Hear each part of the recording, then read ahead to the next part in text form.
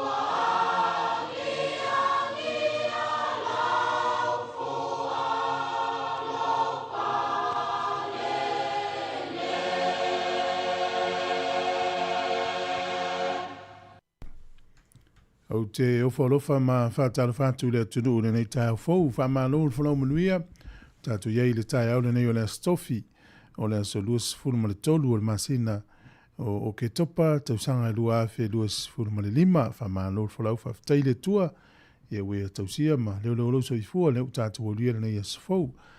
Usi mai le whaafonga le vi ingo le tua, mai le whakasai Wellington, o mai aso mai, a mai alea, sa unia leo le tatalo e amata ia tātu whasa leunga le nei tai au. O le tautua le si ufonga le mua tālo whalava.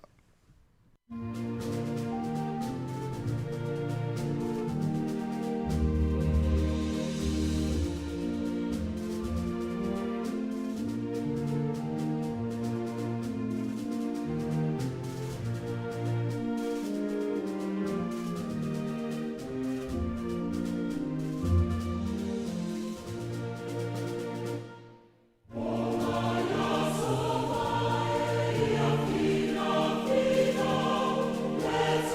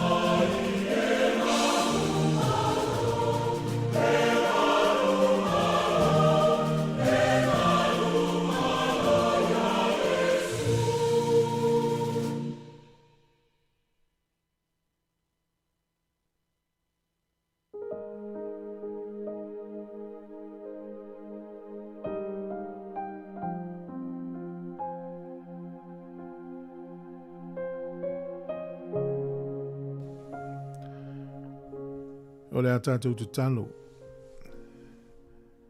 Mātou si tia le taulanga o le vi inga ma le whaafitai la wafio ta mai le nei tai au fau. O mātou waulia i lau leo leonga ma lau pui puinga. O te tau ai o la mātou avatu pēa ma whaafo ia tu pēle vi inga i lau wafio. Whaafitai tele. Tai lau tausinga o malo loma mo moi lau watinu. Whaafitai lau leo leonga i e sa whainga luenga ma ngā lulue. A tau sa whioa i lungo le ala i whainga malanga. Mātou whaafitai oe lau whaamalo longa i e sa mamai. O e whaamawhanawhana i e sa loto momo. Whaafitai lau whaasoa. O mātou au lia ai le nei tai au e le manuia mai lau whio. Whaafitai tele le nei asufou. Mātou alanga ina pēa le whaafitai ma le vi inga. E le mawhai ona whaititia e whaatele ina pēa le whaafitai ona le taulanga na saunia. E lo walo Yesu Keriso. O mangalo ai le lalolangi mai mātou uma. Whaafitai le whaoletanga. Mātou whaafitai au a fionga ia oa o ai mātou. Whaatonu ma oa i whaapoto ai le mātou savali. Mātou whaafitai le li ie. I lo whaapalipale i le tele o taimi i mātou te sese ai. Whaafitai tele lava. Mātou whaafitai a oe le tua i le tau le nei aso. O ngā luenga mamana ia la wafio e le mawhai o stangata o na suia. Whaali mai ai lo walofa ma lo whaamaoni. Whaali mai ai le mamana o ngā luenga. Whaafitai mavi ia oe. Whamaulano atu lau whanau le nei aso i le tele o mātou se. Mātou loa au lava o na whaafawina i mātou mai lea taimi, mai lea taimi. Whaamangalo lau whanau le mana o le totolo wano Yesu Keriso. O le nei aso mfuafuanga lau watino. Whaamole se e leo mai pui e o le amalanga i le nei aso. O le lau ele. Pe a whai eini se malanga i sami po le ea. Ia iei lau pui ngā whaamole. Mātou te talo e manatua nei mātutua i ainga. Iei lo wanga le lei, whaauau lau whaamalo longa. Whaamanuia le li ia i lātou. O le awhianga i mga luenga matiute. Leo atu ma le toifo i mai e maisi o tonu o whalewhai ngā luenga. Mātou te talo e manatua e o iei le pule e nei malo. I e so anima e whaamanuia i lātou. Pule o company. Pule wa onga whaala tonga tuma oti. Au nanga ese ia lo wanga le lei. Whaamanuia le li ie. E lau kerisia na uma i le lalulangi. Tō tele i lātou o sawa ina ona o lau finangalo ma le mau e winga ia te o Yesu. Se e sila tu i ai. Mātou mana tua fo ilo no ilo wanga le lei o na taitai i mitangata uma. Mālo ese o nei lalulangi ma o na taitai. Ia ngā le leina i tangata o lo mawhitia o no swing o le tau. E le ngata i leo pūle ngā le leia mālo se i e whaamenuia.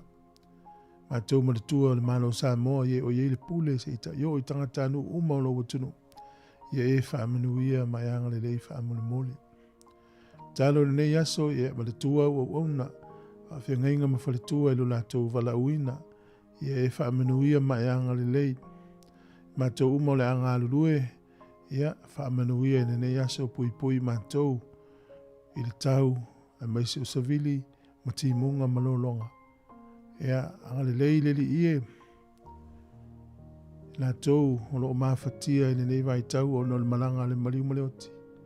Whaamawhanawhana ma whaalo to tele i la tau.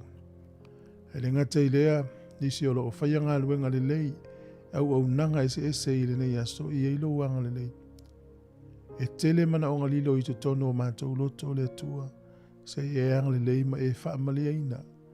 E whaia pēr lau whirangano e tuu lo mātou loto. O le mātou te talo lea. E ala ia Yesu ke riso lo mātou ali i malo mātou whaola. Amene ma amene.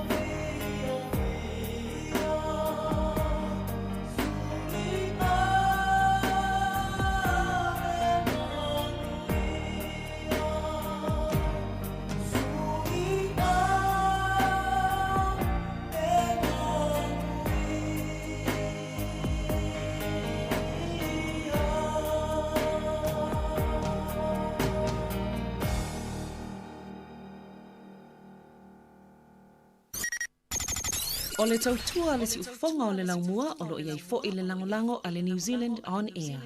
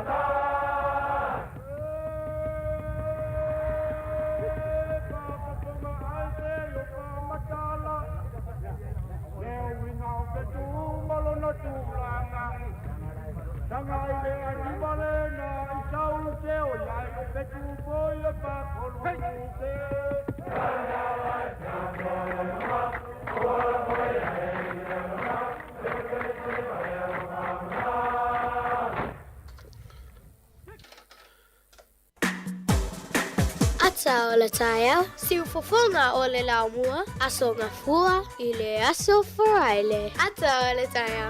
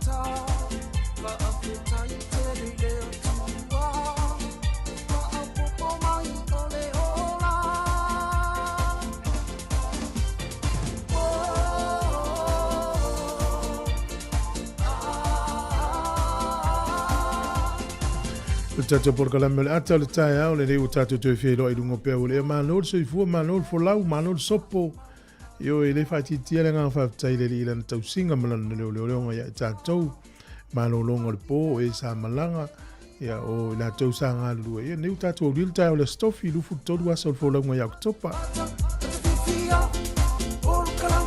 io le tatu por kalame neo le ata o le taia o tatu tal no fa fia mfasoai ia nei tala foi o la volunga ma ia ile nei vai tau so fuanga o tato ia ma lo fola wa mal nai tu o le tunu o lo ia ia por nai tu o tato ai tele Wellington ma lo la vol fola umluia a filo ia tu le nga fi tele sunga i fa fenga inga fa tua fa ma lo mo talo fa i va fola o tala lei fa talo fa tu nei ma tua u malava ma lo la vol tau atai ia le malo se le tunu mana i whanau, te tonu le tele au whanau le malo lo le so, ia no le te wa whaia onga, ia renga te le ia suinga o whilo inga mfo mai, ia ma whaatulanganga o le tautonga mtulang wapena, ia no le te wa fo mai, na ia so le whata uai, ia o le tele au lato utau au fianga le ntu e whai fafo le ua tolopo, ia ai tele lava ni whata whai tonu o no fuanga fo, ia malu pui pui ai lato,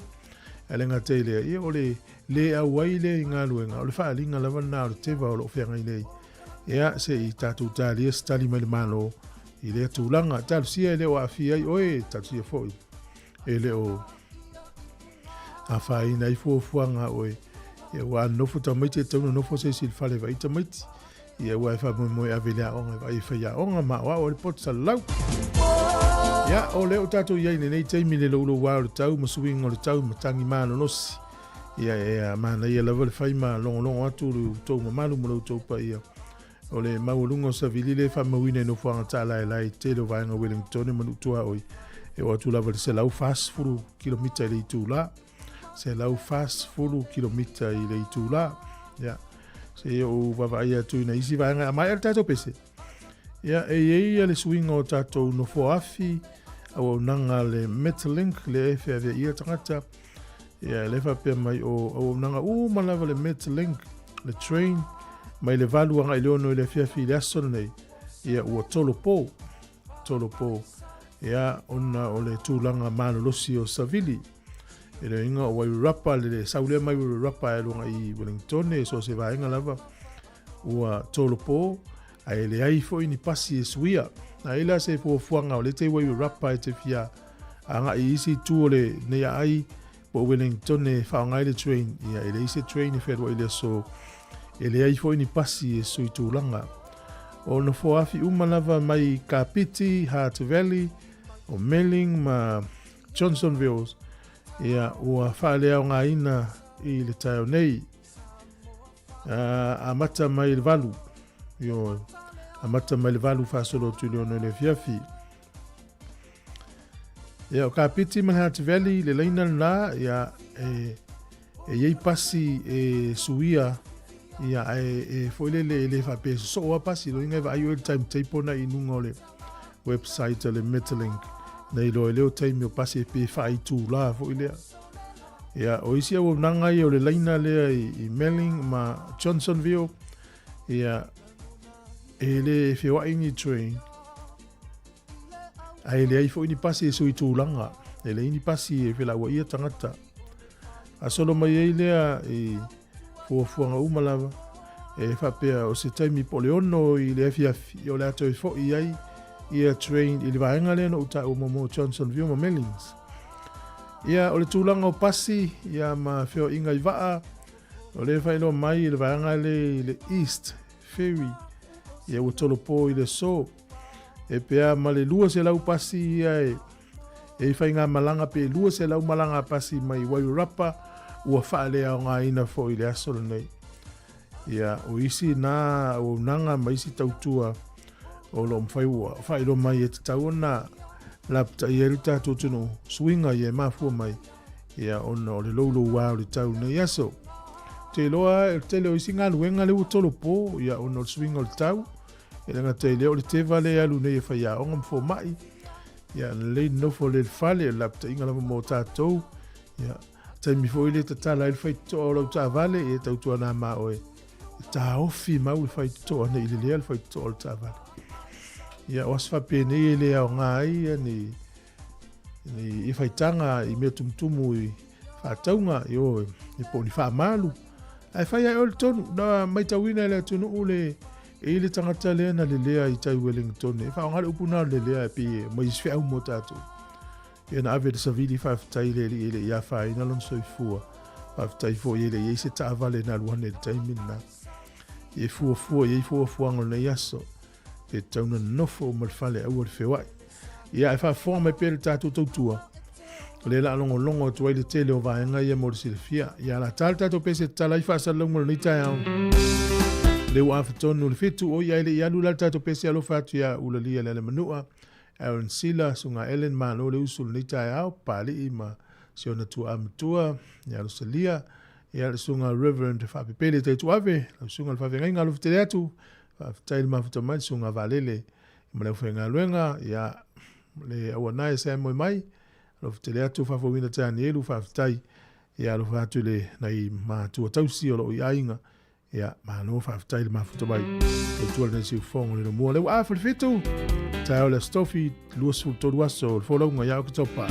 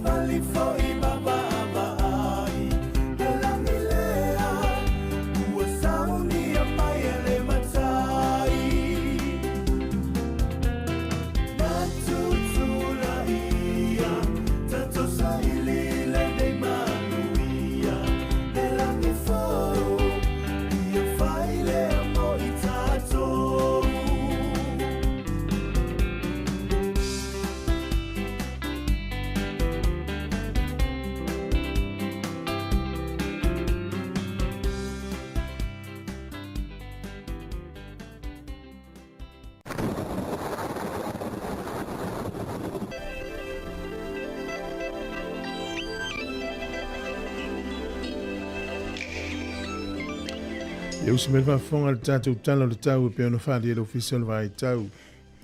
O le so ia e to ulu i ti munga. Ia e ina i whai te tili e malolosi lava savili e o atu na malolosi se lau fas fulu kilometeri tu lai no whanga tā lai lai. O le aso atai au le walo ia mamau le official vai tau wha penale sto nai e langi le lei winga o le tau. O le aso Sāmoa le aso fua e wha malu ma yeina i timu. O le so le nuu leo kapiti po le tu malo kapiti e malolosi savili o atu se lau kilometeri i tu la pe ato wha tau i don whanga ta lai lai le tai au nei. To uluti munga e mana watu whanui matara naki. E malolosi savili i Marlborough o atu se lau tolu 10 kilometeri i tu lai no whanga ta lai lai. O taupo to uluti munga le so e langi le lei le nuu leo Hawke's Bay e malolosi savili pe ato wha tau do whanga ta lai lai o atu i le iwa 10 kilometeri i tu la. O waiwe rapa e o atu se lau luas fulu anga i se lau fas 10 kilometeri i tu la le malolosi savili. E au fie mautou i e mastone. Ai ti munga i le aso nei o le malulu o le ea o lo whamawina a mata marifitu anga i lunga le 10 ma le wha e a mawhanawhana o lo i e 10 walu whasolo i lunga luas 10 ma le tolu ma le luas 10 walu le i Hawke's Bay o ka mawhanawhana Hawke's Bay le so. Au kilani e tele ina paolo wha malu i le nei aso. O le wawai le motu i saute i le so, ta uluti munga le pito i lunga le motu i saute, wha solo tuai Queenstown te linen ma ina vekako, o le malulu o le eolo wha mawina, a mata mai le luanga i lunga le iwa. E a mawhanwhana sifuru iwa wha solo i lunga lua sifuru ma le ono, lua ono le fuore a mawhanwhana i kalai estete. O le au te lenga o le atunu nei aso i fōringa mai e malo losi lewa savili, i le motu i mātu nei lewa ia a mata mai pe anga i mai leangi savili i le tu i mātu i sasai. O ina sau le malolosi savili. Ia o le vaianga le motu i saute pe fōringa sau mai sasai le malolosi savili. Ia o le vavaia pia le nei aso i whaiti te lia luas furulima le fua le e mawhanwhana luas furfitu le fua le ea le vela. O le angoto ifo le lai le so Wellington e le toi 5 minute le valu nane le fiafi. E oso a ele la tai au i le 10 minute te ai leono le tai au a tai au. O le fuol ea manulu ma le ea mawhanwhana e whamawina i Wellington e manutua oi e au la oto mai le 10 anga i lunga 10 ma le tolu ea mawhanwhana 10 anga i atu i lunga lua 10 ma le tasi. Ia wai le toa e alu e whaino na whaiva i le so sua le tai Wellington e le te alfitu pe le tai lata i le afol tasi i le au auli toi sua le tai i le afol fitu na nei le fiafi. Pori rua, sua le tai nei le tai au lua 10 minute te ai le 10 ma le tasi, pe le tai te au le 5 i le fiafi, toi sua le tai le afa le 10 tasi. Po na nei tala na le tau ma le tala o le tai, mo le sile fia. Ia, o le au la fatupe le nei aso, e ui lava i le matangi, ia e maaloa le anga le lei. Tatou se atu i le swing o le tupe le nei aso e peona. Ai lo mai el vaanga lea el suia tatou tupe. Tasi tala New Zealand, maualau tupe Australia, e valus fulu ma le fitu sene. O le tala Amerika e 5 sene. O le tupe fiti tala 2 sene. Tasi tala New Zealand, maualau tupe Sāmoa tala 5 sene. Tala 5 sene. O le tupe Tonga tala 2 sene. Tasi tala New Zealand, maualau tupe Sāmoa tala 5 sene i le so. Ia, malola. Manu ia tele lau aso i fua, nei aso pa whapeo nei lau aso i fua.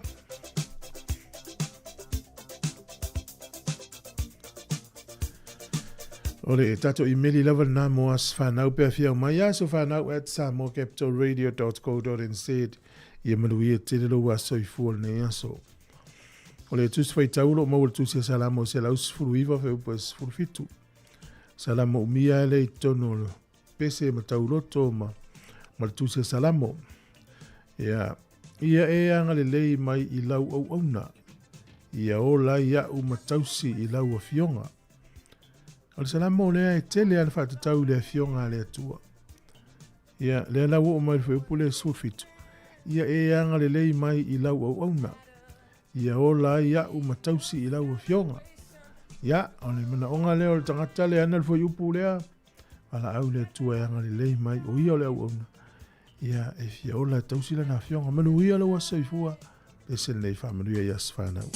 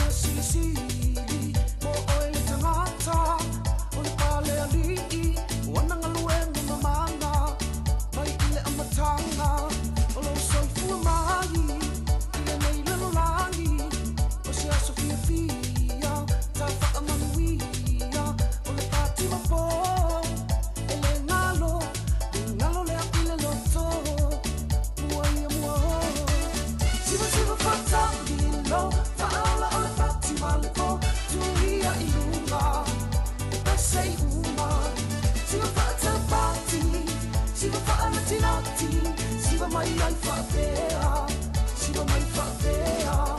Siwa whatamilo, whaala o le pati malipo, tuia i lunga, pesei uma.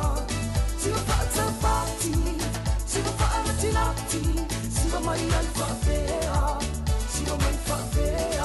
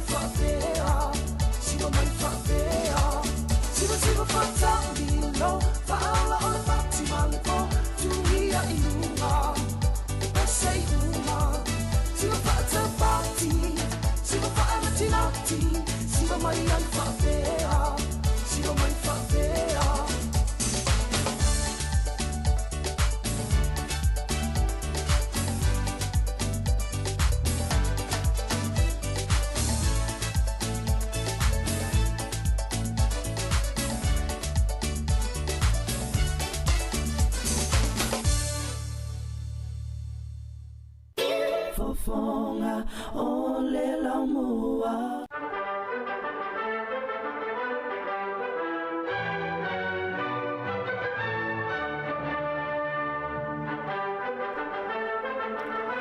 Tala falava o smel fafonga o le vavaile I tala mena tupu la langi ne yaso o tatou lia le aso luas furutolu o ke topa. O le aso le nei le tausanga e tasi iwa valus furu tolu. Ia o le atunu o le hungry.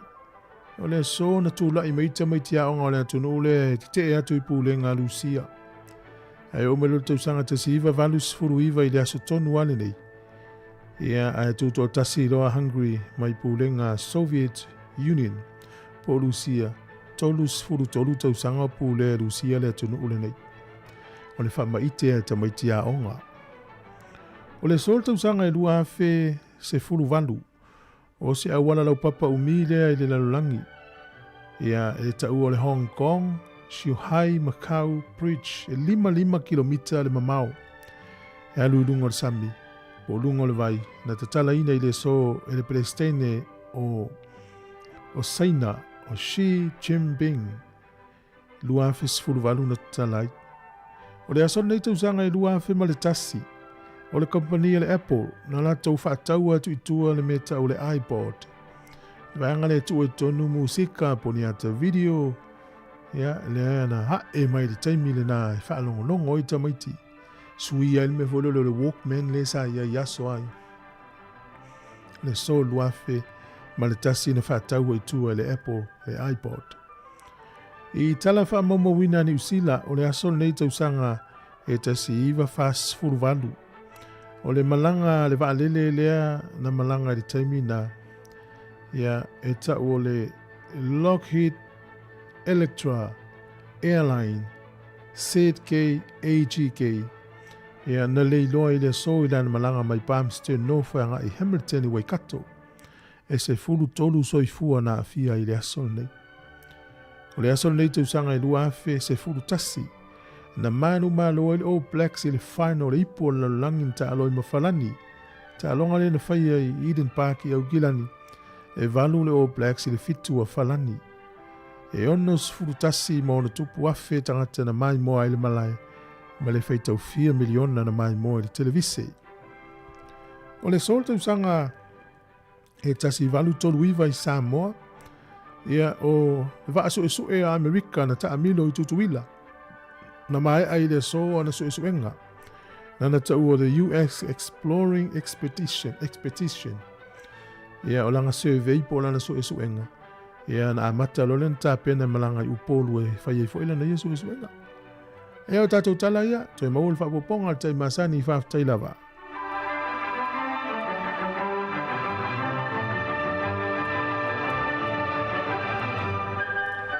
Alo whaftai, alo whafonga me tau tuan si whonga le lo mua hine nei tū lau tai au, ia le whasa launga, ia o le whoringa mai, e le ise timu le taimile nei, o walo anga e na mail official vai tau le ulapta, ia o mai tātou le tū mano Wellingtone, te le lawa na mano low train, e le ai fo ni pasi e suia, alo na winga, tu istala lata mai, ia, pe o na nei le fia fili ono na whatoa amatanto e mino ia easy train, e le leilo walu lungo le website le Metlink e te maua e le tele o taimi a le la whaia malongolongo atu molo to Silvia. Ia alo whatu ia Mateo whamaulalo whaftail whafonga mai. Ia le whionga ava mua, Steve, ia malo mua. Ma fo Eric whaftail mafuta mai, ia Rita, malo lava ngā lue. Ia le mole maume Rita to ama nava le malo lo Siusavili Wellington ia sao. Malo lava ngā lue e se tatango moa. Alo fitele atu Lili o le Valley, ia mai Brisbane, sunga saulo ma le whainga aluenga, alo fitele atu pua fitoai, pua fiti fitoai, sunga tasi leasi.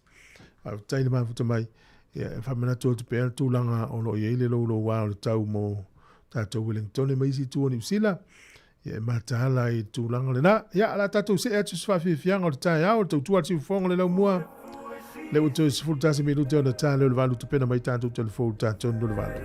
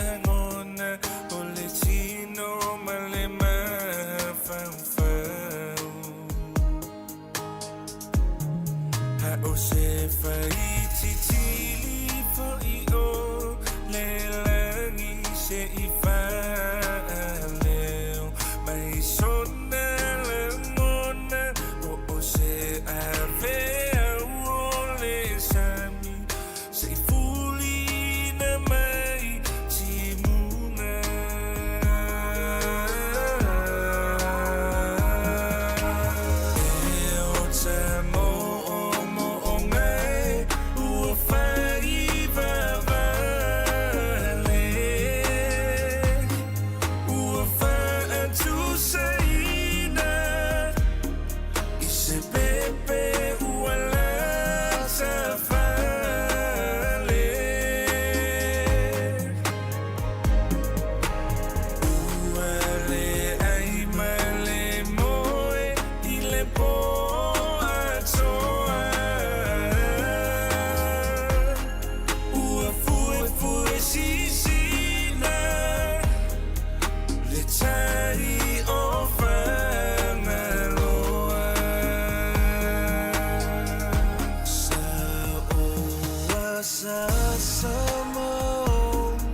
fasa ile olanga ai emole wila mai loa tu ai o foina ua fati fa anu tu ai nei mana onga o le tu ina nau o wa atoli o ole masina I lo ma fau fau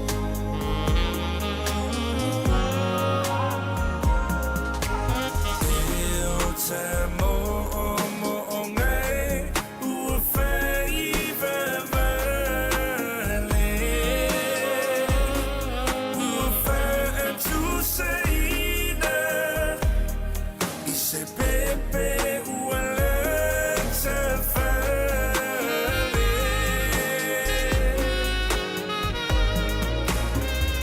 ua le ai ma le moe I le po atoa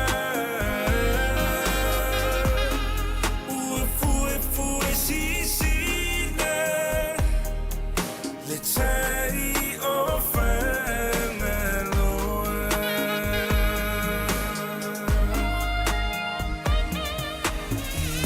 lava ina lutia I puava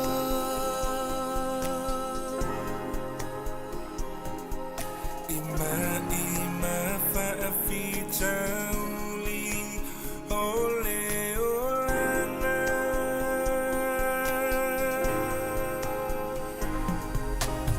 alea ua e I whanua whaiva ole tautai I mea rofa lea tua ua o popo masa pasapai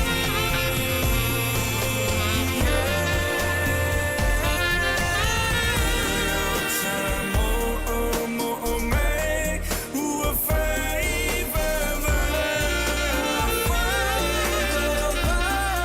ua whai tu seina I se pepe ua la te whale ua le ai ma le moe I le po atoa ua sisina le tai o whanaloa ua fue sisina le tai o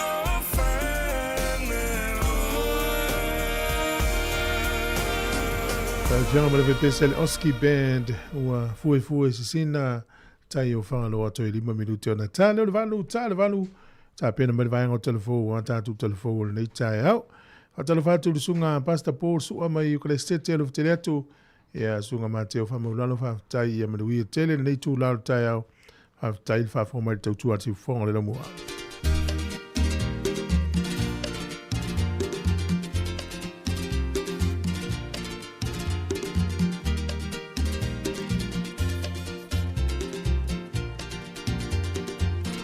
Manu ole ave ao, tau sani funga ola au.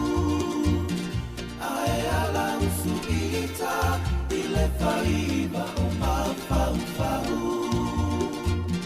Talu olo upopole, ite I uwele tau lau. Tau nu uaile upu, uale aule ina iau.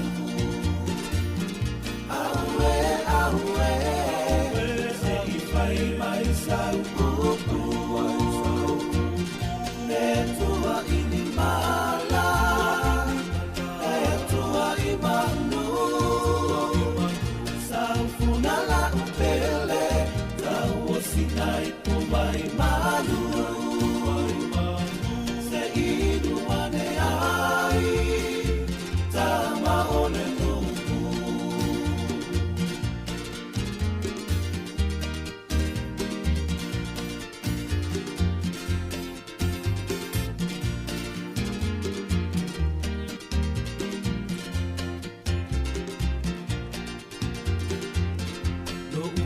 fia fia e le te ine petua inia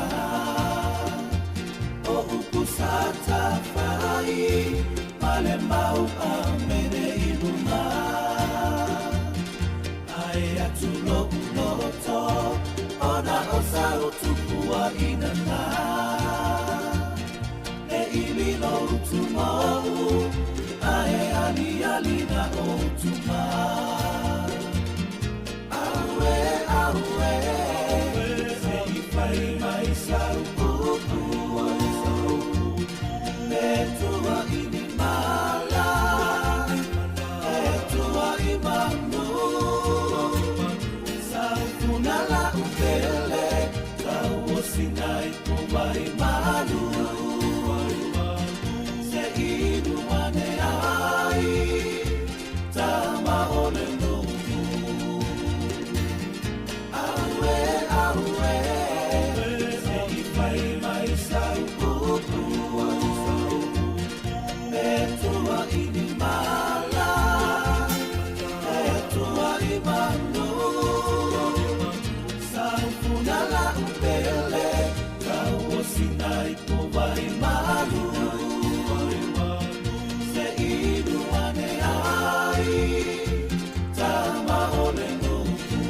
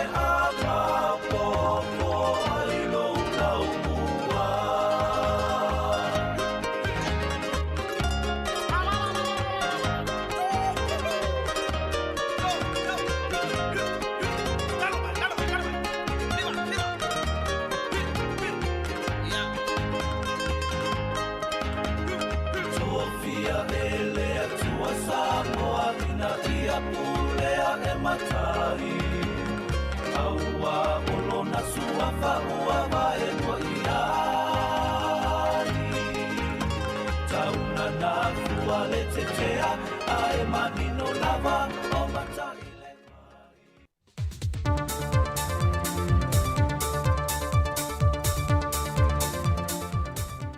I le anganga fia te whatalo whatua le pa ia ma le mamalo le au whaafonga le nei fo i vaenga o le whaopoponga o talafou mai Sāmoa o si mai e ailo whaafonga. Wa ripotia le mtanga luenga o whaatu anga e se whaai unga o ana su e suenga na si ai ainga te itasio le atunu o le tūlanga ngā whatia o tūlanga i tau mawha pāleni. Na o lanto whaamawina i le o atu le whaase 40% o ainga o le atunu e le ngā whatia le tau o tau mawha pāleni. O le pokalame o tau mawha laulangi na whātu teia i ro fiso whātu anga nei sue suenga. Ona o le tele o awhianga le soi fua malolo i na wo o iaitanga to le atunu o Sāmoa e ala i le tino pae o le tino puta ma o to tele le foi numero tangata lo tātu o tunu wa awhia i whaama i le pipisi. E le sue suenga na whaadia i Iesu esu enga o lo whaama winai, le o atu le whaafāina o le tau o le mea ai pāleni e tasi, pe a whai o se tau mawha o lo o whao ngai nei whala au whaisua, pa whala au tau mawha mata o lo o maua lava i o tātou lau ele. Ai o le a silia tula o na tau ngata, pe a whai e whao ngai na ni o loa mai whafo, Ma o ia foi whaamaumonga wa mawai, wa atu le valu se 40% o tinao le atunuu, wa maua le tino puta, ai fitu se 40% o tinao le atunuu, wa maliliu ono whaamai le pipisi, mai o le su engale nei o lo whaamalo sia mauna iai, le toe silo le atunuu, i awala o mai pui ai lo tātou soifua maloloina, o nai whaawhaingata o nāmana ia tangata, o loo to o tele tangata o le atunu o loo maliliu, ma o loo a awhii tu ngā ngase ese, le fo i pine e le tele o ngase awina tu i fafo, o na e leo amana ia, le tā o le pui lelei o le soifua maloloina, e ala ele ngā o sia lea o tau mafa pāleni, whaingo fie, ma whātango fie, e nisi o whio whina ngalo na whaeloe nisi o mai na malanga mai intia i Sāmoa, na o lātou na ia e se manatu whapea, o matua mātango fio le tātou maota ngase, ai au o na ngā o sia ma whausia ni Pōrakalame, e pui ai de soifua maloloina o tātou tangata, nei lole o atu i maota ngase, e wa ia se mai, o na wā a fia i ngase, ma ua whaawhainga tāo na tōng whitia. O le vai aso le nei o se whaamanu ianga le a onga tūlanga lua vai mea, o le ofo i nātu iai oni whesoa swani, mai ini Sāmaria le lea le atunu, na malanga e ngā luringa luenga whaawai teimi ni usila, e le kampania le Hortus. O le aunga le nei whesoa swani na whaalia e le taitai malanga, le sunga ia whaalinga. Ina ua malanga mailo lātou pule manisi o le kampani Sāmoa, ma sa elia se no whanga e whaatino ia lātou Pōrakalame, na baule o lea aunga nau fui nātu le lātou hōn lātou te whaonga ina. Na hafuai ana whao Sofia se anganga, e lātou te tu ese nai vae ngā tupe mai a lātou te togi, ma tupe maua mai a lātou ngā ruenga, e wha mau popo i se whesoa swani, lea ua ofoi nātua se taui, e whesoa swani e le tūlanga le ati na ina o le sio manga, o loo a o ngā ialo ma whanau le atunu o.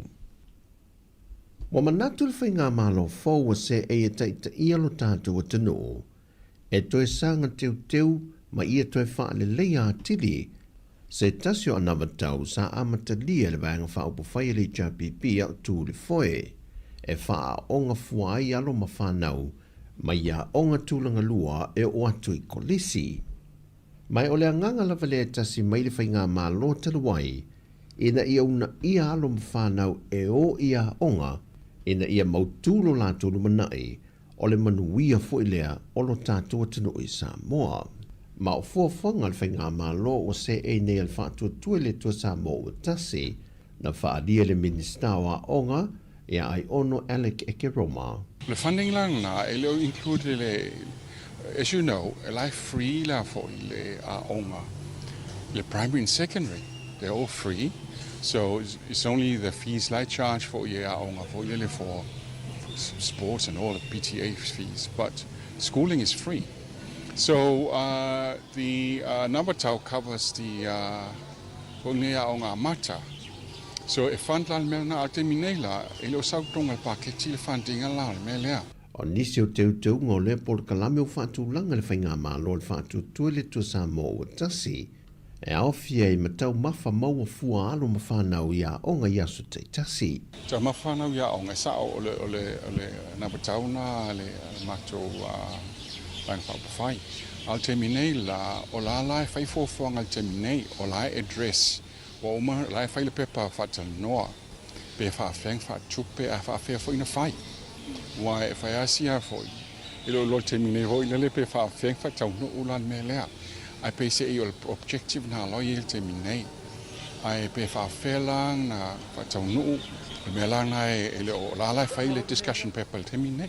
Ai olo ma whai fo ona maua le soani, mo alo ma whanau a onga le atunu o lo a onga universite. I ni whesoasoani tau tupe i o lātou pili a onga, lena whaamanino e ono, e tawala mai lalo o le 2 miliona tā la. Foi la tertiary la te mine o la address la lo district development grant, le fon whaabai. So o le whaanga ina la na, o le 2 million la lea, la batu fo hine e tresa i pili o tamiti university le fofuanga la una o ye nei e lesi se le ni fa pe e fa special fundaia e fa na una tonu o nga university tertiary education by electoral definition or in US USP ia ma te se institute ia mais foi ana ia onga na la kwelisi. Mai o le tausanga fau, wa fua e pāsia ma a mate nei ia ana watau, pe a whai e pāsia le tala whaatatau o tu o le tupe fau, le wa wha ngā solo whaatara noi nei le pāle mene. Ma le tala whai u, o se tala wha solo pito lea i le ta longa soka i te tono lea tunu u, wa au sia e le vaengo ta maa i ta i lalo le se funma le fitu tau sanga le maa tutua, le tūlanga maa walunga le sa i lia le siampini, o le taalunga soka i li polo langi, o le taamile sanga soka le nei o lo whaanga solo i Morocco i te tono i Apani, mai i le taalunga mua le awa tama i tae o le atunu, na malolo ai i le awa wharani, ai na whatuina i mo se teimi mua se matantia i se autama i tae o le atunu, na maua e le awa le atunu le urua i skoa o le taalunga, e mai al taalunga e wha skoa na maua le awa wharani, ai lua sikoa ale awale atunu. O le aso le isi ana ta alonga lona lua, o le ata aloi ma le awa ka nata, ma wata pena fo iai le awa tama ita ia le atunu. O tala ia mai Sāmoa, whaamanuia tele le tue fua whanga malawa singo le ni aso, whaasoi foia.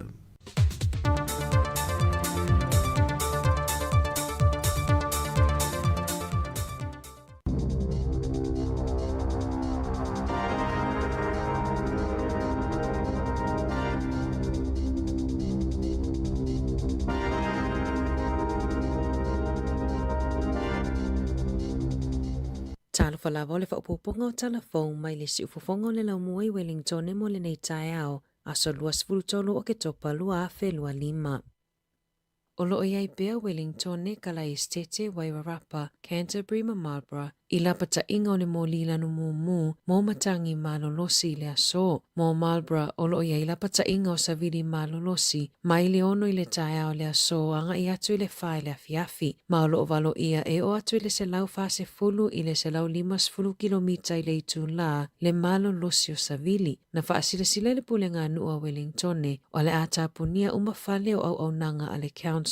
I le aso, tapunia fo i le pā manu po le zoo i Wellington ne, whaapea le begonia i le Botanical Garden. O loo tapunia fo i le Zealandia i Karori, whaapea le University of Victoria i le aso, ma ua tolo posu e ngana fuafuaina. O loo tauwhia malanga no fuafianga i atu i Wellington ne, ma i le valu i le taeao nei se ia pa ia le ono i le afiafi. I tutono le taimi o le asu ia e pasi whainga malanga ano fuafi, mai le Hutt Valley ma Kapiti. O au nanga no fuafi mai Kapiti, Hutt Valley, Melling ma Johnsonville e muta i Wellington ne ai le itaina le valu i le taeao nei. Ma o le a whaau au whainga malanga ano fuafi pe a tea le ono i le afiafi. O loo tapu fo i fireworks po mea whaapapa i Wellington ne a toa se ia pa ia le asonga fua. E whaatanu ina pele te tele le aso, vanga na ai isi solo te ua tau fia o na ole le saonga le mu. Ua whaalau i loa le teo New Zealand le ingo le GP Wellington ne le ana maliu ina ua pa ui ai se la au i le awala savali i Mount Victoria. O Dr. Richard Tyler o se GP whaapitoa, ua loa lana tautua i le soifua malolo i na New Zealand. O Tyler sa taitaifono i le Medical Assurance Society, Campus Health, asosi mo fo maitu to atasi Wellington ne ma le BMAC New Zealand. Sa awai foi i le whaavaina mai o le Wellington After Hours Medical Centre. E tolus fulfitu tausanga o avea taila ma whaatonu i le Medical Assurance Society. Na mamoli whaamaisenga anisio fo maisinia i le ainga o taila o na o lea tala whaanoa noa.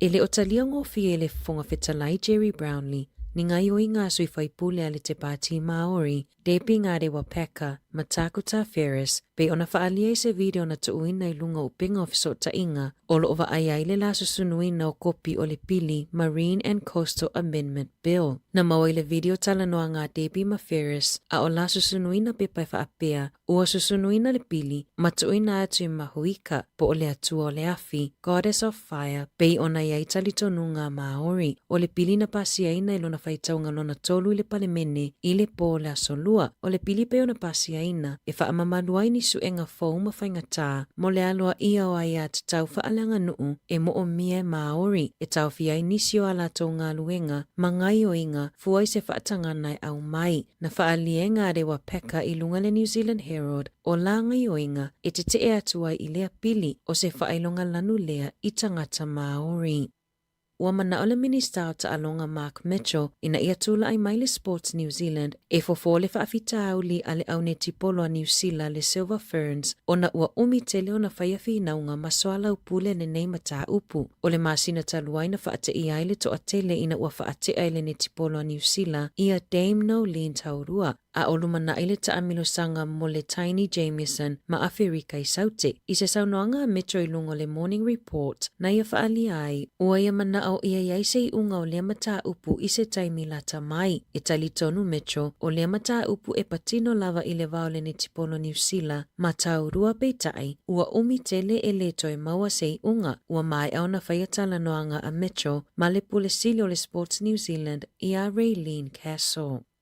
E to atolus fuluvalu ave ta avale na maua o feo ai ona nai leo I tutono vai aso e tasi I Northland. E au fia I masi tangata e to atasi na maua leo e tau le mawhai ona tautala I le ova o le whaasua avaa. Ua whaalawi loa I leo o le a tele I na ngā lulue mawhai a polo kai a wala I whai unga le vai aso. Ai mai se o le long weekend I le aso malo lo le Labor Day o lumana I nei. Whai loe John Fagan o se leo sue. Ua matuasi I tia le numero tangata feo ai matango fia le ava malosi I Northland. Na vili ina I se leo le tasi. Ina oia va aia se taavale o tau tata I tua male awala. Awa ele o tiute pe le o whaingaluenga I lea taimi. Sau no Fagan, e iaile isi taavale na tau fia leo ona na alu I le sawasawa e se lau fase fulu tolu kilomita I le itu la. O isi ave taavale na maua o laina le aisa matango fia fuala au faasaina.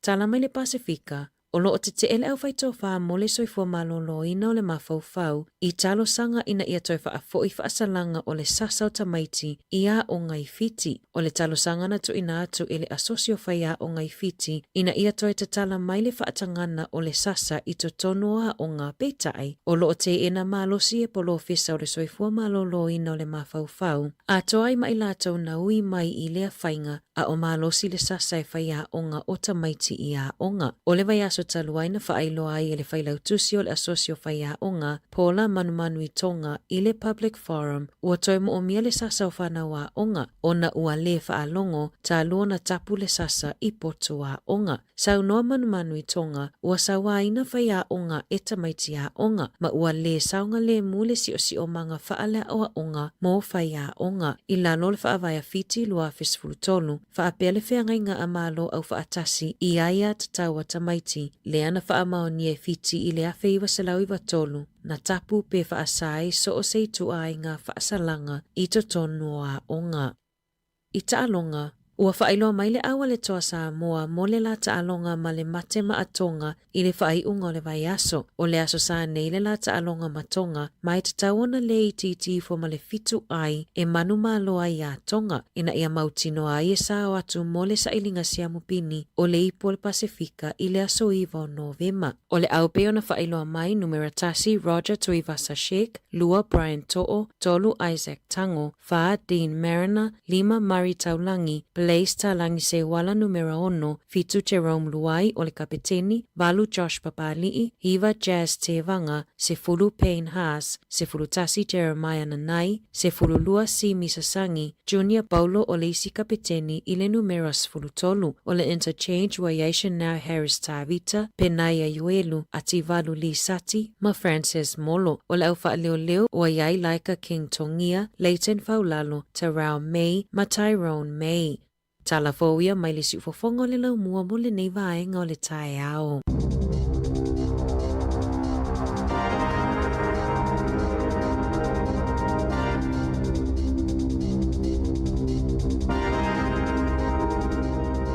O le nau whaafonga tātou o tenu i tātou talafau a mātore nei tai ao. Le si whonga lau mua Wellington e pe o tāpireina e tamata i ana whaasolo. Matala mai Sāmoa, sunga i a tāse Salem Sam te whaafonga le tūlai iwa i le tai ao nei. Se fulo minute te nei le valu, te whaamalo atu tātou o tenu o ngao lawa le awala. I nei taimi o le tai ao, a o matua malo rosi asa viti. Io e malo tasi le usu. Ya, malo e vui. O mai le tai ao. Ya, o lo manuia whaatai. Io e le ia le i taimi uma. O io e. Sa pe malolosi sa vili, ia timunga, a wha malolonga, e tu mawale lo fore tu a tātou. Mone le ia. Na. Ai longa i o le fofoanga e le siso tātou whensuia. Moi. Sa ua matangi, ia, o sau timunga, o sau lolonga, ia, whapena lava tātou. O le mea o le malupui pui o tātou a inga mwheo inga o le nei aso. Sa o le nei. Ia, o whiriwhiringa foi le ia e mo ia ile a inga e tele ala tu tavale. E vai tavale mafa fe wa ile aso nei. Sole sa o le. O i tavale fu ye ma laiti, te maulalo. E le lo alfe tau i mani lo longa i se au ala ia po le malo so savi.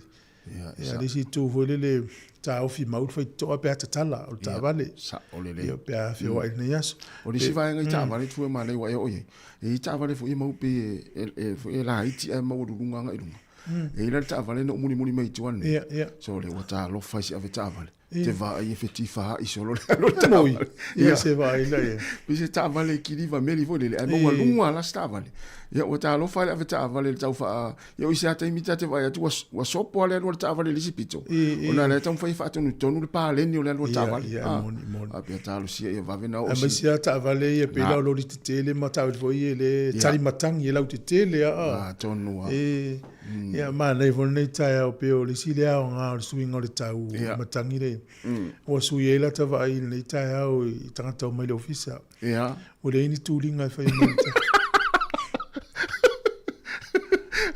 Pe o le ma nei ana o sui vo nei aso. Na ngona alfia fia o mata nei le vai nei. Wow, nga foi malo se matangi ma savili ma ye walele to uluntimunga. Wele o se tau ko mai foi le tuli. E te vai ai foi o me ye tu. Ya malo no sai. Ya o fata mala e so na tala ino fa mala mo fale ne le savili. Le mera le la ta vale tu foi. Wala titi foi le. Maulalo. Pe molu foi le ya. E pe saun matangi nunga pe molu ta moi la. Yes, how le ia o na e mo ia pe o le la le fam tala tu ia vai ngani te ua e fa tele o tonu mai manuia pe o si mele mo pe atu ina mo le tanga tal po ole e usu tain sa wele i nei po luan ngal al meta wan sa o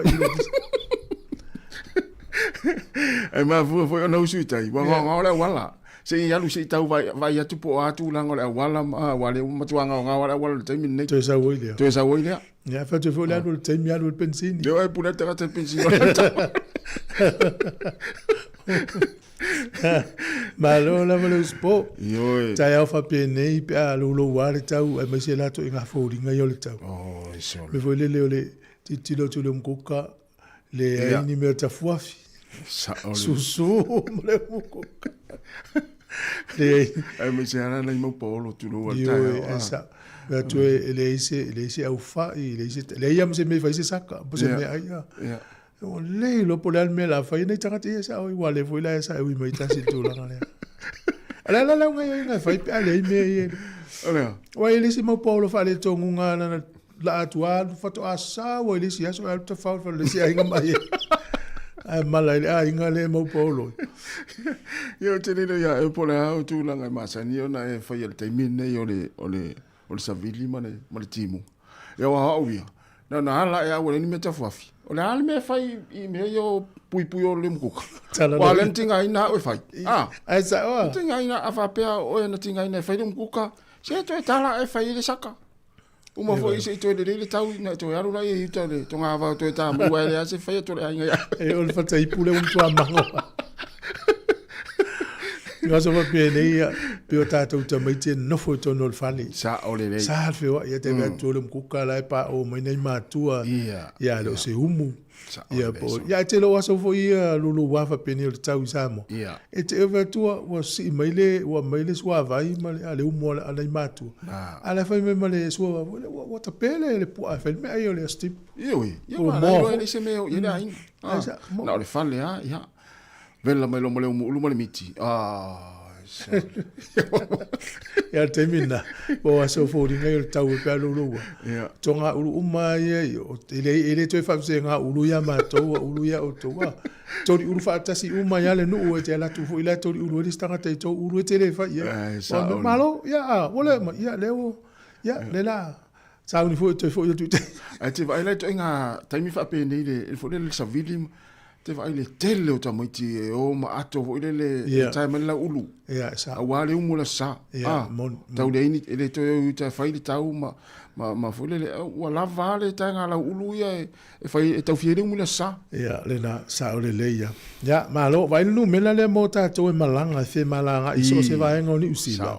Malaya. E le nu mela le am fai na vili e sia ke le awala le la e uie. O le ovalu se lau. Fa iva. Tu so le ovalu se lau fa iva. Ia le la to e siaki ona to e longo to al numela na le masani ana fa nga e tato ofisa e longo atu. Le ta o le road check New Zealand. Ia la le nampa na le la to e sai tasi atu a fa maunia le te o ese numela e misi pe sasi atu launga. Ia o le ovalu se lau. Fa iva. Tu sa e tasi lua tolu fa. E lima ia fa. Ovalu se lau. Fa iva. Mela na po fea ni usila le te iei vili e siaki. Fa mole po matala la wala le latu i waikato e ukilan. Ia na ta umaile nu mela na ia oe ta umai pe le ai. Pe ioe, pe usui la wala e uiai, ala te me te o tala i pe awhai oroka. So e whafonga mai, o waru se lau, fa iva. Ia, wha mauane lau telefoni numela na ea o ngā. Ia, ma vai tai le, malai valele po o, mamatu lai o ta fia i malanga valele taimini nei. E ma nei alau tango siaki le, ia company valele nasa tongero pasese ia pe vili fo malai valele ia pole alte metalai wa o Wellington la vai te mai tau atu ane le tai au la ua tapunia ia malanga valele talo tai au malo sa vidi na to boleva na taul malanga ia ia va to le news e si a inga na polo kai tai na tu o tu li va e Cook Islands man tu ala aloma sta faunga e matua e o leva na mo miti ia va to le taula o fa mo tal si o Aia te au si lea tu lele o malanga na ilo le o ai tu pois fa le tonu pe e to e o inisi mana va le mamao to te le te mian aia polo kai Wellington ai se me tu po to fo i mai al fale ia mo le to yo na ilo polo kai si me no fo le mana va le so ato mana to no mena le o va se lau fa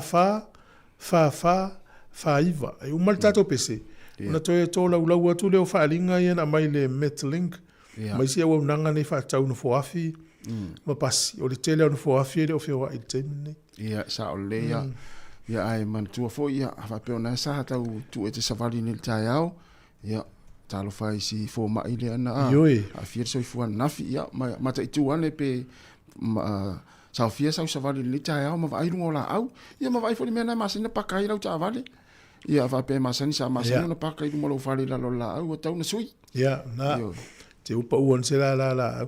E mo le mau e la tau i tai Wellington is for ma ilia. A pea le mai la tau tala le fasa lau manunga Facebook ni so tangat Sāmoa. A pea o le i o le for ma. Fies fu tau sanga o ngalue ia ma una more community. Ia le uma e lon so i fua ina wa savali e pa ua i la. So ta o tu la le website le Metlink e te asia se i lunga o lau telefoni. Na lo tangoa o mi le browser le Google na tango le tai la lo www.metlink.org o le org.nz ia na mau ele o fa mtalanga uma lava mi stato Wellington i le tūlanga o le tawhia train, tawhia o pasi, ma le taimi to e whafuisia iau nanga nei ma le whaaloa lava. Ia, la tatu was whawhia whianga vai fōle nei taimi, luas whulona minute te nei le tūlai walu, whatalo whātu le whaltua te resi Agustino, manuia lava nei taha whaftaile mafta mai, Wilma atoa i ono, ia mafo Eric, ia o kele au vale, au sange, malo lava whaftaile mafta mai, sunga ia Sale Tyrell, ia sunga ngafo pula salua tele muas, mai na isini Australia, ia, tatu olo, tatu pesene, a vai nu le tau, ia, mafo Eric, manuia lava nei taha au.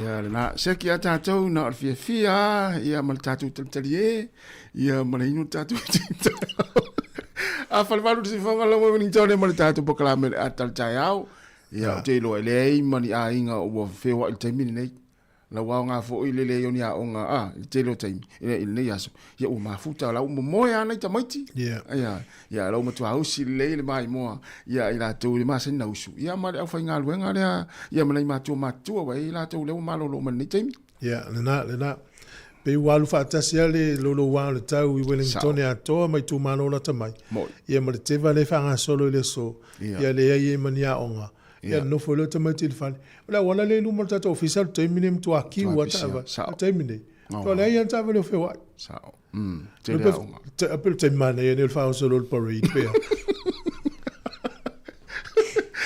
la stella tu so se te ma tu ia no ta apel la stona e pole fo tuanga wele e wala before fu al tato tunu puni le fa le stala male le warren of fitness al taman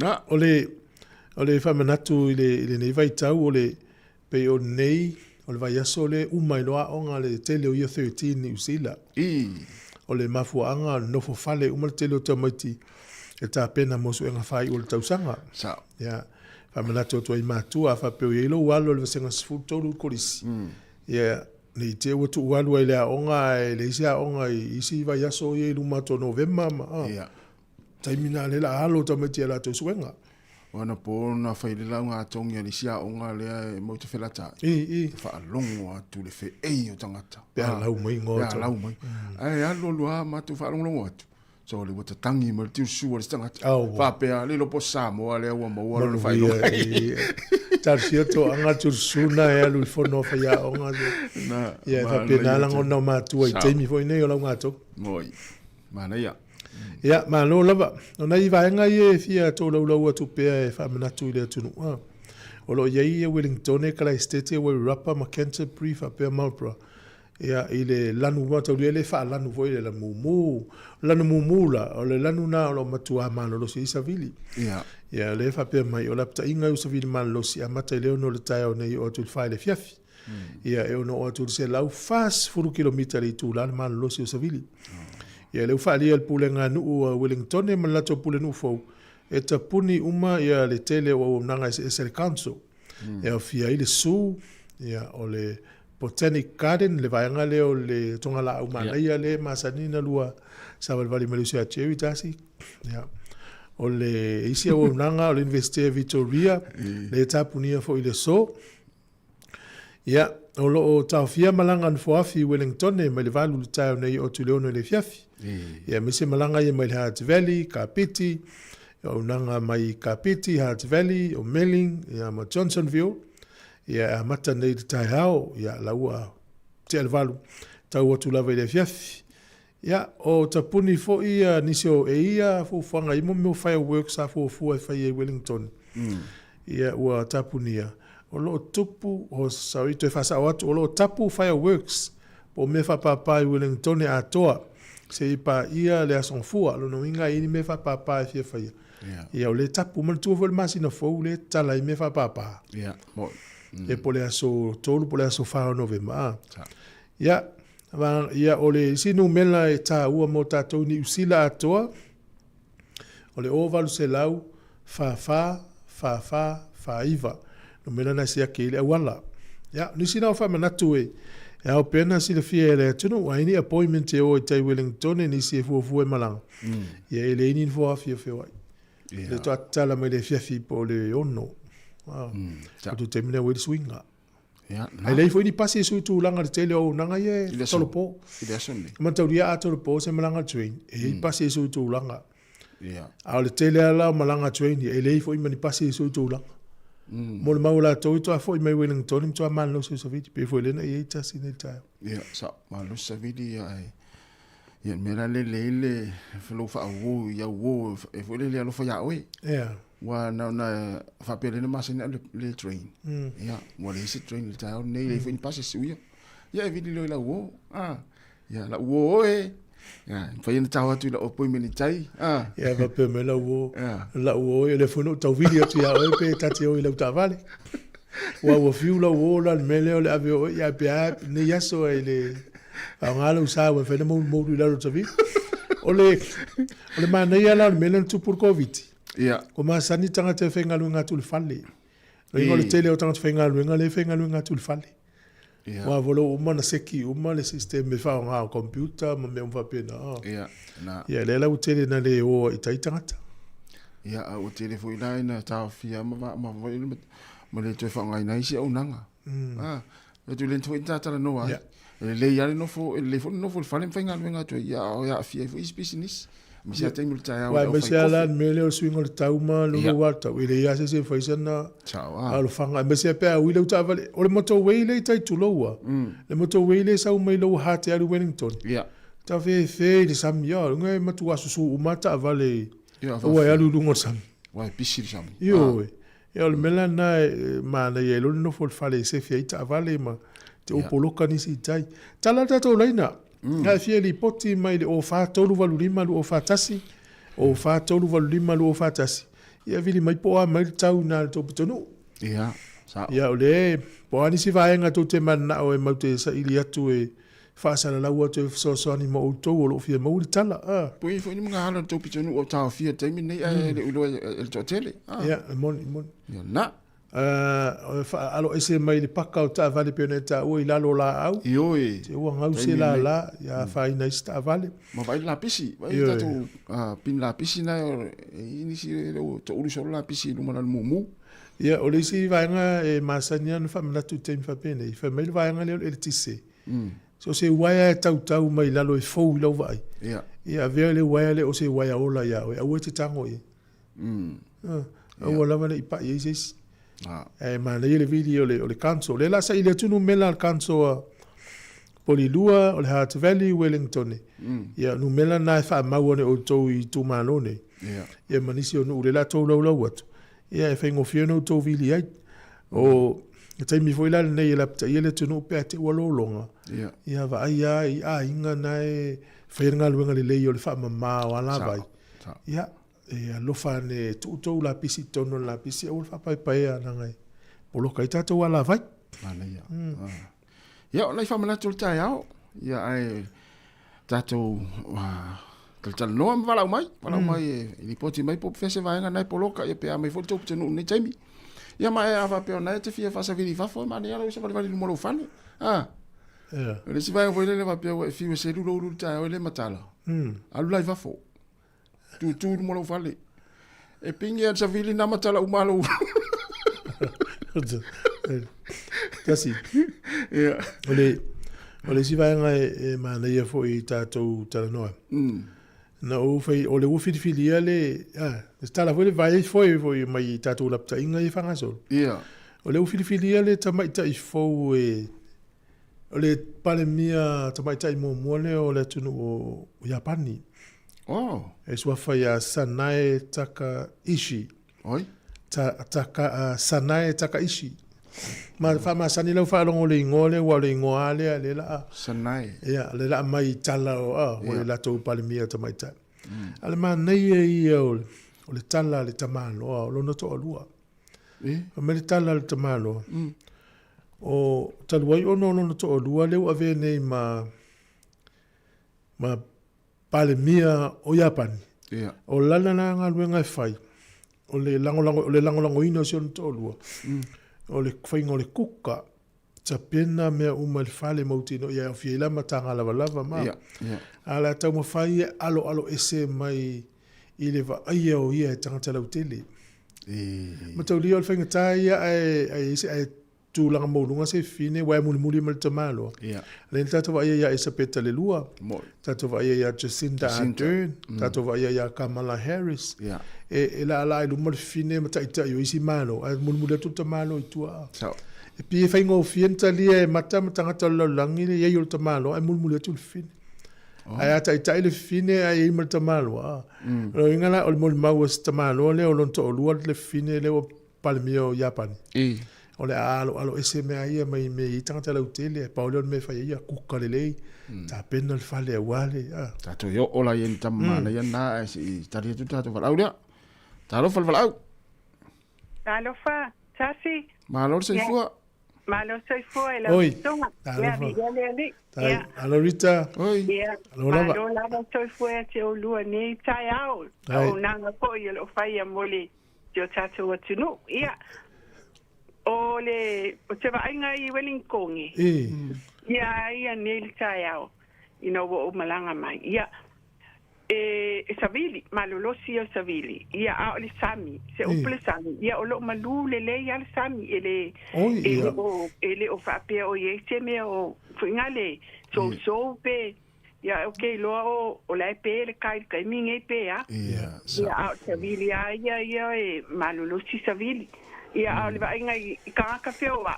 Ia o makwa ngao wa ia ngao Wellingkongi wale inga ka pe masangi manga va mai ia o ko kele ka tava vali ya ko ngaluenga ia ke mi le va inga ka ya oni ia wale ia ni si foi ngalu ka lenga ka pe o ia a kongola o kapuni ia fa ngaluenga fo ni ka ya ia pe te va inga Wellingkongi ala Savili lau sau lau wala malo si Savili nungal motorway. Ia te nanga ia vanga le awale so ngalu foi ngale. Ia lalo I forte lau alu nungal motorway ia wa ia. Ia fa ke nga fo I mole taungale mu lunga le awala. Ia te va nga I Wellingkongi I kaya. Ia wo kaulenga kai wo ngo fo mal fale fa ngaluenga ko fale. No vai tamaiti wale o malo lo fo ia. Io vole ngia o ngale asone au kfalongo foi bo kento foi le a foi so que ele ko fainge o sa wale ele o no fanga e maua sa vidi mal timu a tele na fight tono o nisi fo hol ia mano no foi ele o ya o ngale o fo la tonga luenga wala fo ai tumu lu mol parlemene e ngale o tolo po wale watu ia ia fa tai malo for nga lue ia fa kai foi malo foi le nga lue foi ke o lua o pele Yesu nge kai a ia tule tu e ko lua ia nge ia lo pakele como o lua ia fa se fo malo e le si matato pa angale longo mai tu e la wala fa ne on pole o le text mo le message ia wa mata ona malolosi mai matangi Stokes Valley fa longo ina le ngawi mai o la au lungo maunga a lo manuia lava no fonga maulalo o lo yei si o la tuainga ia malo ape ale maunga le masani ta ana uso ana uia tuitanga te o I Masterton o mai ma le foi pe fa pe report me sesi po tapunia po ia mo ila tu ia fu e uia tina I ngole latui a paha te alu o master tena. Ia la tata to pese si ufonga lau moto se furu ono minuto na tale o leiva. O le tae au neo le stofi le se luas furu tolu o kitopa lu afe luas furu lima. Ia, vatalo vatu sunga a vale le fuasemi. Ia, falitui a mau woka peis. Ia, au sila na muali. Ia, sunga i se fatu lauano. Mafuta mana I Hamiltone. Ia, falitui a Savelina Mikaele. Ia, mafuta mana I Meleponi, Australia. Fafta I tele lava. Ia, Epi Marina. Ia o kele au vale au sange, ia mafu Eric Henny Taito, manuia lava ni tai au sau vaonila, ia o Simon Bartley mai nai Brisbane, ia o sunga tupuola, whaafta I tere lava le mawhita mai, ia la tatu oro le whaafiafianga. To es fulu ma le ono minute, ona talo leo le tu la iwa.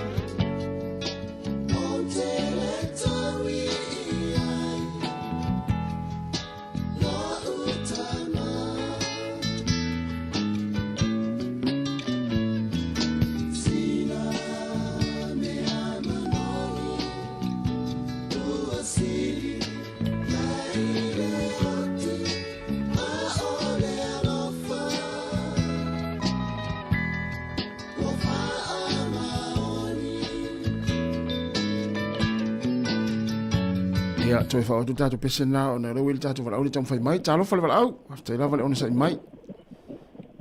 Malo le soifua e lua sa se lua nei tāu fau. Malo le soifua mulia. Le au le masala i lua nei tāu fau. Ia o lea o kia vatu seli poti ati lunga lea wala le nei tāu. Oi tālo wha lina mai awa. Tālo wha. Oi, mana soifua la visunga. Hello. Alo lava. Ia o siaki le lunga. Oi siaki. Tai. O lea o kia le siaki manei mastone. O lo Munga lava ele o malo ste sabili alewa o mai nei i karten alewa mata na piki mai no sabili sa nei tsaya mai ri tsaka o matala lava ri tsaka pe no lo pa sini nei tsaya ko ole ele se tsaka le tsaka sa ai no wala ai na se o wanga lava ele lava le tsaka o se stai ko sa wale no ko ala Alo manuia malava me uma no mai nei la ko ia o nei lava tau ni ta vale no wala ia o no tulanga lava ko nei ia so ma boy alo manuia malava ia mai tu lunga wa ma nei ko mo ma to ia le no ni cha pe wa ili o malava me uma pe wa ko pe wa i se me ko viki ia o se li poti la mai nei ma tone anga ia to le anga ia finai weri tone ia wa ko se li poti le sa tu tala no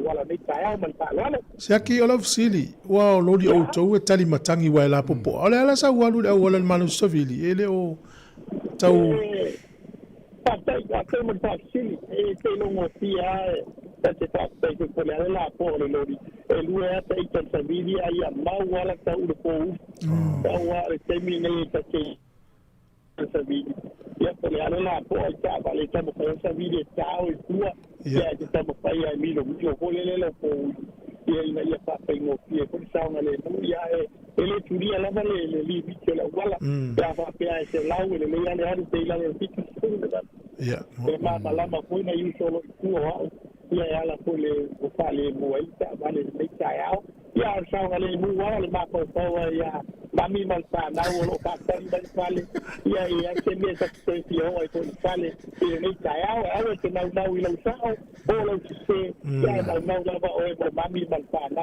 fale ia ko le ko o ala ba lu ala ia fa se le lo sa na sala i ruare nei tae au pōua tōna wā ia ua ka whiwe kui whako le makara la ka unu tawili ia le ai vili runga la ka kia waka ia makara whio ki maula ka kote e kewa le lea atu tawili ia nei tae au pōua ka peitele amare lua sao ia amare lua ngā lenga e ngatara nei ato ai meise la o te ngā lenga umalo temi mua mua nei wo wala awa tuai ia hongo tūlanga o le tau man sa moe moe a ta longo longa tūlanga ia ke o rua le tae au ia meise lava temi o mai tatu ko kalama ia le lo matsaviri ia le tama pai atu lava e tātai tuai ka vale ia le uri masao lava i tato sa mo ma fa lolo tai siaki la le so sili atu ono na avelo sa ia alo pola mana mami fa wo pela un lu lu ful fai tu la o tele tu fali ia le lei wa le ala na me le tu se lo matia ia ave le le sa vale ia matala no atu le ia ke ola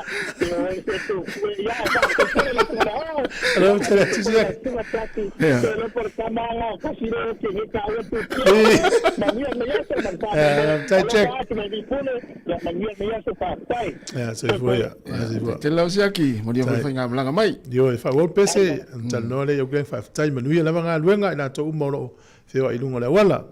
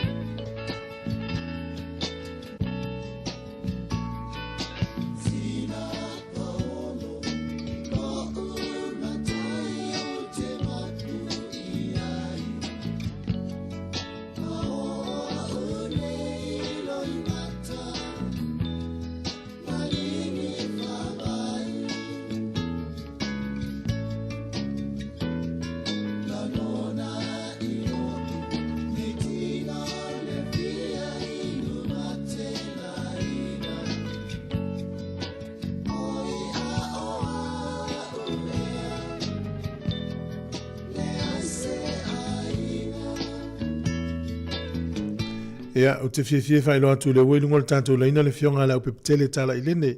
E al whatono o kompani Teaching Sound. Sila nei, so i fumuriwa la upe talofa. Ia, whatalo whatu lau sunga le o le nei teimi le tae au. Vai ne foi le lua sa se lua ma le fionga ia mai ama. Whatalo whatu ko i paanga le tātou pokalame. Ia, lo ia ngai mga wenga nei aso. Ia, mi se whai la nei mātua na ua te utu nufo whapua se it whaleta lua le strike ka whaia o ngama.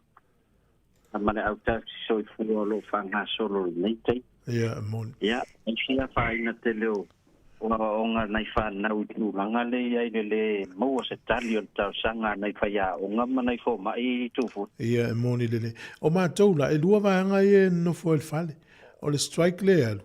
Ia, man lolo wā tau le a fia ia nei tu mālolo mātou. O mai au tau iau kilani. Ia, o mātou na le wha malu a fo i lele ai le o savili pe i se tūlanga a lolo war tau pe ona mai tau atu ia o te Wellington ia me se foi le South Island le na o fai si pangati te le malo so savili ma tūlanga le timu ia e mātou la ele o lo na ona pe ia pua o ma wha malu tau ia o lo to file mula. Malo. Ia e moni e leu sau noanga o le ua fisu ia i ka lena a ingal ne ia so no fonisi o mātua ia inga waita maiti o no le te vale anu te mire. Iyo, se tate alofa la vona i tamiti e tāpena lato su e ngafo ia me se lau fai waso. Lato olo ia lato su e ngansi e ona ua le whapena le paune o le taimi ua aluel solo te e whaia onga. Ia, ua aluan nei tau sanga to i titiale misir kuata ma solo te ia talu si ia olo ia i fuafuanga mo nei whanau i nei mwhaipen whatino mai alato o ngar whale ma tapenanga su enga le whai unga le o le tau sanga ia o tūlanga la nada fo wa isia matu ai ia o le lau whangarwe ngā toi fo le whale ia o nei e apo ia o no tamiti ia tailo fai nei matu o lo tau tu na ia lato fo i fuafuanga ia me se foi le tau fai nei mautinoa ia wa tu foi na lato le whale au whengarwa ia mautinoa le ma se mea o ngā lawa ta se fai ia po se fe au fo ia o fain tal no ia moni lele ia maloa ia o tatou ne tunu tau fa so taimi le ainga o ngaluenga me fai ale lotu ia malo la fo ia me se la fionga le ia tatou ngaluenga ni usele ne e moni pel fa tai tatou fainga pa anga o la e tatou tu ina ia tatou le tio ni ia la se tala le tamai ni fa to le anga ia tatou le si lua masino tau sanga o lo ia e fuanga tatou company e whainia tātou whaidonga fo i lele tau soani fo i moro tātou i nei amwhain tātou toi fo i Sāmoa mai se atunu al Pasifika. Ia, masalo po le vai asfo a tau na maututu langa ia. Ia lo i e whamoe tā pena ni tātou malanga fo i a te ua e manmalo. Ia, a peo Sāmoa lana la fo i e lau tupe whao ngā el tātou mai cash ia po le au nanga fo el ClickX. Ia, lo no winga e laki tātou se o kisi masi. Ia, mau te tong, ia lo pasi se te aluela tau sanga le te whao Sāmoa. Ia, ma se tangatana sa e tangola fo i e tupe ma. Ia, po le top up fo. O nei ta penanga na o lo au ti tilo iai. O fo i le tangata o wheo inga newa i te. Ia, a te fo i se soani mo te tātou company e mo wai sau tike te alua. Ia, tongo se whapitoa siri leon tātou nau iei awa o le mea ia o le e lafo ha tupe. E re whapita pia la konga tupe ma top up. Ia, le lau e mawhaponga vule le a te ue manuel matu se o Christmas. Ia, e ono mawai la lau return tike te alua i Sāmoa me te foi mai. Malo.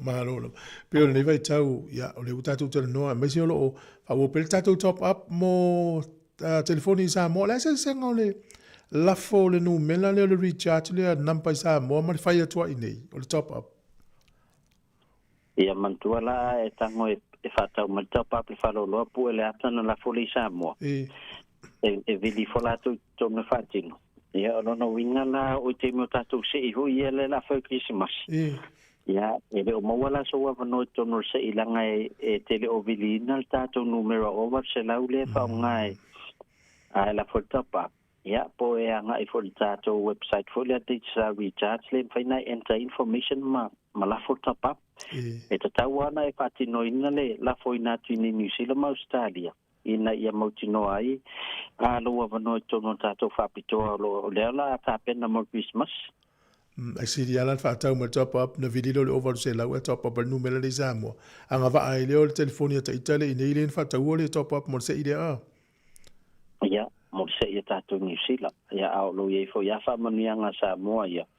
Ia, e wanga wa ai fo tangata le Sāmoa. O le teimine ia lo ia il tātou whamanianga na mo Sāmoa mawala tau lua ki ka pait whamea lo wham. Ia whapetango la fo ia le tapa tolu sutala New Zealand pesi le tfo. Nana winga la fo tolu su New Zealand tu titia mo e lima sutala Sāmoa. Ia la to mo ma le lua ki ka free mo la to internet. Ana ia, mahalo. La pepe o le asa u silsila le tatou au le wali lau ma le lisi o le toa ma le lisi le ua tonga. O ani vaenga e taun wha le e le tatou au na ia manu ia tonga. Ia, o le mai tau atu e leo e linia tātou suinga. Ia wa o nei tamai ana la vivea le ia o tātou au. Pena ta sia tangata le na start. Ia. O de sin sau le bench. O lono binga la ele ma ho fa o kote o le ala to e fa nga pel tātou au le ia. Ai o le atau fa le ia me ia na fa le tono le talonga le nau mamu. Ma New Zealand. Ia, o ia pui lau ia. Ia, wai li fa pia na matua le angal tātou talonga. O tātou me se lava. Le na le tātou fai ina vo. Le fa ngai no tātou avanoa.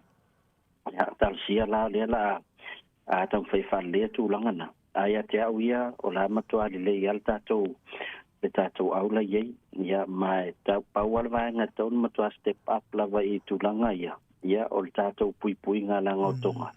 I fia tele ia tonga offload le polo. O e pai poisi o umi o le backline na tonga la ia I lono winga la tau fai fo e taketi al tau fai kiki polo foi le langa e pai sipo pu o tātou winga. Tātou wingi ia iman tātou e o foi le tātou futbeki.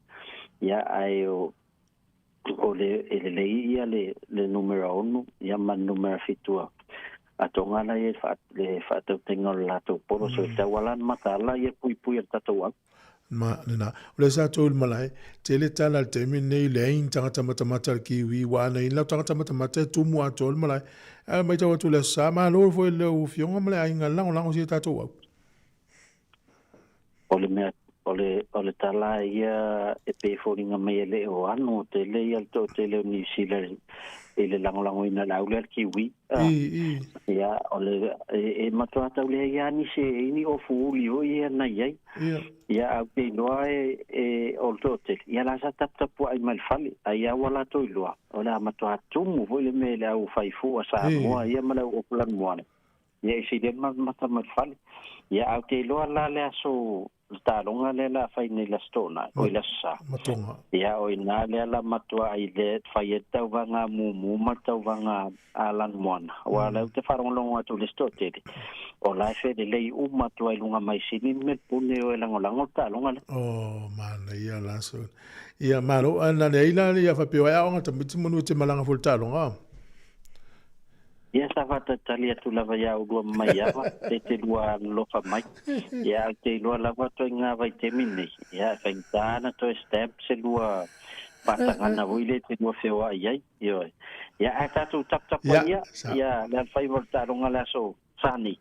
Ia tono lea manuia ai whaftai mo le matua wanoa nei taia. Ia manuia foi lua tiutem whaiva wale tau toina malo le tino.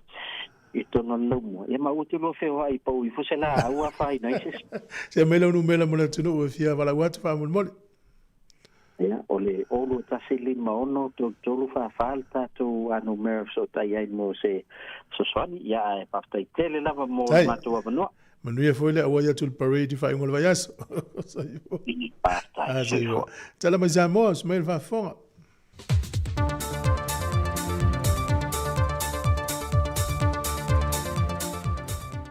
I le anganga fia te whātalo whātua li pa ia ma mamalo le au whaafonga li nei fo I vaenga o le whaopoponga o telefou mai Sāmoa o si mai e iai lo whaafonga.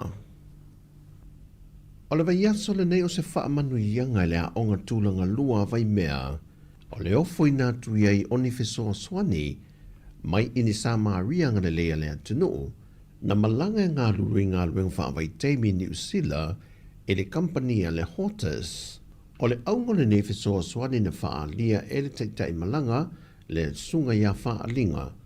Ina ua malanga mailo lātou pule manisi o le company Sāmoa, ma sa elia se no whanga e whaatino ia lātou por kalame, na baule o lea aunga nau fui nātu le lātou hō lātou te whaonga ina. Na hafuai ana whao Sofia se anganga, e lātou te tu ese nai vae ngā tupe mai a lātou te togi, ma tupe maua mai a lātou ngā luenga, e wha mau popo i se fesoa swani, lea ua ofo i nātua se taui, e fesoa swani e le tūlanga le ati na ina o le sio sio manga, o loo a o ngā ialo ma whanau le atu no o. Wa manatu le whai ngā malo fōua se e taita ialo tātou atu no o, e toe sanga teu teu ma ia toe wha le leia atili, se tasio anavatau sa amatalia le vaenga whaupo whai le JPP au tū le foe, e wha onga fuai alo ma whanau, ma ia onga tūlanga lua e o atu i kolisi. Mai o le anganga lava le tasi mai le whai ngā malo taluai, ina ia una ia alo ma whanau e o ia onga, ina ia mautūlo la tūlu manai, o le manuia fo ilea o lo tātua tino i Sāmoa. Ma o fuafuanga le whai ngā malo o se e nei al whātua tue le tua Sāmoa o tasi, na whaalia le minister wa onga, e ai ono Alec Ekeroma. The funding lang na ilo include le, as you know, life free la for le onga, le primary and secondary, they're all free. So it's only the fees like charge for onga for le for sports and all the PTA fees, but schooling is free. So the Nabatau covers the onga mata. So e whandla mea na a te minela, ilo sautonga paketi le whandinga la mea lea. O nisi o teu teu ngō lea por kalame o whātu langa le whainga mālo le whātu tue le tua Sāmoa o tasi, e awhia i matau mawha maua fua alo ma whanau ia onga i aso te tasi. Ta ma whanau ia onga sao o le Nabatauna, le mato bang whapawhai. Al te minela o la lai whaifofuanga al te minei o lai address, o uma lai whaile pepa whata noa, pe whaafeng whaatupe a whaafea fo ina whai. Wai e whai asia fo ilo lo te mine ho ilele pe whaafeng whatau no ulan me lea. Ai pe se i o objective na loi il te mine. Ai pe whaafea lang na whatau no me lang na e o la lai whaile discussion pepa te mine. Ai olo ma whai fo ona maua le visoasoani, mo alo ma whanau a onga le atunu o lo a onga universite. Ini fesoasoani tau tupe i o lātou pili a onga, lena whaamanino e ono, e tawala mai lalo o le 2 miliona tā la. Foi la tertiary la te mine o la address la lo district development grant, i fon whaavai. So o le whaanga ina la na, o le 2 million la lea, la batu fo ine address a i pili a onga tamiti universite. Le fofuanga la una o ye te mine, e leisi, se le ni fa pe fa special fanda ia le fa na una tonwa onga investe tertiary education by l'actual definition or in US USP ia ma te se institute ia mais foi ana ia onga na la quelis mai o le tausanga fou wa fo e pasia ma mate na ia na vatau pe a fai e pasia le talfa tatau o tu o le tupe fou le ua whaanga solo whaatara noi ne le pāle mene. Ma le tala mai ta alonga, o le teimi mua ne o le tala wha solo pito, o le asosi soka ta maa ita ia Sāmoa. Wa ofia tuai i le ta amilisanga o ta alonga o lipo le lorangi o lo whaanga solo i Morocco le teimi le nei. Le na mata ina ila na fi naula na ta alonga mua, le no latu sikoa ina ili sikoa mua le ta alonga, ma ewi ina manu malo ele awa wharani, ile whala to sikoa, ile lua sikoa na maua le awa le atunu. O le waweao le son whatu teiela na ta alonga lo na lua ma le awa kanata, na manu malo ele awa kanata i sikoa e ono, I le le ai le awa Samoa. O lana ta alonga lona tolu, o le ata a alo ma le autamai ta i mai Nigeria. Ma wa ta pena fo i ai le tātou au ma le pulenga. O tala fowia, manuia le ni aso le tātou tino. Fasoi fuia.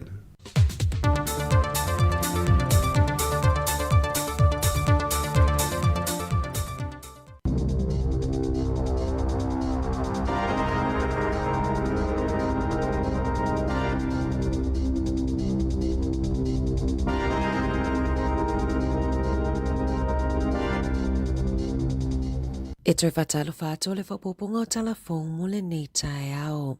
E o mai le taimi o talafong, ua tau fia ma whaaleo ngā ina whainga malanga le e New Zealand. Whainga malanga e alu ese atu ma Wellingtone, ma whainga malanga mai i le lau mua. Ona ua lipotia le silia ma le 2 kilomita i le itu la, le sawa ma le malo losi o Savili. Ua whaaleo ngā ina le tele o whainga malanga i malai waalele i Wellingtone ma kalai estete. Ua tele ainga o motu siele le tise le pito i lunga o le motu i saute. Na whaasira sila le pule ngā nua Wellingtone, o le a tapunia umawhale o au nanga a le council i le aso, tapunia fo i le pā manu po le zoo i Wellingtone, whaapea le begonia i le Botanical Garden, o lo o tapunia fo i le Zealandia i Karori, whaapea le University of Victoria i le aso, ma ua tolo posu e ngana fuafuaina. O lo o tauwhia malanga no fuafianga i atu i Wellingtone, ma i le valu i le tae au nei se ia pa ia le ono i le afiafi. I tutono le taimi o le asui e pasi whainga malanga ano fuafi, ma i le Hutt Valley ma Kapiti. O au nanga no fuafi mai Kapiti, Hutt Valley, Melling ma Johnsonville e muta i Wellingtone ai le itaina le valu i le tae au nei. Ma o le a whaau whainga malanga ano fuafi pe a tea le ono i le afiafi. O lo o tapu fo i fireworks po mea whaapapa i Wellingtone a toa se ia pa ia le asonga fua. E whaatau ina pele te tele le aso, vanga nā ai isi solo te ua tau fia ona ole le saonga le mu.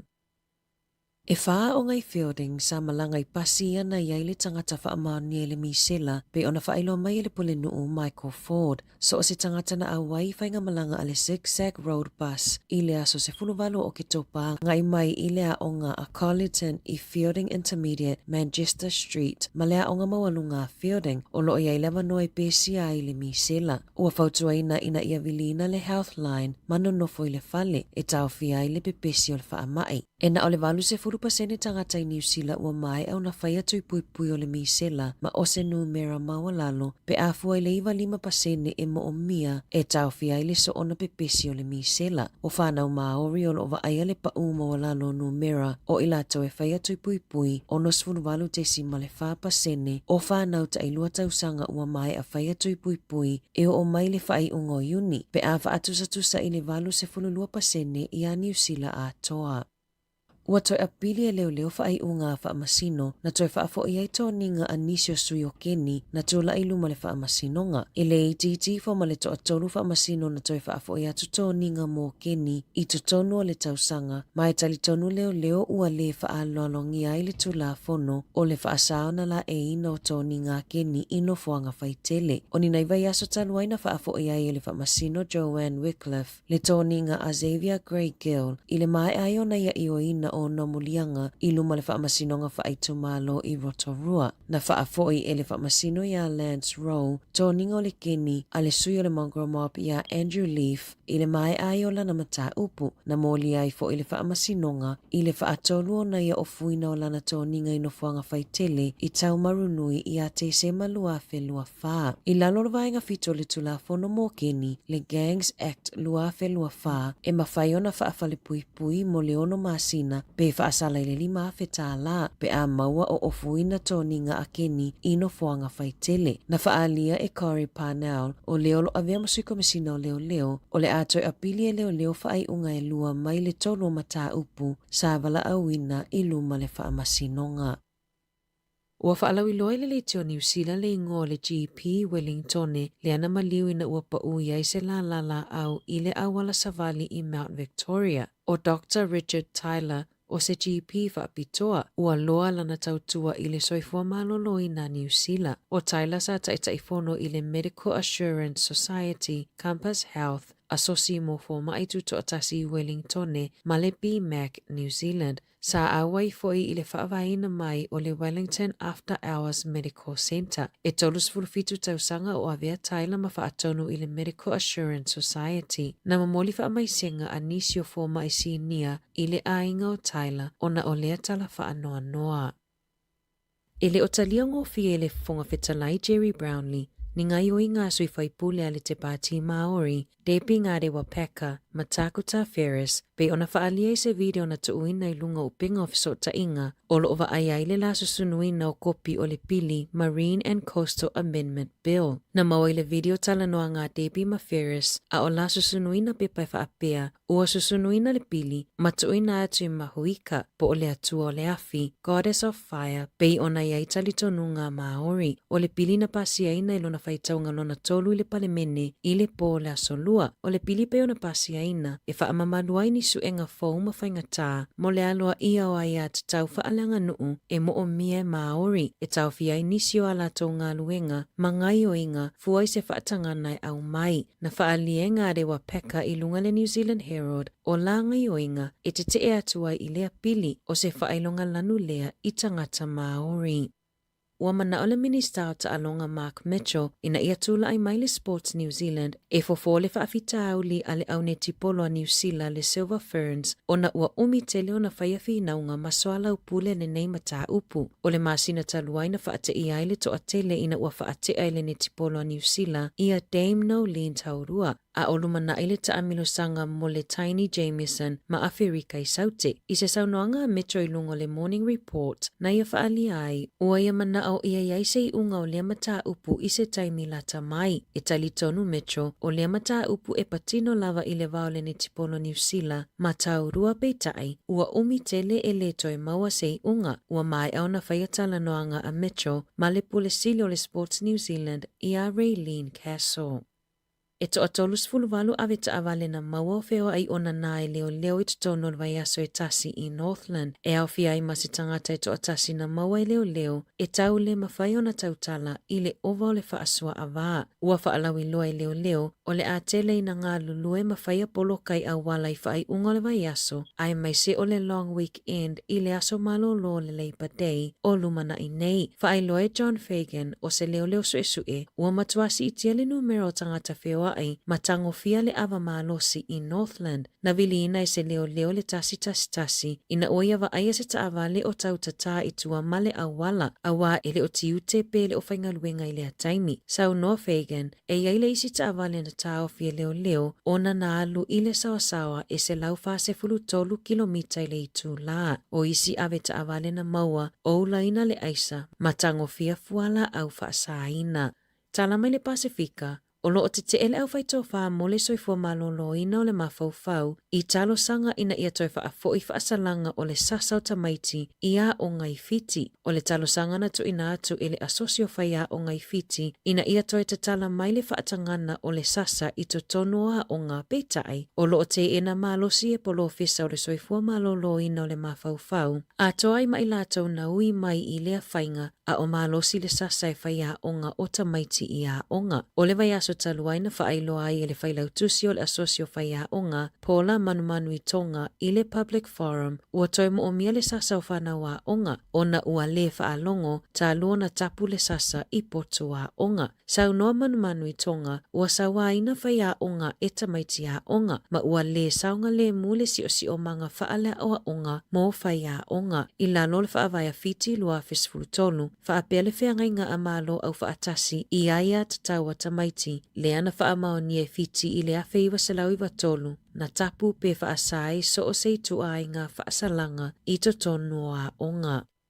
I taalonga, ua whaailoa mai le awa le toa Sāmoa mo le la taalonga ma le mate ma atonga I le whaaiunga o le vaiaso. O le aso sa nei le la taalonga matonga mai te tauona le titi fo ma le fitu ai e manu maloa I a tonga. Ina ia mautino ai e sa o atu mo le sailinga siamupini o le ipo le Pasifika I le aso iwa o Novema. O le au peo na whaailoa mai numera tasi Roger Tuivasa Sheik, Lua Brian To'o, Tolu Isaac Tango, Fa Dean Mariner, Lima Mari Taulangi, Blaze talangi se wala numero 1, fitu Jerome Luai o le kapiteni, valu Josh Papali'i, hiva Jazz Tevanga, se fulu Payne Haas, se fulu tasi Jeremiah Nanai, se fulu lua si Misasangi, Junior Paulo o le isi kapiteni i le numero fulu tolu, o le interchange wa Yaisha Now Harris Tavita, Penaya Yuelu, ati valu Li Sati, ma Frances Molo, o le au fa leo o Yai Laika King Tongia, Leighton Faulalo, Tarau May, ma Tyrone May. Talafoia mai le siufofongo le lau mua mo le nei vaenga o le tae ao.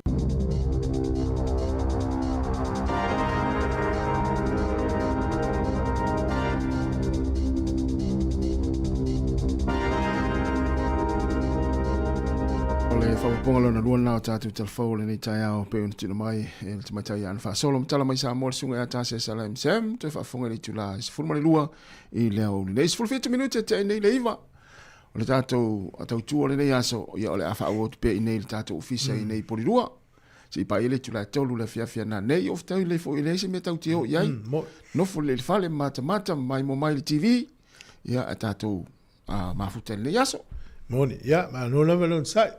No lava le tawa tai fia unga luenga mata le ia solo tato iai. Ia o le tato tau tua le whai amwha manato tu nei vaenga i e tu ina mai e au unanga SM whai unu whai lo le tunu i lapta iai tato. Ia mo la to la whenga senga o tai au, ia pure lava oe, ia i tala le to ina o le matou nu una e na e ia so i o tala i titi. Amu ia e kuka ua mua ma ona i la to. Ia ale tofu for kuka ele lon ma nei ia. Pe tu avezina masima pe avezina suka. Langa tau ana tofu kuka.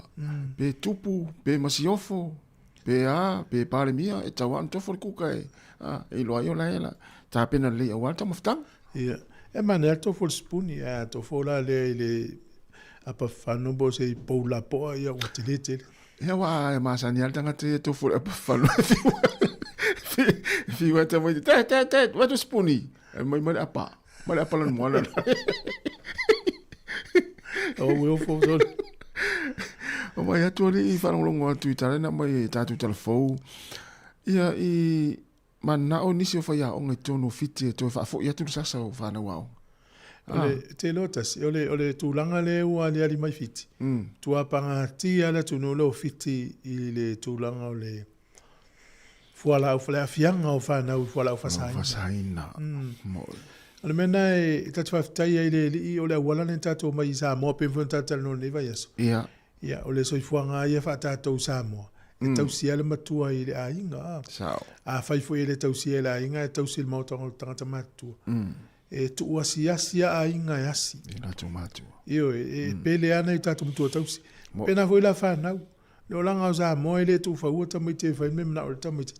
Tau mai fo menna sa siroa ya o malon loto le fia fin no fora lo ya tala no mal tama portina e awa tato atau teo ese mai el menna o tal no to sa awa ale tal no la fa pel to mito le sa ola mela fa tau tala il matua ma o io tai mi uma ele tau fatali fo le fia I lo termina fa no fo la lo na o e ma u ya apeo o ela talia o tama au vai lava fo le tele na foi le peu seu to tin ia termina to sansau to leva ai le sei mal to tin le fa u fa fole ia peu mena ale fa tonua e fa ia peu se voi lo fa moi e just ale vai tutto mo dit soni ola foi usi serio o fulta o peu mena tau an fatto no o tu me tu sera bueno I lo tomo titi pole alle sona le tau fai lon tamai ia oe amai atia a wale o te vai tia te oi sole ole foi usi serio o funai of no o fu moi o fu lunga pe o le ngala tala wele le wa e volto nginga la on a pe al me ai o te mai tau fa tau vai e pito tono lo fino a pito tuol pelau e pa le vai e pito tono pelau e pito tuol fino ia na ia luale la fa pela sa wa ia al sili la mai ma tu fo le tama te pe o me la va pena sa ne le pito tonu pela we tu of tino pito tonu of tino Ala tu tama titi. Ala tama titi le foi mo lo tama. Tu ya sai tauna o mama e lua. Ala tama titi tasi le vai le fa fio ya vai. Ole ala le sona le amo tama titi. Pe fa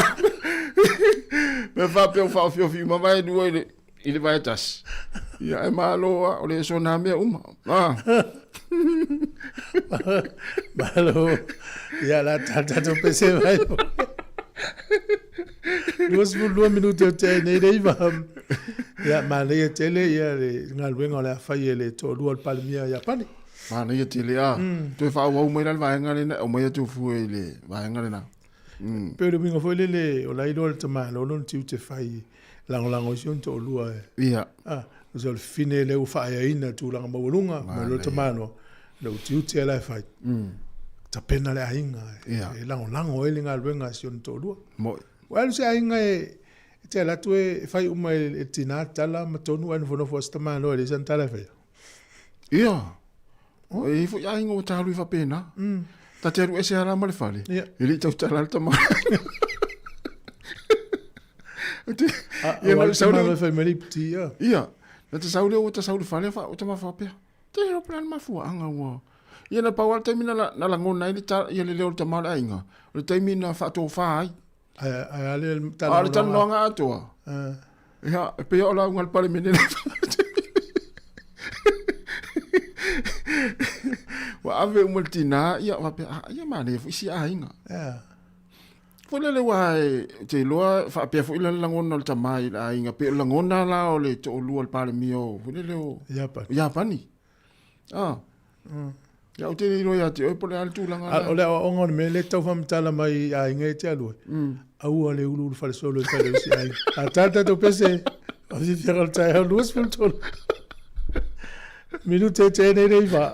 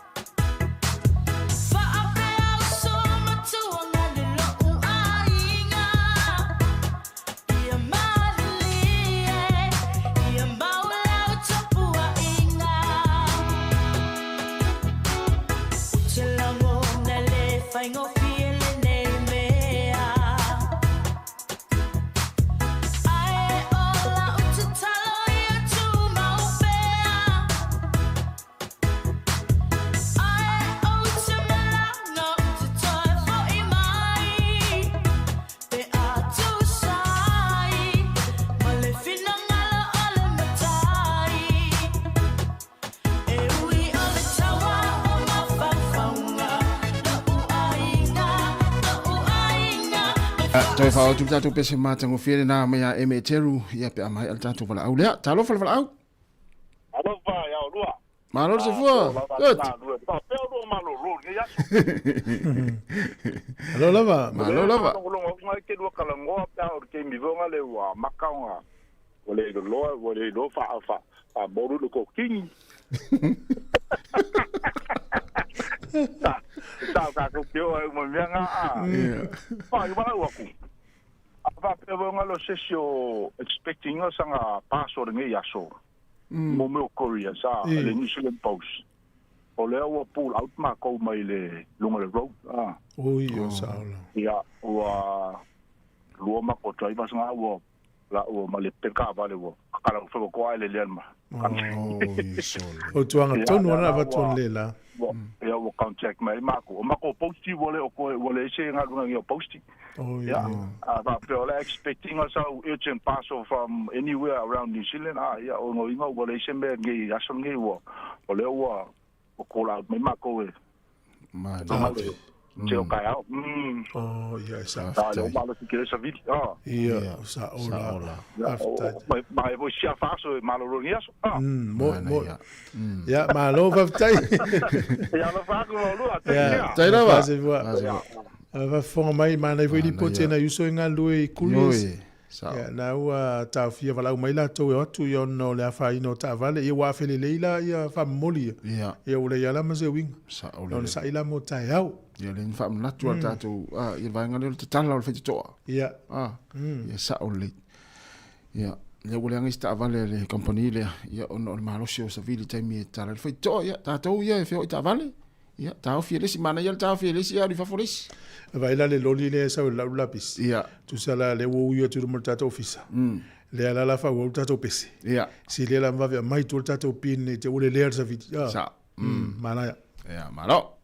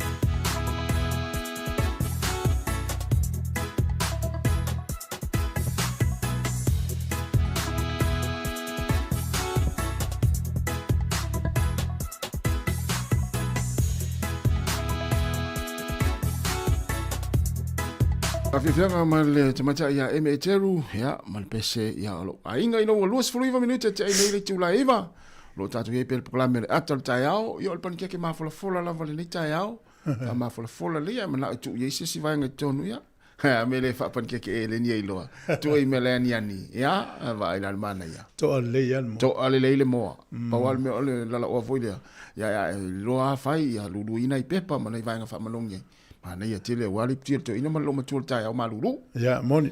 Salona o vatu ta se sa yele ungol ta longa na tini Sāmoa le anta 17. Ya. Nei va via lima len ta lo mkanata le ipolo langi le ta malo i Morocco. Le ungol ta longa kanata yono Sāmoa le si ai.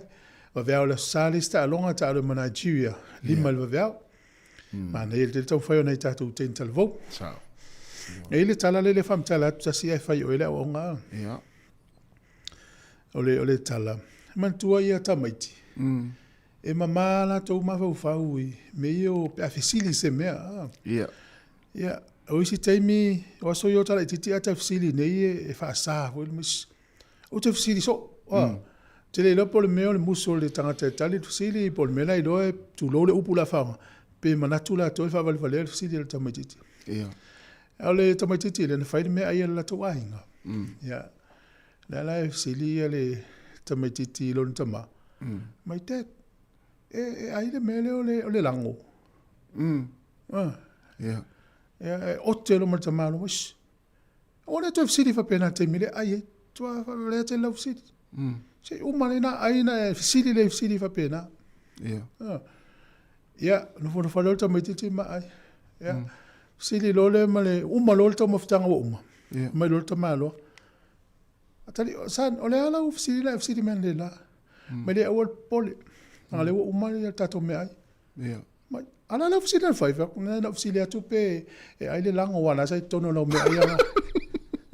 Ana wo uma lo me ai. La me tet. Tu sa le nei lo atu tama titi le lango me ai lo tama. Ya. La na ma fu no sol ufsili. Ya. Fa la vela na ital tama le tali ufsili. Tu se uma me ai. Se uma me ai. Ila la uma no me ai fu me lo tama. Sa no la ufsili no fa mai. Mali awal pole lang le uma tato ai.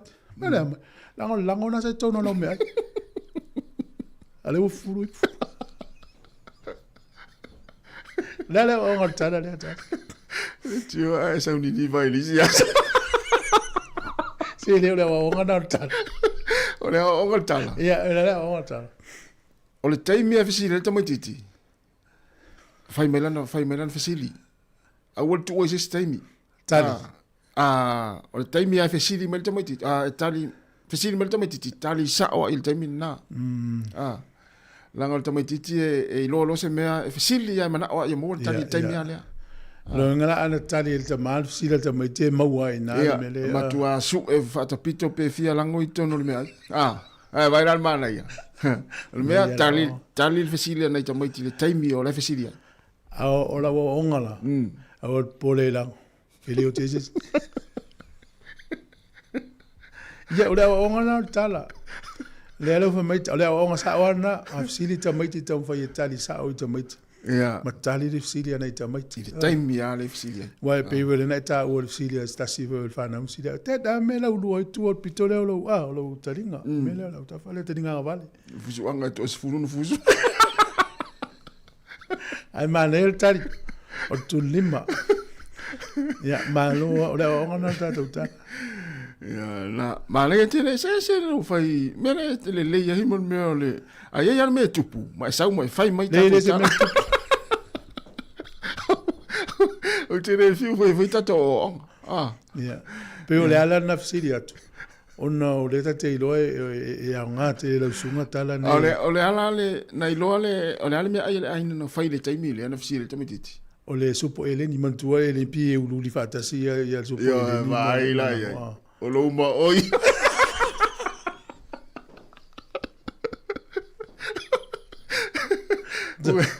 O ese sistemi ata tara no ai. E te nau ai le hali le miti e leni.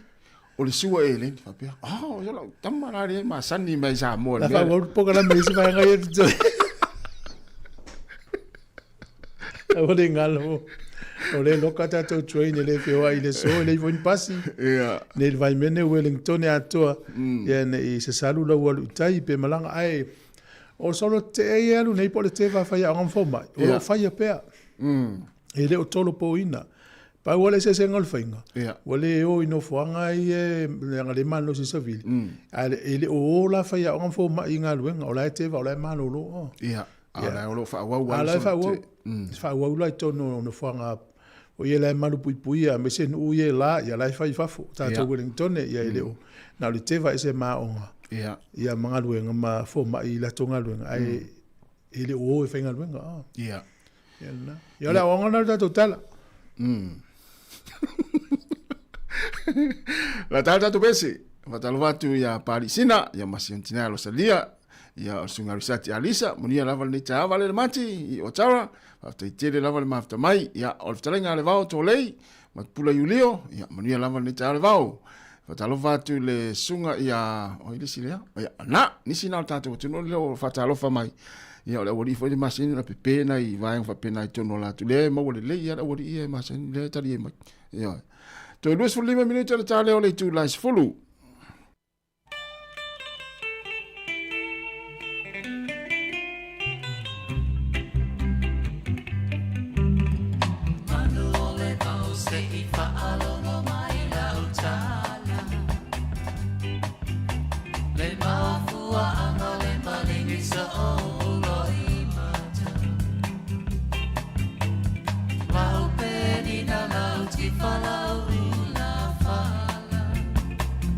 Lele wa mama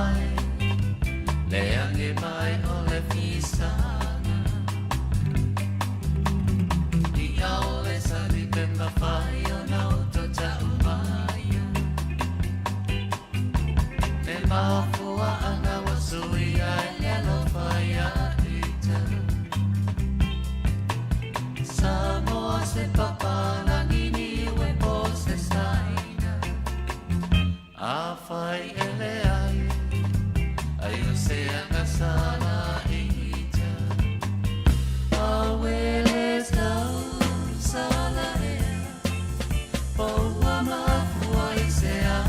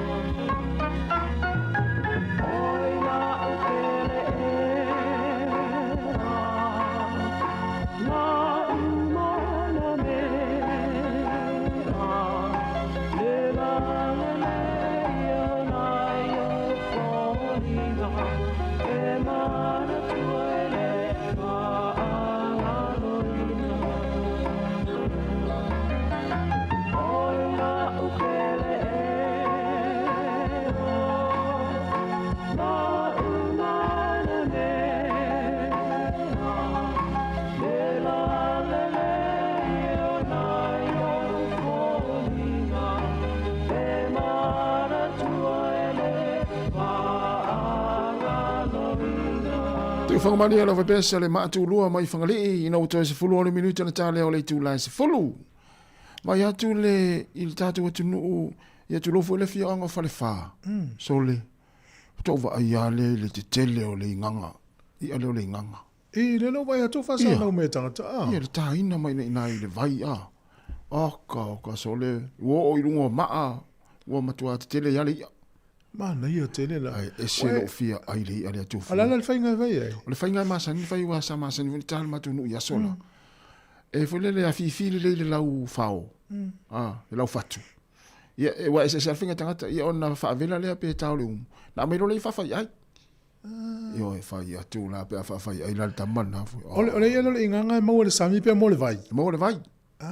Yo. O pala ia le te lo te na e vol pala ia o sami. Sami. Nena mato maua na vai tau te ile e fa fo sei. Te le po fa maua se si te mi le vai tau sanga na e pala ia. Ona fua le po le te mi to yo so e vol pala ia. Ole inganga. E tanga tana na tu le o to le mato no ile vai na tu le mato wai. E la tu la mana no so na va to o fi o ia. Pe ni ilan mumu. Sa na tamana pe. Ava tu na mana fa ai. Pe fa vela mo wa se finga tangata. Fe le finga fo le fo le pe finga le fa melta fa la pancake. E fa la e fa sandwich. Sa. Tu e mala vo comme lettuce. Sa o le. Ya semana ya. Ya ai fo se si o to fa no mai nai. Ole te mi na ya lu tanga ole inga. Io wa tale vai. Ya le time le aso. Io le ta ya wa to te ai ale ya. Ya le so se time ya. Fa yo ai mai. Fa yo ai mai. Ale ia le pala ia le tau. E pe ia le tempo le to uma to ale palolo. Ia ai ta lo la ia le wa ile manda to tangata pe o ia le time o mai fu le e au uma palolo i to e. Ia ma va fa una istanga ta fa alongo ia sola. Sa ola. Na uma to ale palolo ia pe ia lo ia le pala ia. Ia le si vo ia ai sa mor pinelo. Pinelo sa. Te milana o matolite. A ela le pinelo, ma te mai le matafanga fa tali. Wa pa uli ai fo ma lauli uta ile le matafanga wa tuli man pinelo. Ia o mai ia tele na pa uli ai le matafanga ia na ma lauli. Te mil Ma le fo ila. Te lo po fe sa uma ile. O sta to la to. Ia le ole inganga. Ia pe fa pe e ta to fio anga ia vala mai. Moni. Ole fio anga fale fana le vai na te va tunana. O te lo pena i le no. Ai pe la wali ia le na o pe na ai na o ala o pe mani la paelo. So le o va tu lai paelo ma tu atu tu mu aso. Ia. Said. Ia. Ma na ia. Ese ia pe ona mai foi telefone e ana i ta telefone. Ese au inga o whaipule ia pe te pati Maori nei vai tau. Te tau ala tōna whaalolongia. Pe ol to inga tū maanga ia leu sau nei teimi fo ile leo. Pe wa wala e te te ai. Wale ui ala tū la fono. Ia le foi lana susunu ala wanga ia ilumo le. Pan mene o pepa o se pili o se tasi. Ana sa sae le stama ita le pepa fo i tono le pan mene. La tamai lei fiu il fon vetala ia la fa ia le haka le si va nga tono le palme. Ma nei la va to fo ila to tu ma fa alo mo moli ia. Fe au il palme ne o le fa ia winga fa pe o ta ulenga ina ya la to. Sa o le ia. Wa le fa tio ila to fo ia le fa alo le haka ile mo tu asili tu le fa alo il palme. Ia le na la sa o le ia. Ia na. E le fa nga malanga ma nei o le tala na o fa tau fa pe. Ya nga fo fa nga malanga stasio va lele. O va lele la e tu ua ia se tasio ai o pot o Amerika. E malanga na o e Lisbon o le taulanga le o Portugal. O le mela o le aso sfururu o topan tupu ai. O le mela utupu.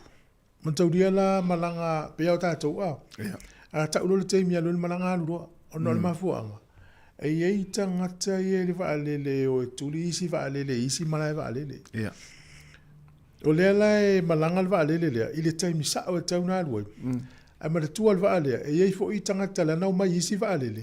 E tuli mai le malanga lea. Ia. O le maula le pailate. O le vai atu atoe la uane isi uta i rungo le vaalele. E vai atu la le pailate o i le malai vaalele. O le talo mai tangata. O ma fo la pai late pe ia tangata na lai a le portal talo fa to fa portal talo mai ni tangata le i mai vale fa to ai lo muli o tangata le talo mai o tangata yo le malanga le so ai fa to tai lovo i nga luenga pai late o le tai matalu la le ile a wala fo le pipi ia tu ile fa to a fa pe e to fa pipi ile a wala na to mai tangata o le tele fo nga luenga pai late to fa Ele pe o le pasi ya. Tu o le pasi. Vamos lá, mai ta mai. To solo muli alo le pasi le si mas ful mita e sautanga te ton. Ele la senga luanga la pasi pa o me pe o suyo ki ya solo muli. Ai mo mo el supoka ko ya, so soni mai ato po ele ngalo. O le va lele la, ele ngalo nga fa. To fa pa le ni le uta, to fa pa le ni pasi se e uma pepa to fa tu mo me uma fa. Ya no fo lo le pa ila tem fa ila fa sa longa. Fa to ese na itangata e fa malia tua.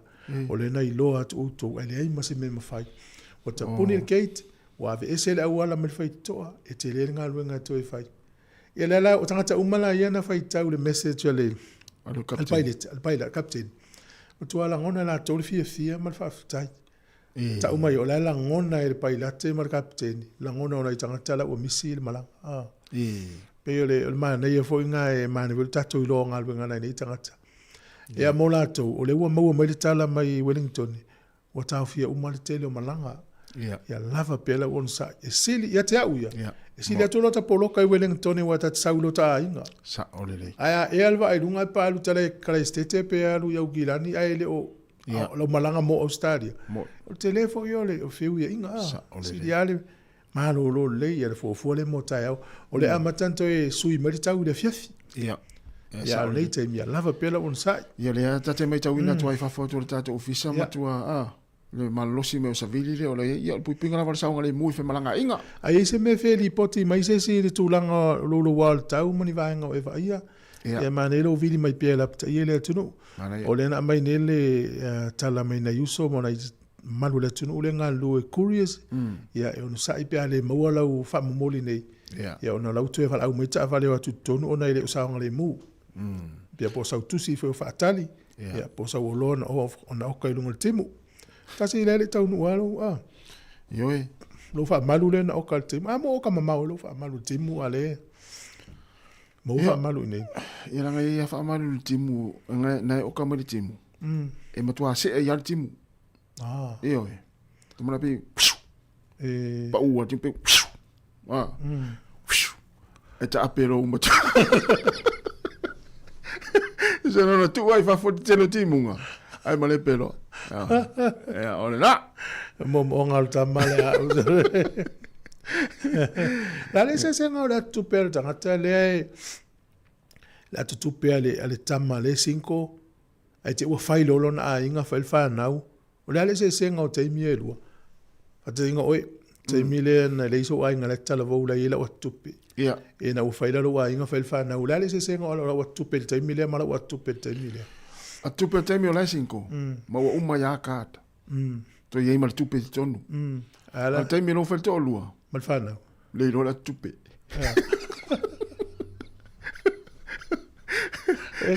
Ela mo foi a tupe te mi foi no lua o le mani kata na pa wa ka le tonu community service ka Bawa kada tu tina la inga tono kada na tamayo fa te tolua. Le masani ia sunga se nava. Yo le olanga le. Yo mol melo ese senga le olanga le tumu. Foi le a vai no tanga tava sin. Tasi le vai te mantu te lo tama 5. Te vai lá na atutupe. Tumu kat. Le ai tau fa mau le. Fufusi. Ai a fa no tolua. Matua papa yoa. Você é isso? Ah? Isso. O lei mas estúpido. O matina la inga mukar. And now this community service card ete moa e tono card na te mai. E mal flight by card le ule o te whangai. Ja. Na ai te ro ia te o nai mana ia. Mana ia. E mana ia le pule se o me o se people tu langa le te nei. E le moa lo fia.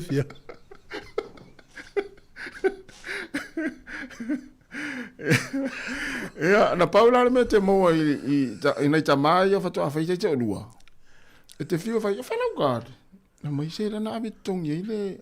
Na fa ngol pase se ne mas tongi no pase fu. Tire lo la. Na fa ngol o vai ngana. Tire lo, o mo so yo le no ame te vai. Vai le yo ia te. Te no pa wale va tainga wale na tal no ma tu langa le o ton fa fam tala tu de se singa o tu peso te lo ana pule voltina la ngalo ksene le mo o se ksene te mana vai ta la tal sa to e te lo mo nga fu ina sole ma ne pa va pe e pule ta to lo ksene e u lo tina la ngalo ksene ta ma le container ksene ta ma u le ta ma la ngalo ksene ta tina la ah e anda to vai role e oi afterpay mena to mo ai ta mai after pay ya na yo ya la tarta to pes se na va ta lo fatu ma lo la per fio le ma tu ya nga wa filo pepe ya manuel la valenta se moe ya va ta va ilongo fia na tinaia e no fo ma u ka da tama e puana so ni na fatari ta sile tangata u ka da to ina ya ma lo la va fa le la va ma after mai Tasi o naua o ola mai fono al parlemene i lunga o tatu YouTube channel. Ya, mena e se atua iei pe e finangalo ai tivia mai moai. Fasa lunga o le fono al parlemene Sāmoa. Mana ia, talo tatu pese, fatalo fatu ia skola sita, sa vesi uleo, e multipod, kau, mau o lea ulingo tangata lea so. Alice Fanene, ia file mu tangata, mania lava ni tau pale la vea, fatai tele lava pua maris, ia fatai tele lava, ia talo tatu pese mariku kama.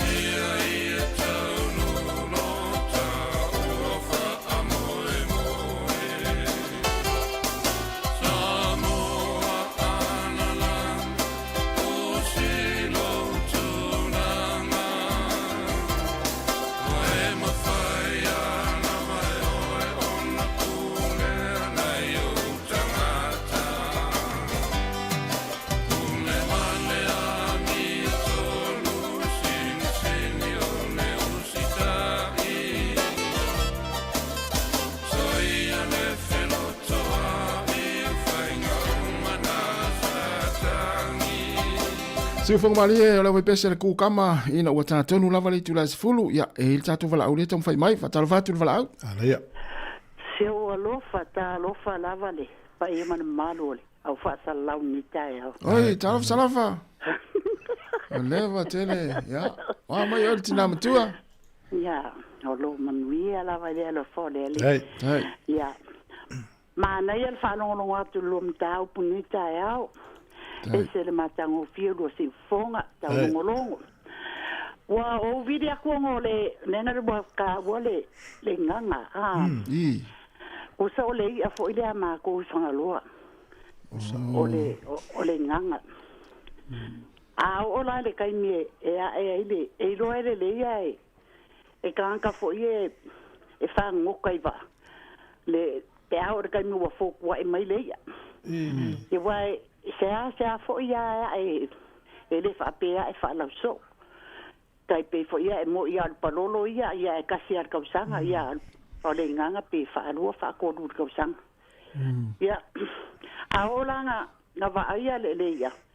Wa mu mai ale nga ka ia ko le vai de wa va kwa enga mai ia nga lo fi fo le wa maka fo fo ko mai le nganga. Ia le kai mi fo ile me ole le ia le ole malaudi. Ia wa le ia le ku se ole akale ole ngang. Ia e loa la wa nga le so fai mai ale. Wa va ia le wa ke le nga kai fo ma ko I nga kai ole vai kasi. Ia au foi lo la le kai mi e o la fa un kanga ma wa la le ia le. Io ku so me ai ale ia ole nganga. Ngai lo la ia ke le ale.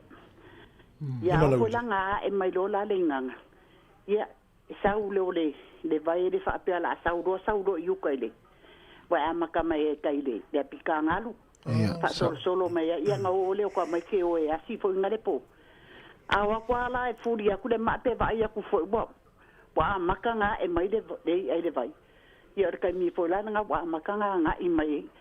A me ala vakinga o kinga ala vaga ula mua ni me o mai e o mai e kale le nganga kusale o mai mameu kanga e kakao le vai e fai mo meu ma na fai le vai e nga mo mai e keule le ala vai le la sa wele ya wa ese fo manga yo le ai le ka ma mo ola pu engole e pu ni meta palolo ele ai ele fai de me ka palolo e fai de me ka me kakao le vai aka vai aku lo la wa saule le ia mauru kongole ole o ma ai fai no le fai le kanga ia ka milonga bo ku lo la ia le wa sisi mai le kanga dunga nga mai la ia ave se ma ai fai de la de pakeke ia fai ala fai se me fai de ka pungia wa e ko kolo ai dunga ma ko ia fa po ele io e fai ala e bangi ia le se me la po ia e fai ala a kumulo le paelo ia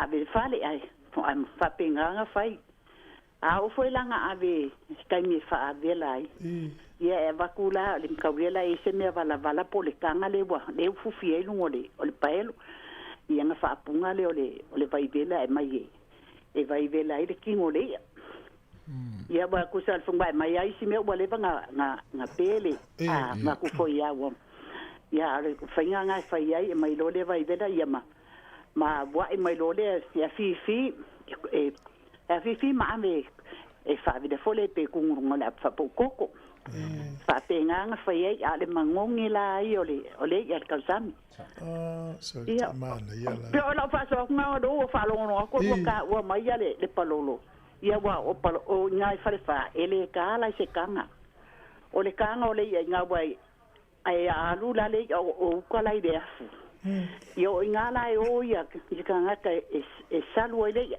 la lole le salu nga I meo po ani mela ke o mala ko we kali ele e ka ile e fa ngo fiela ia fa wa ia masanga ya la ko nga fa ka ngole ole e ka ile afu e salu la lole sa so malo ana e foi le fa no ngot ia fa ftai tele la mo le puti mai sala fa ftai mangiel pokalame ia lo ke mo orua ia mangiel aso ia fa ana ia ana fo ile si ele ya Sāmoa le na ta o ni ala tunu wa le atule ia ole yo palolo le atule ole pine ole pala ia le nganga o me misi ana ole anai e te mea e ia ole lupo o fo te me mo ole lupo ia le tatu ole lo na ole ia le fa tale ni si e te pe ole white paint New Zealand ia te fa to ta ia na maile te vai tanga te mai fa la ia fa lo tsan wis e fe la fa forma ni si Sāmoa ta fina fa inga na e fa la fa ta si mo fo mo alo le ngiani mo pe se swinga ta ma wa so ia pe ma sa ni ta to le fa vela ya fi fa vela ia ta fa ila fa swinga na pe ya mo ia ia ole o te sfulu yo ta po kala me ta wana nei le fia fi to ai se va tu ia mo ta to ai nei poli ruo no mela le city council po lua tolu fitu lima over luiva lua tolu fitu lima over luiva e te vili ai pe ini fa sili nei city council po lua o ta to i apahat o le lima lua fitu lua tasi o noiva lima lua fitu lua tasi o noiva ia o le vaenga le i lower hat o le lima fitu o ono lima fitu o ono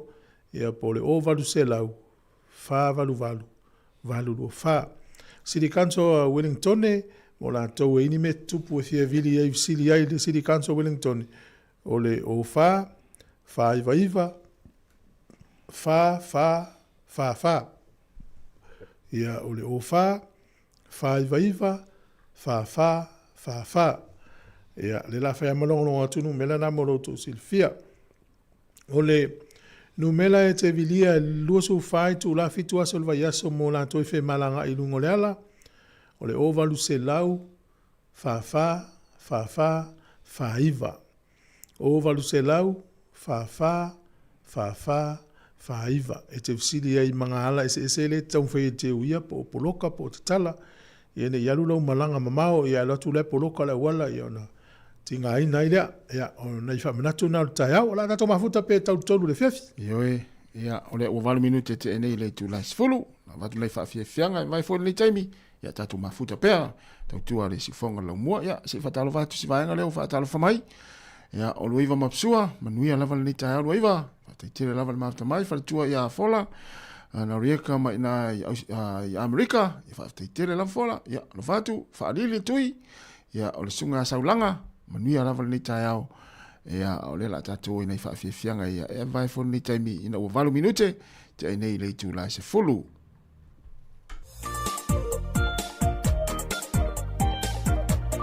talo va tu sunga Kevin Soka mania lava ni tai au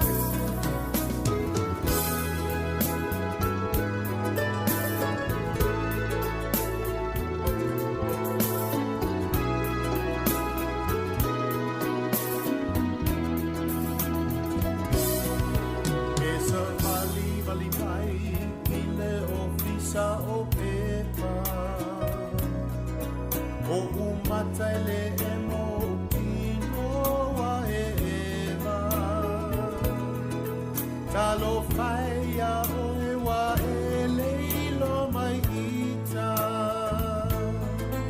Ui I lea o le a o mola yo ma faufaunga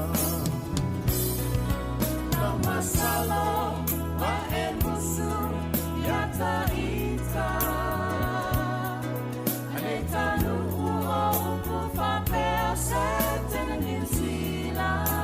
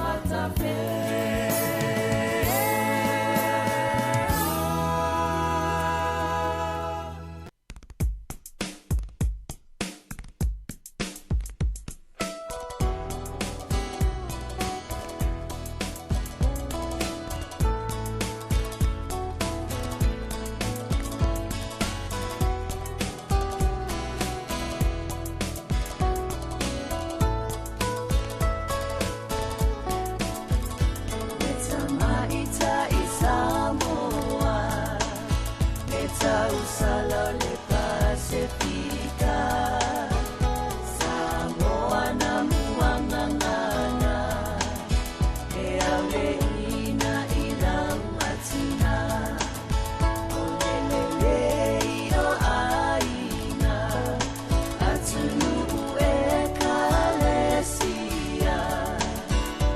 E te palele alofa mawinga tau sa apia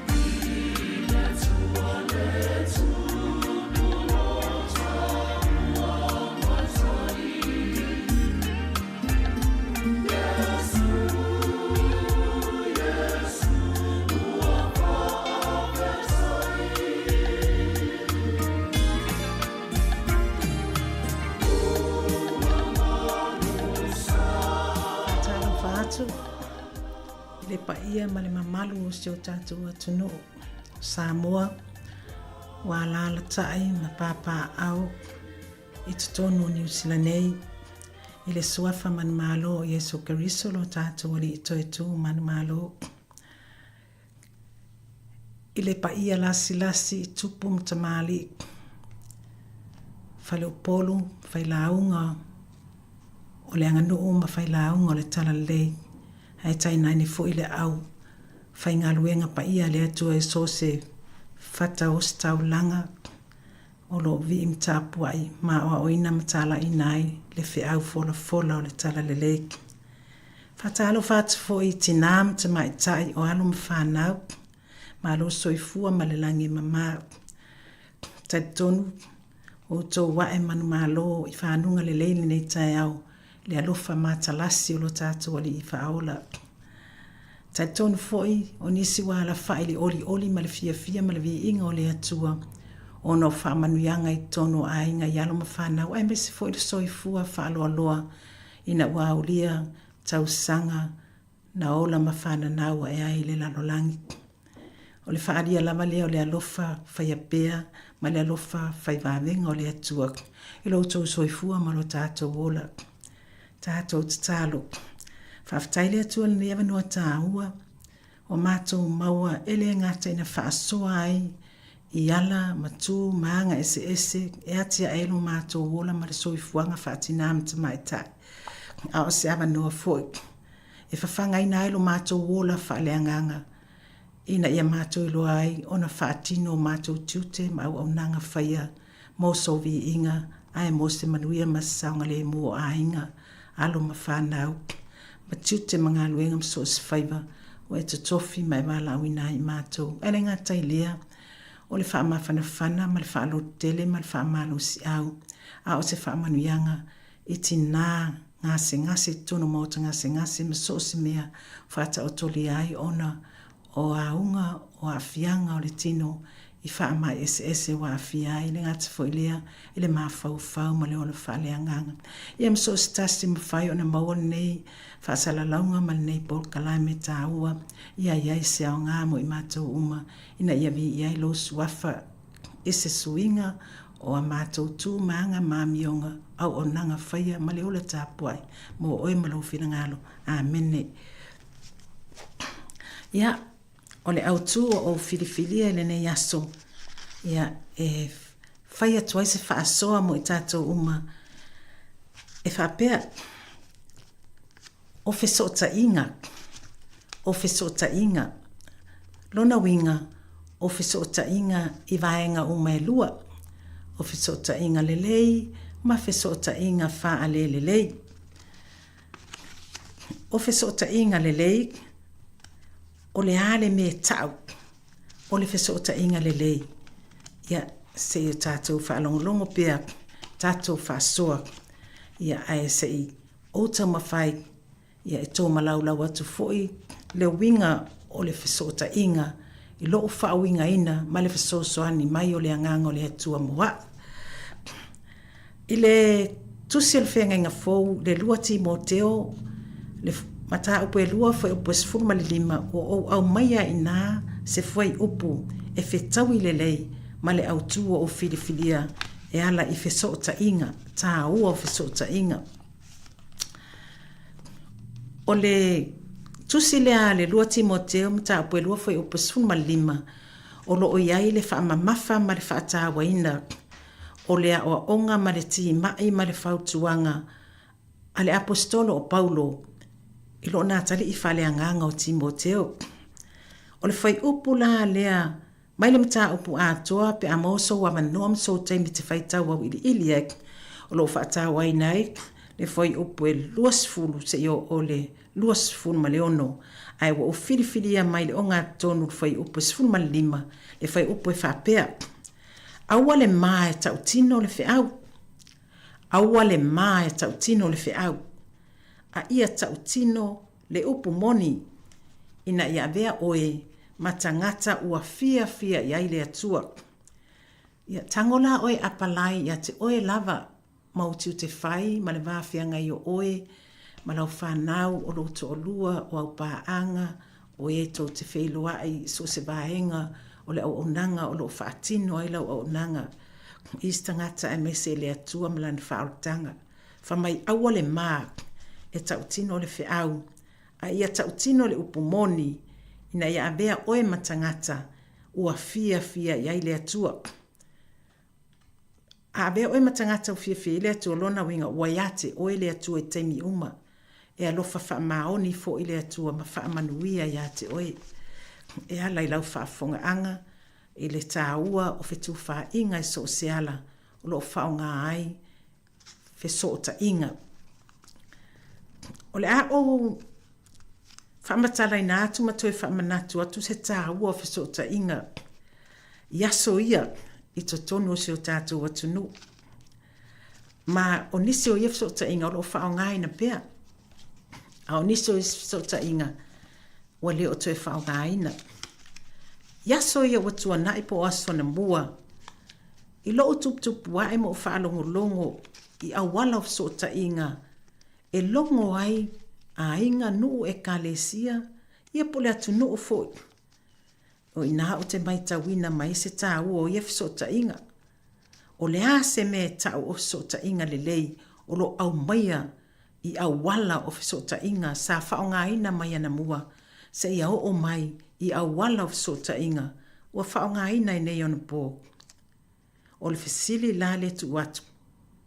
O le a le mea e tau of so ta inga le lei.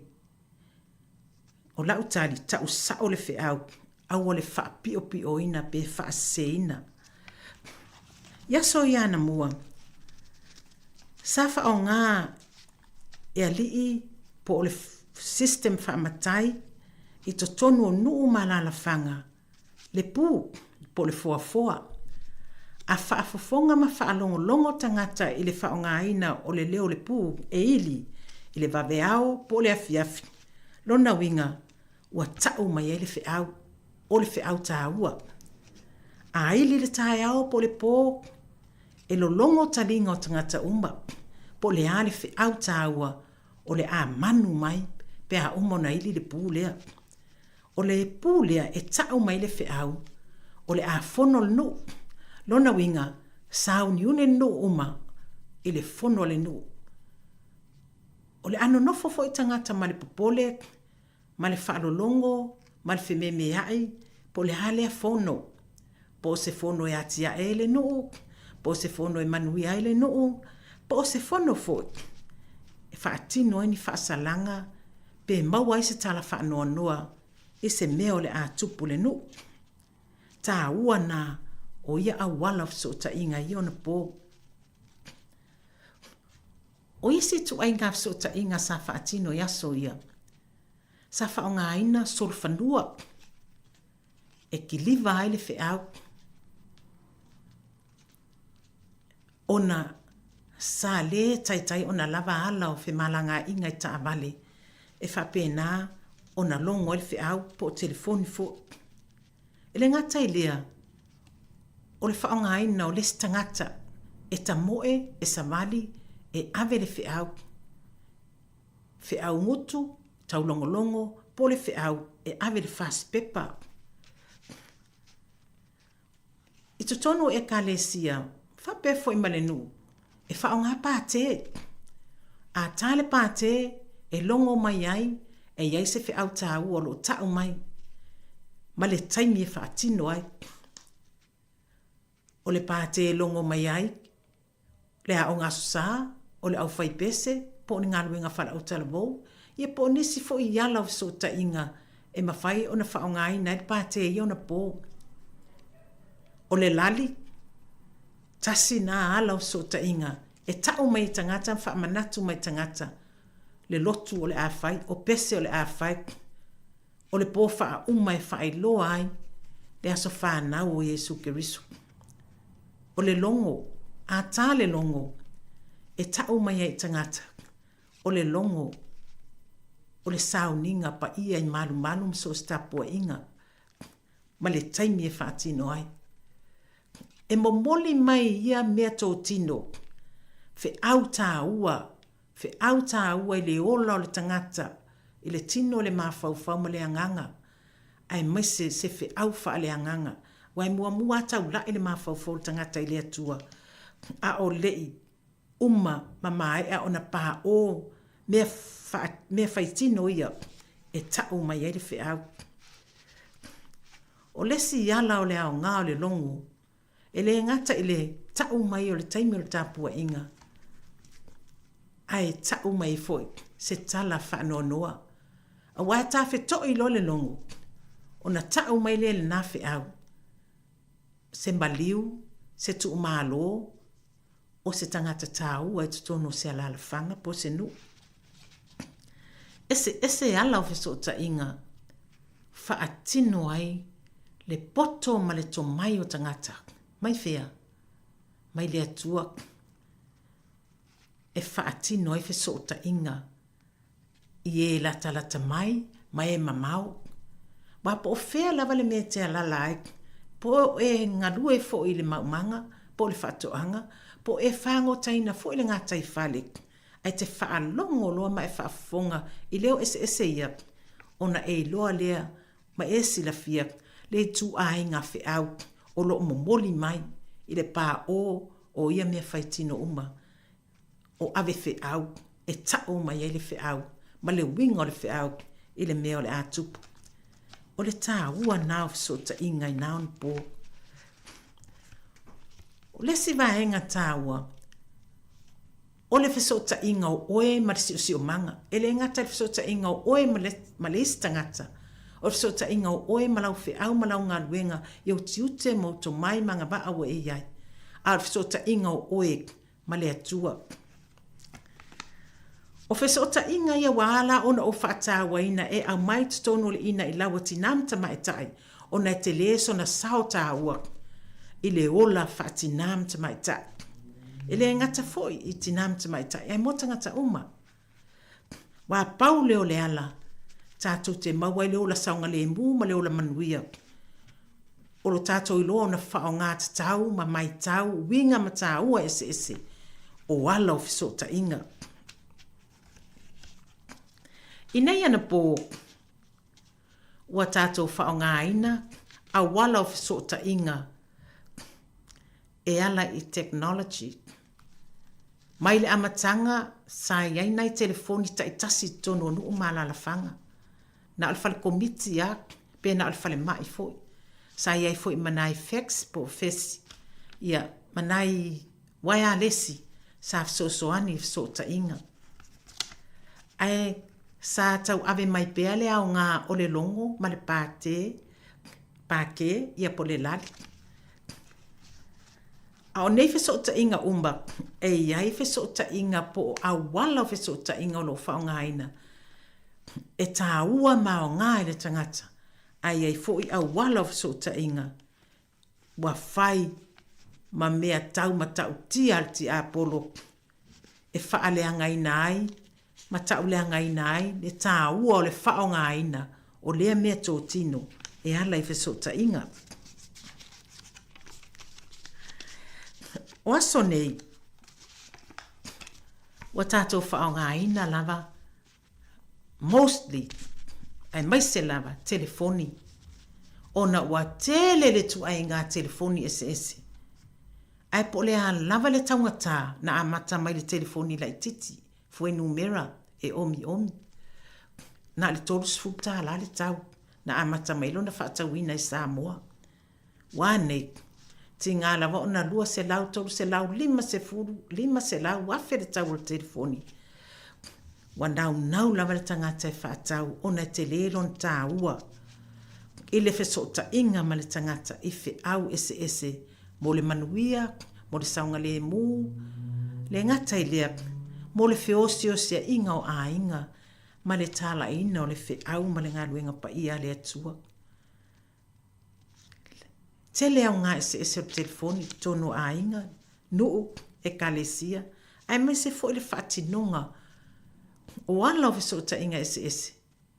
I to tono fe au ma ngā luenga ese, i le mālo, kampani, so se whaalapo tonga, so se mta ngā luenga, ma so se fale a onga. Whapea fo i tono mauta ngase. E le ngata le o le tufa ma le whaasoa atu. O le isi tina i le isi tina. E se tā leni ma seanga ma o ia te ia. E te tau ona whaailoa ma whaalawi loa. O seanga wa ama se tō mai o se isi tina. Po se se fu ita mai tai. E whaasoa atu ai lana ngā luenga whasosoani. Lana ngā luenga whaamawhanawhana. Lana ngā luenga whemulu tai. Ina iati ia e ai. Se tangata le lei. I se isi tangata. Ua mawhatia ini whaanoanoanga. Ona o le wala aupa ia le atua. Ua mawhatia ini ngase o whea ngai mai ia. Ai mese ngase onga pe o le kānesa. Ia whamamaina o le toto. E te leo le tā ua. Ma le whata waina. O ia ala o so ta inga. E hala le telefoni. E mo i mawhaina tusi. E mawhai o na tuli le whiau ma le istangata. Ai tuai o na o. Ai pe o a mai lava le telefoni. O le awala leo so ta inga. Ua whaatawa ina ma ua. Wana nau uma iai loto ma ngango tangata. Ona o le vave. O le kiliva ina. Mo le momoli ina o le whiau. E irai tū tā ua. O le whaonga ina o telefoni pe on tā ua. O awala ia o whaalia ai. Le popoto ma le ata mai o tangata. O lo lato whaatino ina ia mea tō tino. Sosoani awala o fisota inga. Ai asise lo ona whaonga. Ia ona tupu ai lea o nisi. O mata o tianga onga o le soifuanga ma le o langa o le tangata. O le telefoni. Ua mawhai. Ona whaasise ina ai le stangata. O le telefoni foi. Ua tupu ai misa mwhewai inga. I le vao lestina ma lestina. Po le vao tamai tai. Po le vao foi o tina ma whanau. Po le vao foi o whanau tamai tai ma mātua. Ma ua le mauais. Se mafutanga, mawhanawhana, wawalalata, whialo whani, whiawatai, whialo alotai. I to tonu a inga, whaalaputonga, e kalesia, i whapea fo i le malo, ma so se mtanga luenga. Mea nā o te whaatawa ina le upu lea ma tautia onga. E tā ua wheso o ta inga, ai ai ona ma tautia onga. E whana nau ele loto i ti nāma ta mai tai. Mō le whaonga ina te tau, ma le o ina ai, o halo ma whanau, wai mo i lawa i ta mā, au tātou lava tina, o lo tātou tiu te lea, mai lea tua, o whanau. A wā alelei ona tapu e mai a tātou whanau, i le whaonga ina, o ala o whesota inga, ma le tūtu watu iai, o le ala o whesota inga e ala i le tūspa ia ma le tatalo. O le awala le mwhai ai o na taita ina i tātou uma tinam tama i tai mahalo mwhanau. I ala e saunga le mū ma manuia ai lo tātou wanga i luma ma le whaatino ina o tātou ngā luenga. Ina ia tātou wa o ina masawa vari. I ala o le mala malama o ke riso. O na tātou manuia lea ma tātou wa ai atu ai. I se taula inga ma se taunu unga manuia o so o se ati inae o tātou ngā lulue i ai. O aso nei, wa tele i nāti ae tangata umalawa ai tau soro mua fo iti nām te mai tai i le ola whaare tino. E au ngā lawa tina e uma, mo le atina e ina o lo a inga, i tupe maua, o se manuia o le tamau ainga ese o ala o whaamanuianga i tono le ainga. Ai o le atina e sili o te whaatawaina. O le atia e whaleanganga. Sila fo ima tātou wawa ai iai i news matala ese o le lalolangi i taua me whewaiwai inga wali ani mai. Mafua i se a. Se na momoli le whiau. Le sao o na tau le whiau mai le atua e ala le musumusunga le anganga o lo a ave i tutonu o manatu malangona mawhauwhaunga o e o lo whaurulu iai ta inga o malo Whalapu tonga, matanga ruenga, e kalesia, a inga, no. A se o na tau le whiau na mai le atua, po o e whaaliliu le whiau na mai le atua, o ala i o fsota inga e manui ai tangata lau tele, e manui ai le kalesia, e manui ai le nu, e manui ai le atu nu. Tā lofa. Whai mai le au tuo le nei aso. E ala i le upo whala e au mar wha amalo si au, mai le whiong pa ia le atua, ian au na waola, mangalulue, maoti le tala le. Awane mai tau tino le whiau. A ia tau tino le upu moni ma le wha maoni, ma le alofa i le atua, ma le matau le atua. Ina ia vea oe matangata e fia ia le atua. A fia le atua e te oe. Le whaatino ina o tiute mau whiau mga luenga e ala i lo wola whale anganga. Tau le mea sao. Tau tino le ami o tonu ono le alofa. E whape nā fo ona e sele i manuia ma wha manuianga. Sele whaatasi atua i mai na tutupu mai i lo to ala whanau. Ma whaawa wina ai le nā manuia i nisi foi tupulanga lalo vaoa. Ma nisi tupulanga e le i o iai le sila ma le vaai. A o tupulanga ia e whaawa ua lo ngafa. Mau tā leni, mau wanga vaa ma soa o ngā na e toto ina. Ai le fato le nā tala lei i totonu o ala o fisota inga. I totonu o lo a inga. Whamele au tu tau le sao. Tau tino le fe au sao. Awa ne e whaale au ngā ina.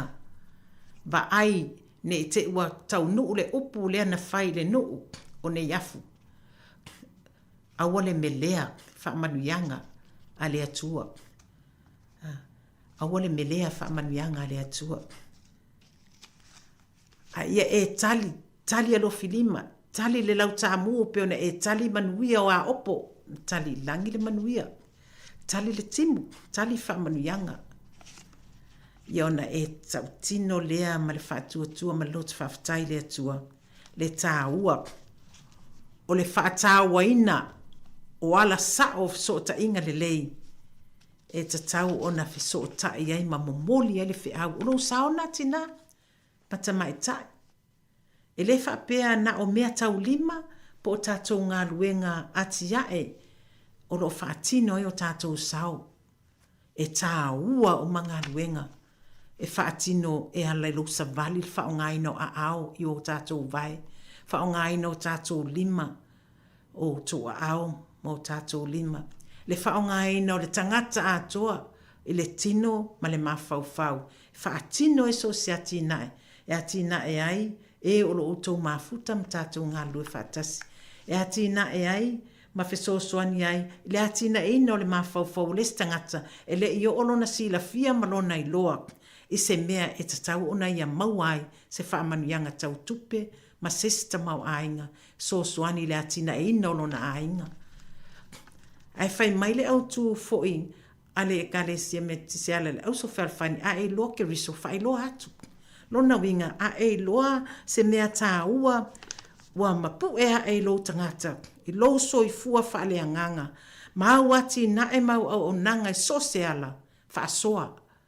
Whaasoa, a wale tu ua i lalo o le me fua i saito e pe yo a onga Yesu. Tutu lau la mepa, tu ui lunga le lau, po le tu unga la mepa, po le tu unga mori, ia popula atu, rona malama i ye oi fale uma. A oe foi oro o susulu ye lo malama, ile sisi o mangalo e yai, oi la tau yak, la tau te whae loa atu. Le malama na maua mai ati oe. I hisi tangata. Ma susulu atu ai lava le nā malama. I le lalo langi uma. Tā ua yo o ngā Yesu. A wale tutua lau la mepa po lau moli. Tuu i lalo o le lau. Po o lalo le me fua i saito. Aia tuu i lunga lava le tuu ngā la mepa. Ia susulu atu oe. Ma sau ngā luenga tā ua. Ma se ati na e sa e whaia. E ola manui ai sistangata. Ma ola saunga le mu ai sistangata. Ona vi ia leo le atua. ma e whaapea ni whaafetai le atua. I lo whaonga ina o lo tangata ma lo tangata whaatau waa. Ma ngā luenga whaatau waa sa e ngā pāti ai, ma e aftoto ai, ma e sulu solo ai, o na lo nau, ia ola nis tangata ia te oe. Ola whaatino, i manuia whaatino, i se ofu e te sui ma abatu iai, ma e aoa o ina ai o ia i lo sui. I se kolo se wa e mwhai o na e whaia, ma e aoa o ina ai nati nā i lo whai. Ma sesi ngā luenga e ala i whale la langa o so se mea tau lima e sui ngā ula o pūlo o pale. Ona e toi follow up lo leo au ngā luenga nā pete toi tuli loa ina. E ala i le whao ngā aina te tau o le telefoni au wala of so ta inga e tau atu e nā tangata e te le o tuu wau noa ina o ia. E te muli tai, e te follow up po o waha mai lau ngā ruenga sā whai. Po o iai se tā ua mō ia. Ai po o mawai fo se sosoani mō ia. Malona a inga, manana whānau. Ai po o mawhai fo ina ia whaasoa atu. I se isi tangata. Ina ia ola i fo i se tangata. Masusuru atu le nā malamlama. Mō nis tangata. E le i o iai se i loa. I le whaatino ina o ia tā leni mai anga ba. Tā ua ala o so ta inga whaao ngā te tau. Ta ua i le whiau tā ua. Ta ua i le whiau moni. Ai aua wha mole. Ma i maua ai o tātou tangata. Le wha tau vale ai nai. Ina ua wha se le whiau. Wha ma se ai oe ma le tangata. Wha loto le anga ai le tangata i le tangata. Po le wha misa ai. Ma tosoa i lalo le tangata wa te le sona tā ua mō oe ma le tangata. Le tā ua le nao hala o so ta inga. Ta usa o le whiau. Aua le wha pio ina. Wha o ngā ta tau wala o so ta inga le wha o ngā ina o telefoni. E mo moli ai le whiau. Wha le tino, whiau wha le anganga, whiau wha le mawhau. E le lopo lau whiau nā e mālosi e les tangata o loo mawhatia i mawhatianga o tino. Pe a wha o ngā ta tau le telefoni o ala so ta inga. E te say hello, o ha mai oe, ma lau wha soa wha le anganga mo ia. Wana nafi. Sa mao ai e asisi tasio, whaifi au, sa longo ina i mātua le mataitai, ono lala malanga i Sāmoa, ia ai atu ia mātua talo sanga, tasio whaifi au malo longa sangasi, o lo ua whata otolia le whale mai. O mai alea alu tangata mawhau pulana taimi aluela nā se singa. A le whanonoanga, wa tuaina mao, mateo atu, wa fiu e su e woto le whale mai, wa maho o lawa i lunga le ICU, ia le se mai o toi ai, a wa te a maile le ngase tua. Na langona lava le whanonoa, ai sa toe langona fo ile ngaluenga le anganga pa ia, ina ua susu malita mai tais fo mai Sāmoa, fai mai, o loo i aile ngase, o le fai au, o loo i tono o le ICU, ai e selana e kalesia. O feato, era se hawa e sila fia, e selana e kalesia. Le tā ua so ta inga e ala le tala noa whafsanga i, tasi le vaenga tā ua. Se manu ma te foi, ai le i whaata unu wina le fe au, na tuu mate o e whaatino i le au na maftia. E ui lava lai na misi a maa ua le maa ngase sa maa watu e asi. Ai whaftai i le tamai taifo mai lea, wala mai ai. Se whaata unu wina o le fe au mate o e tatau una whai mo e po ngatia. Whai mai, ia, le sa whaina, e le o le suafa la le o lua ngase le sa ili mai, ai o le suafa le whai au. Ia, o nao le o te nau e tau sa o le au, o le suafa o se whai au. Ia wo le manatua ai o le whai au o le worship center i taua. O ka so fia E o fo le tama fai fi au titilo mai. O fea tulo a wha mole lama lau sunga te mai tai fo mai. Se wha anoi atu ama ua I le vaenga le luma. Pe mawhai ona ma o I e tonu. Se I asi atu. Se o ma uso ma se tua ngane fai fi au. E uina ese kalesia. Ale fina ngalo le atua ta u le fi au. Mo e o pupua ngati am fia maua fi so soan. Iona ma o lea. Fa fetai fia nei tene fo mai pala langi e titiro mai. Ian mato uia tua e fai fa fetai mo lewa noa. Na ma o no le tonu. Oka se feloa inga fia. Fangu atu. Tilo mai, sila mai. Ma fa feloa I atu. Oka se maftanga fia. E ui lava male maua atu. Le au na le atu na maua sa ili. Ai pe sa test ma wak pe mate whailonga lotu pe mate whailonga whaife au pe ole mea nane tupu mai o malangona ina ua matou whafsanga whafetai lea tu o tau nuu fe au whamawhanawhana whala ei au whamalosi au au se fe au ta ua fo ina maa maua mai le nasi singa o lana whaasoa mo I maa ua e ala I la ngaluenga male mea na pongai mailo na ola ta pua I le atua. Fai maile tau tinonga malana whaftai. Oi whaftai le ali. Ole nei, watoe o mai lamba au na le atua. Ile e kalesia na fofoa e ai lo wola I loa o ke riso. E ui lava wao ese lau e kalesia kuma o te whamaruru atuai. Ai o te whaftai le atua. Watoe o mai se whaola tō tonga mo wau. O te tatalo I le ali. Mai le o te ute whailaunga e kalesia me tisi na whaongai na ia. O le nei ua whaongai na ia o le worship center. O te vi ia mwhaamanuina le atua. O le tali whaalialia le atua. Ia te au malo ngase.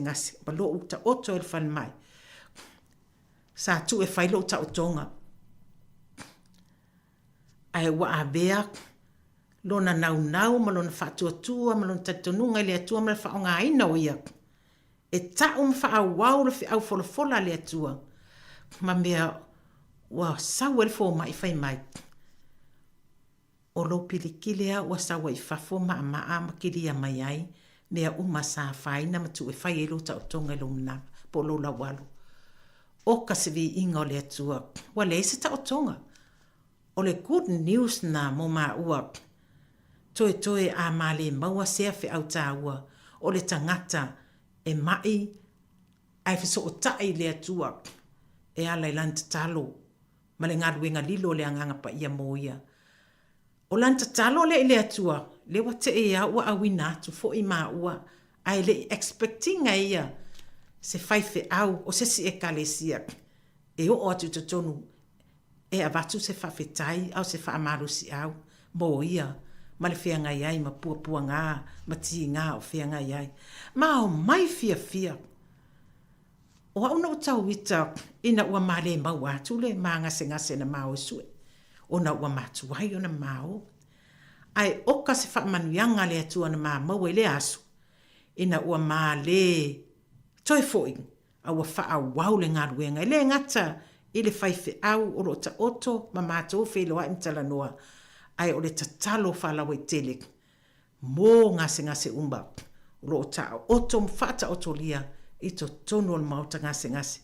Ina ia ho o atu ia ile alofa ma le anga lelei. Ma le wha malo longa le atua. So se ala. Ai ai mantua. Tātou te tatalo whata wanau. Whata otua te tonu. Ai pule lava le atua. Wai lua I tu enga wha malo longa le atua. O le wha malo longa. E te whaawawina ai o tute mau whaiva mau anga wa. E so stangata. Male whaamalolonga ua malie le atua. E lau au nanga le lalolangi. Ia. O te avatu le nā vaenga tāua. O na wa amai le atua I lo uma fau. E whaalawa I tele le tāua fe so ta inga. O le tala na whai e le whaifi au. Fe so o ta I pea. O le tāua la le so ta I pea lea. le ngata le whaonga ina o le telefoni, pe a whai e ala ngata tau, mō se whi au tāua, ma se wha maro si au. Lona lua, o le whiso o tai e ala, i le whaonga ina, o le musumusunga le anganga pa ia. Tu usao mō oe, ma oe i le atua. E awala atu ailo so soani. Whaonga ina o awala ese o whiso o ta inga. Wa pei paule o le mea le, e tele iai le langona, le iloa, le mawhauwhau o tangata ese ni ona po. Paua leo awala ese o lo ta wife so ta inga na o telefoni. Le ai, o lau tala noa face to face, fe whafsangai. O lau tala noa i lunga o so se ala o so ta inga, ia whapea fo i le telefoni, i emaili, ia laptop, mea whaf. Au penga so ta i neon po, au penga te whailang. Ai sili o na tāua, lo i loa wha o ngāt tau, so ta i e male atua. O au ngā nati nā so soani a tātou. I le tapu e ino a tātou whanau. I ai loa le vā tapu ia. Ma isi tangata o lo lātou ngā lulu e tutonu o fisa mwhariwhai ngā luenga, whare awa onga. O le kalesia, o le palemene, o le malo, ma le vā. Fo i o isi tangata. Ma isi tangata. Ma isi whaipule. Ma isi tupu. Ma isi pule. I isi malo. Au noa ma le fisota inga lea ma le atua. E ale lo talia ina o le anganga pa i o le atua e lo loto. E le mawhai o na manuia au fisota inga. E le tau fo i lau o se wha moe moe. O e wha nau iai. E wha tau nuu. E ala le fisota inga lea. Ai ai wha noanga o fisota inga o te fiata watu. Mōna e tātou walo mwhanau. Mai tawina pēa i tutonu a inga, whape nā fo ilo mā ua a inga, le whao ngā ina e whanau o telefoni. Wa uma o na tautino atu, ma e nā fo ua i loa ma sila fia, ma o no fale fo i sātu ia ma whina ngalo malotu. Ia le onga o le whao ngā ina e tangata mā tua o telefoni, a o le whanau, o le lumanai o tātou, ma le whaaua wina o tātou tiute ma au onanga, ma tāleni ese ina ia o lai, manuia a inga nuu e kalesia atu nuu, ma so os whala puputonga, ma whaalau i loa ai, ni tau mai man tāleni wai ai tātou. E tātou te whaamoe moe i tātou walo ma whanau iti, e tapu e mai, ina ia whaonga ina te tau, le whaonga ina o telefoni.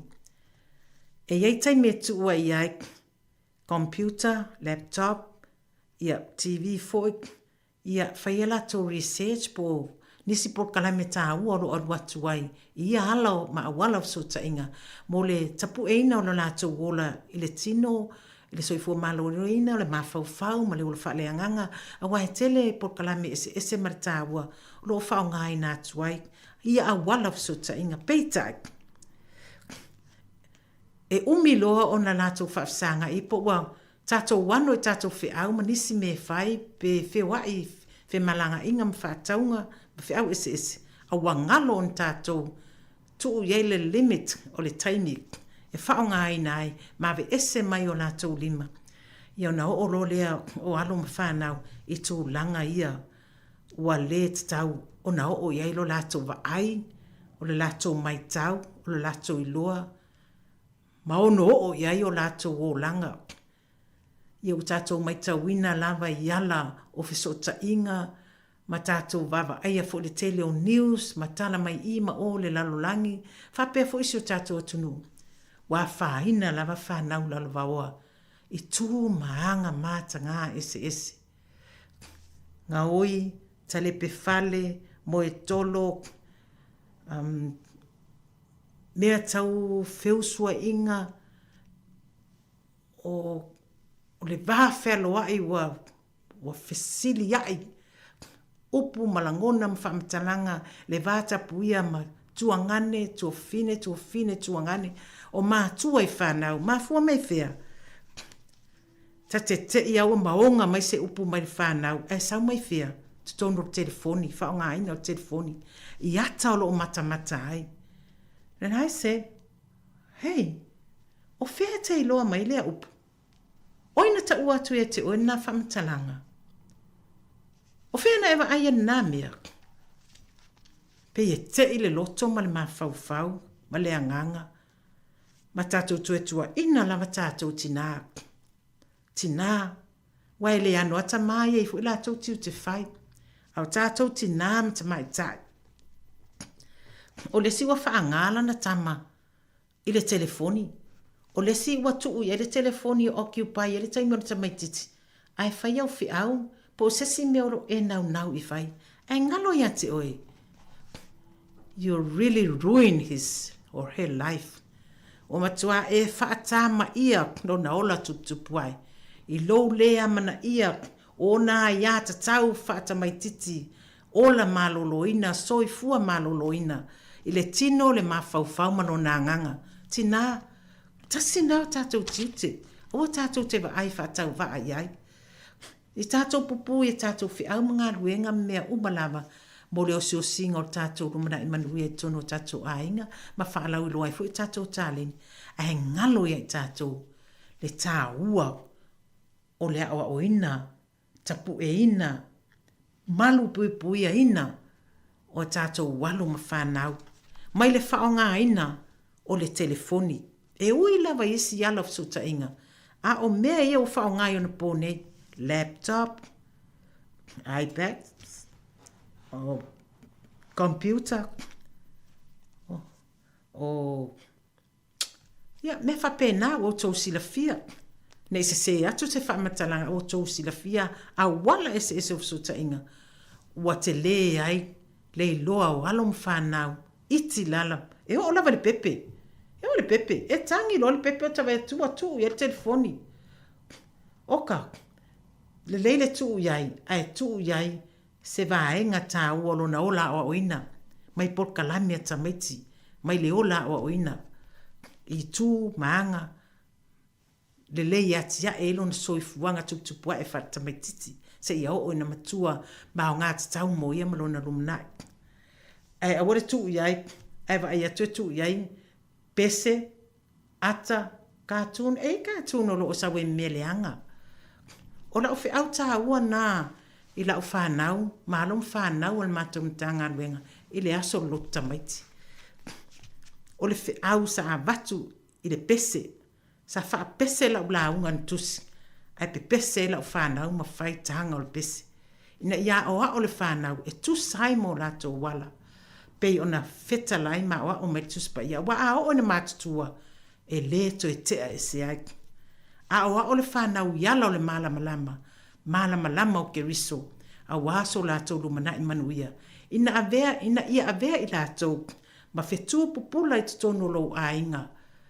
E whaai loa au tā leni o wanga waa o tā leni o mea umalo i ate oe. O lo e nau e a o inai o ia. Ina ia tūlai mai. E follow mai o footsteps. Ia muli o tūlanga, a omo tūlanga mai. I au wala lei uma.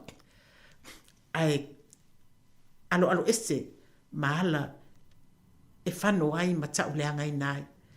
O le tā ua nā o tātou tiu te wha leanga ngati nā. E lena o tātou whaiva lo filima. Wha o ngāta tau le telefoni. Fe so o tai sa ili po whiala i ai. Tu ua lea onga sau sa o le whale pe a whai. E te le ma whai ona e. Susu watu e au mai. Vili i ai po a mai ia le taimi o le lunch. Wha manatu i ai le mea tau ona whai. Wha maoni. Wha alo. Wha alongo. Ustai. I lau pule malu whai a onga. Ai ai se me wha le tonu. Longo le pule. Ai ai se me wha le tonu. Talo i le atua. Ai ai se me wha le tonu. Vili mai. Tau mai. O na mau atu lea so ta inga. Pe vave foi. O na o atu.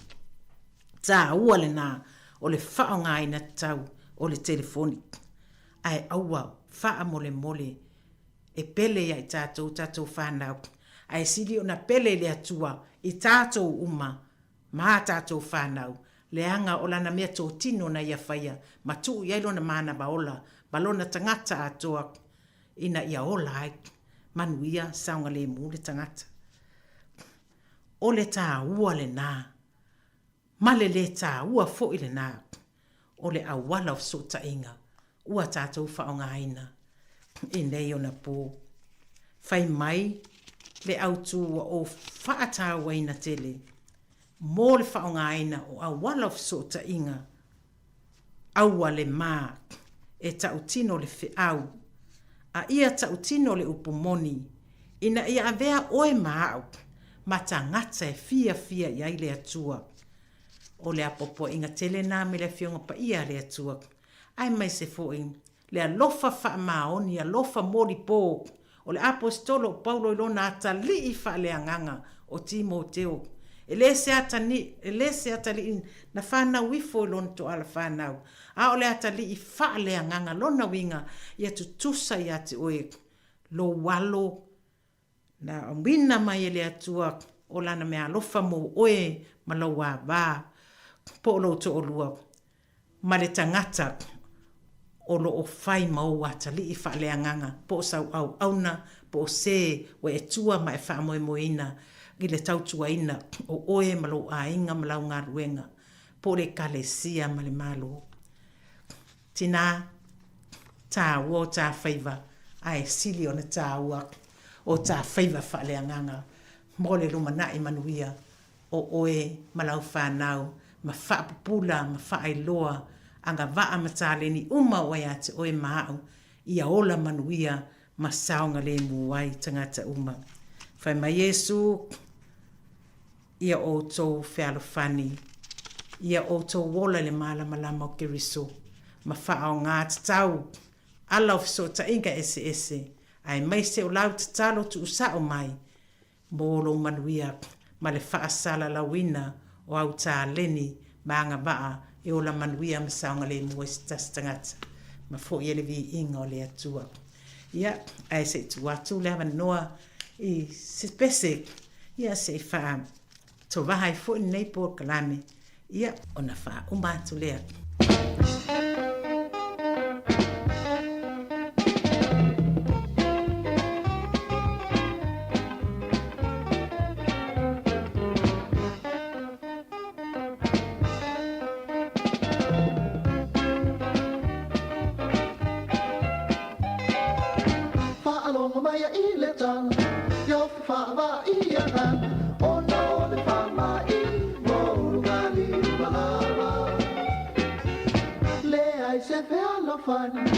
Now le femisa se lo tua vero ai pai fale le nuai so ia le tamai mi sa tu e ai masawina ina le ye tamai o le lo fa u le ma fai o matto le io fa na le fia mai.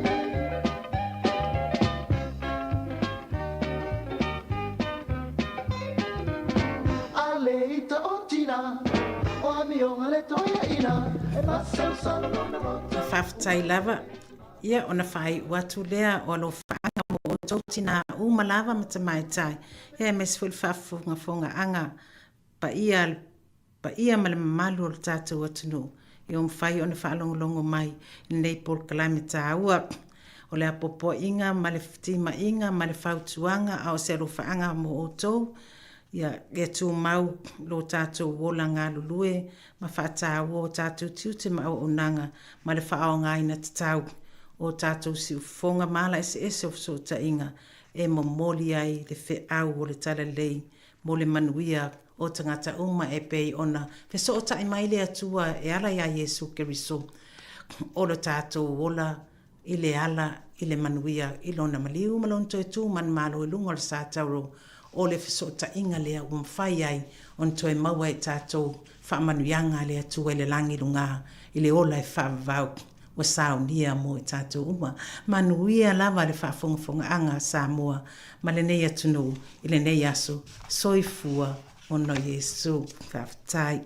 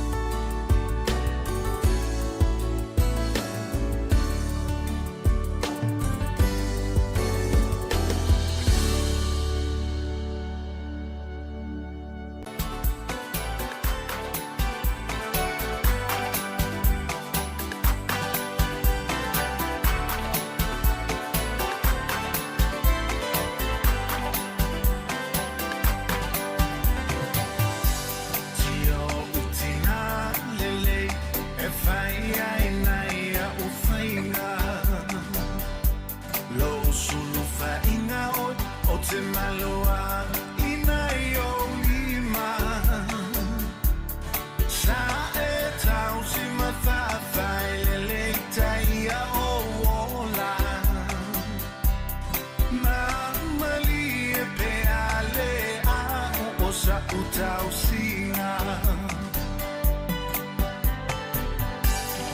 e te la uso i le sengi e ngā opo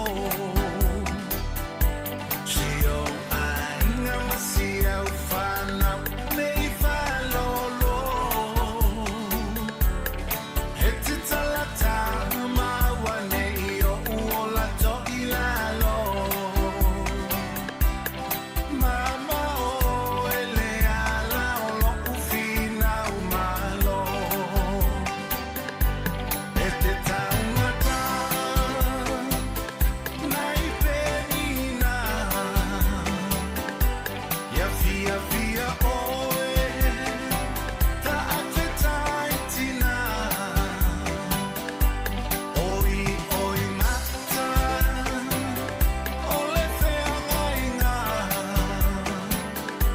Si au tau tua e whaangalo ngata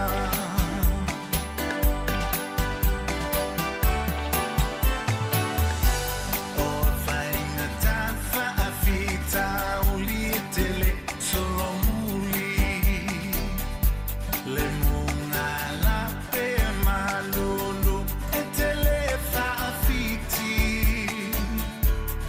Tangi le bau saili le tai tuli vai le ali Si o utina ua o poto loa fulingi Lo utina ia lo fangia whaamanga lo ita Ua o tofo i le sua mali e o langua o a inga Lea sune o te taui atu ai loa ngā lofa O oi o lau pele o oi o lo uau o te tau si a ina Ia whaale atua lau whautua Oe ole ola o lo ainga Ia tō mai rangi so manuia Tau whaamanuia Mosi au tama O lau tāpua ia E te whia i mala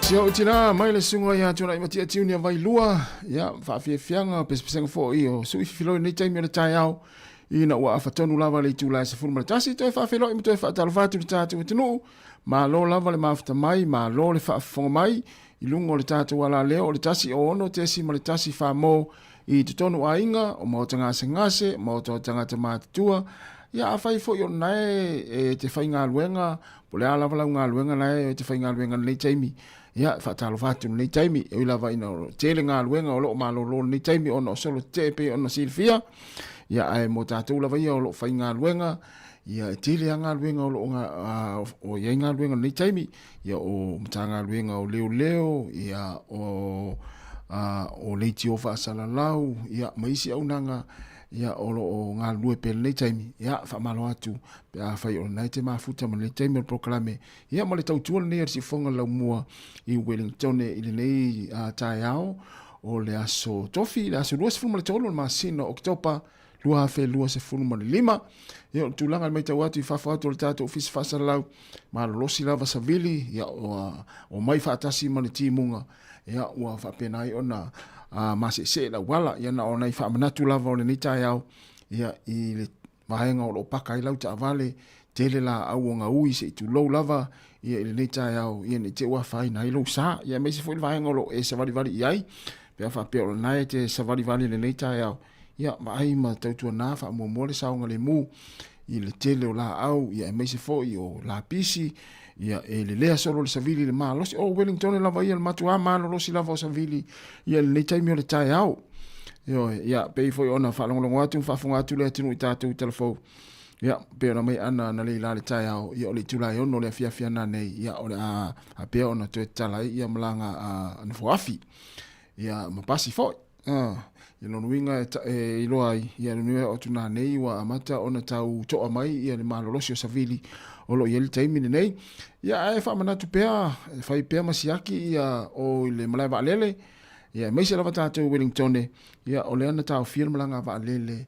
Ia ile tai au nei ia male ana le la ia fai masiaki o male valele ia po watatala ia ai I lo lava langona na o mai lo mai tau atu ia ile tulanga lo ia le malosio savili ia o Wellington lava ia e savili vili loa e mauti noa o tau fia malanga valele ia siaki pe o male valele I Wellington ia ai mai se fo ia le ofisa malanga le sa tongi lo pasese po le ofisa valele le sa tongi lo pasese ia ma efsili ai ia pe fatunu ina ni fai nga malanga o le yaso to e lua se fulu ma le 5 minuta na tale le fulu lua fa fonga telefon ma tala mai Sāmoa ia fa mna tu pe ni vaenga e pe ai mena mi so soani ia ile tu malo la vai Wellington ia o numero nei ia le pulenga nu ia o polidua apa hat maloa hat ma nei alo tango e fa mau ani lalo ia pe fia mana o mia se vaenga te fia wala au ia mo se soani ia mo se wainga ni taimi o le malolosio savili o le numera polidua city council o le ofa lua tolu fitu lima o valuiva ofa lua tolu fitu lima o valuiva ma nei fa mau ani lalo tatu numera na ia te wala au ia so stemi te mana o mia soani mai pulenga nuu ale pitonu unai te iai. O apahat, o le o fa lima lua fitu lua tasi ono iwa. O fa lima lua fitu lua tasi ono iwa. Ma lower hat, o fa lima fitu o ono. Lima, o fa lima fitu o ono. Ia o Wellington ia mala au le ofa fa iva fa o numera na ia pulenga nuu ia po city council ia mai polirua apa hat lower hat ia ma Wellington ia mala au ia pe se vaenga te fia mala mia soani ia mo se wainga I le taimi o le malolosio savili ia me se foi timunga ia o lo fianga I me tatou nei Wellington to e 25 minuta na tale o le tu la se fulu male lua ia si le fifo eta tau la songa fuala vai aso fau ia le aso malolo le leipatei ia I tono ni sila nei ia fa pea o nai ta pena se malanga umi ia vai po ta pena vai po vai nga tau ona mna umia ia pe asa uni se malanga ia e o iau kilani pe o mai fo iau kilani Wellington pe o Clay State ia so se vaenga o le nei fo I atunu o New Zealand le la atu malanga ia awa fo I malolonga I le ia tu so le long weekend le la ia tatou le so fu le so malo lo le vai so fo ia o le so malo lo na tatou le long weekend ia masalo fo e fo inisi na o mai ana fa ia la tau livi ia o wa le o ta fao ia mo malo lo le so malo lo ia e tau na per sa ngale mu fa mua ia pe malanga ia le ainga atoa ia I ni vaenga o le anga ia I fa ingol vai aso ia malua to I la vai so malo lo le so fu lo winga o le tele ila taule la sauni malanga ia so malolo o tato ia nga I mai le afiafio la so fua ia po le so lua fo ia vai so fo ia e fa mlatu pele tatu na pele saunga le mu I lunga o wala I le afiafio ia le tato tinu ia ele ngata I malolonga le fa ingol vai aso ia mai se fo ia fuanga le ainga la vai ia pe a fa pe o le a wia o wala mamau ia wale nga ia tu ia I ta faunga malolonga le fa ingol vai aso ia o tai au foi ia ole a iai ia nisio a onga ia le aleni a onga ia ona o aso fai a onga ia te ua fa peane si ua tali ia te oe ia fai mato a onga tai au ia ai non fa mna tu pea ia onga ole a malolo tai au ia ona o aso fai a onga ia ai fala au pele a onga ia pete I meri ai ia pe ia se vasenga po se a onga lo tali tai au ina ne te ua lu le a onga ia alele se a onga la tu tai au fa mana tu nei vai nga fa pena ia ina I tau na mata tu ia te ua la fa pe o la lo tali le a onga tai au ia ele se a onga la tu vasenga Toi rua sefulu tolu minuti na tale o le tula sefulu ma le lua. Le siufonga la moe Wellington e mwhaafiafianga musika se fifiloi. Ia talo le sefulu lua. Ia malololo e wata maftanga o le auli. Ia ma tatu mafuta tatu e la foi. Se ipa ia le tula tolu i le fiafiana ne ilungo o penga tawhai. Langi tale tasi. Ona mai a leo le tautua. Ia ilungo le tasi ono. Tesi ma le tasi whamo siufonga la mua i Wellington e. Ia o le pesa nei, ia mai le ia o pese tua ia nei. Pese o le kukama, ia o le tūlinga atufu malele, ele na tūli mai o itanga, ia ai mau atu i whea i tufulele. Le ingo le fionga tufulele. Ia ele peila o tūlinga ia masani whalitai o le masani taramata no atuai. Ia le tūle lesi, ia. Ya, wow, isi tūringa le tūli mai le yasa uma, le masana taunu uma i le ono. Le ai, i le fitu, po le afa le ono, taunu uma isi tūringa na eta o le tūringa le pongsa. Au isi tūringa ia taunu uma le valu, i mea ta o tūringa le malama. Le tau mwhaia nei tūringa ia te taele le koti le atufu malele. Ia le na tūli mai o itanga. Ia, taunu uma i tufulele. Taurua sefulu minuti na tale o le tūlai sefulu ma le lua. Whaafiafianga se fifiloi. Ia alofa te rea tu mo le tātou atunu.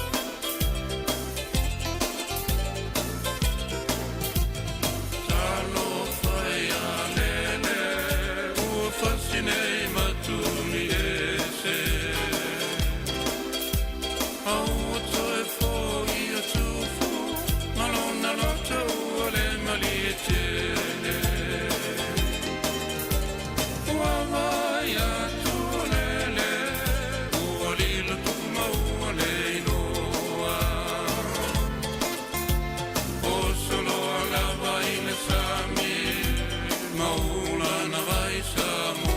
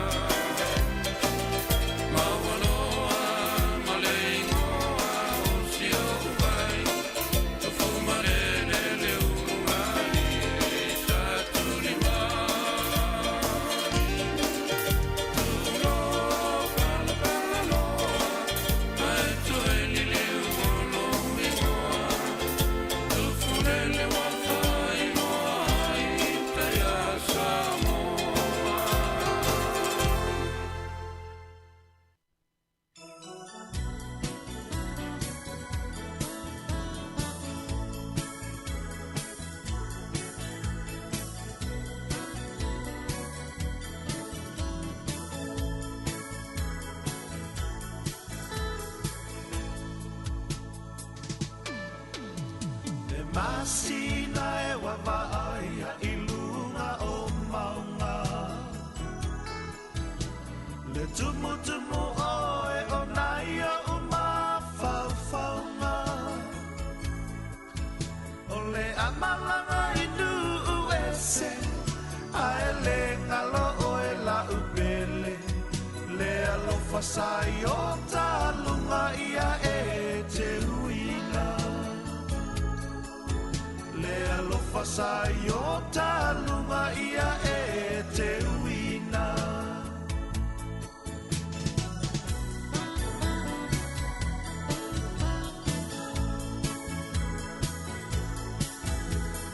Ana tua le tasi upu o le muangangana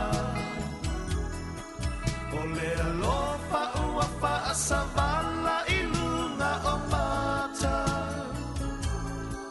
O te mana tua tae vanga E ta ape I le ta whaoata Whaatali lau pasia e tutu I le awala Whaatali lau pasia e tutu I le awala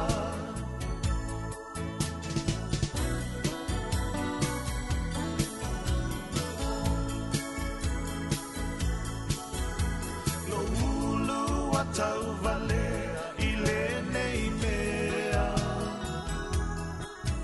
Le taini muli muli o le a e lele I le ea Sa e tuu mai ai lau tusi Sa o lau ina muli muli Male malingi o ulo I matape wa o wanga leanga Male malingi o uloi matape wa o wanga leanga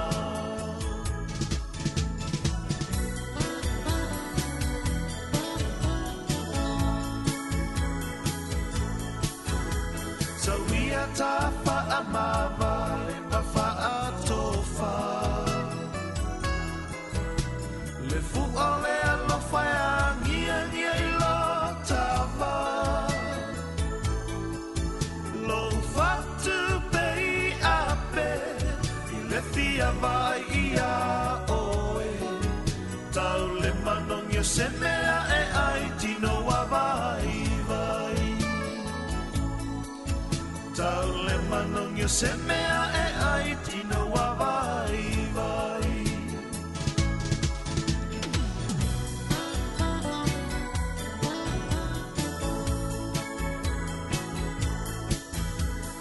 Ta whea ngai ngana o sia I luma le atua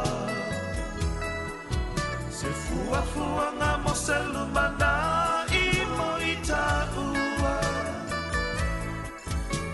O pole wale o sia uloto Ne I liua le vai o sina Se tasi ua silia o e ae ngalo ai ita Se tasi ua silia o e ae ngaloa I ita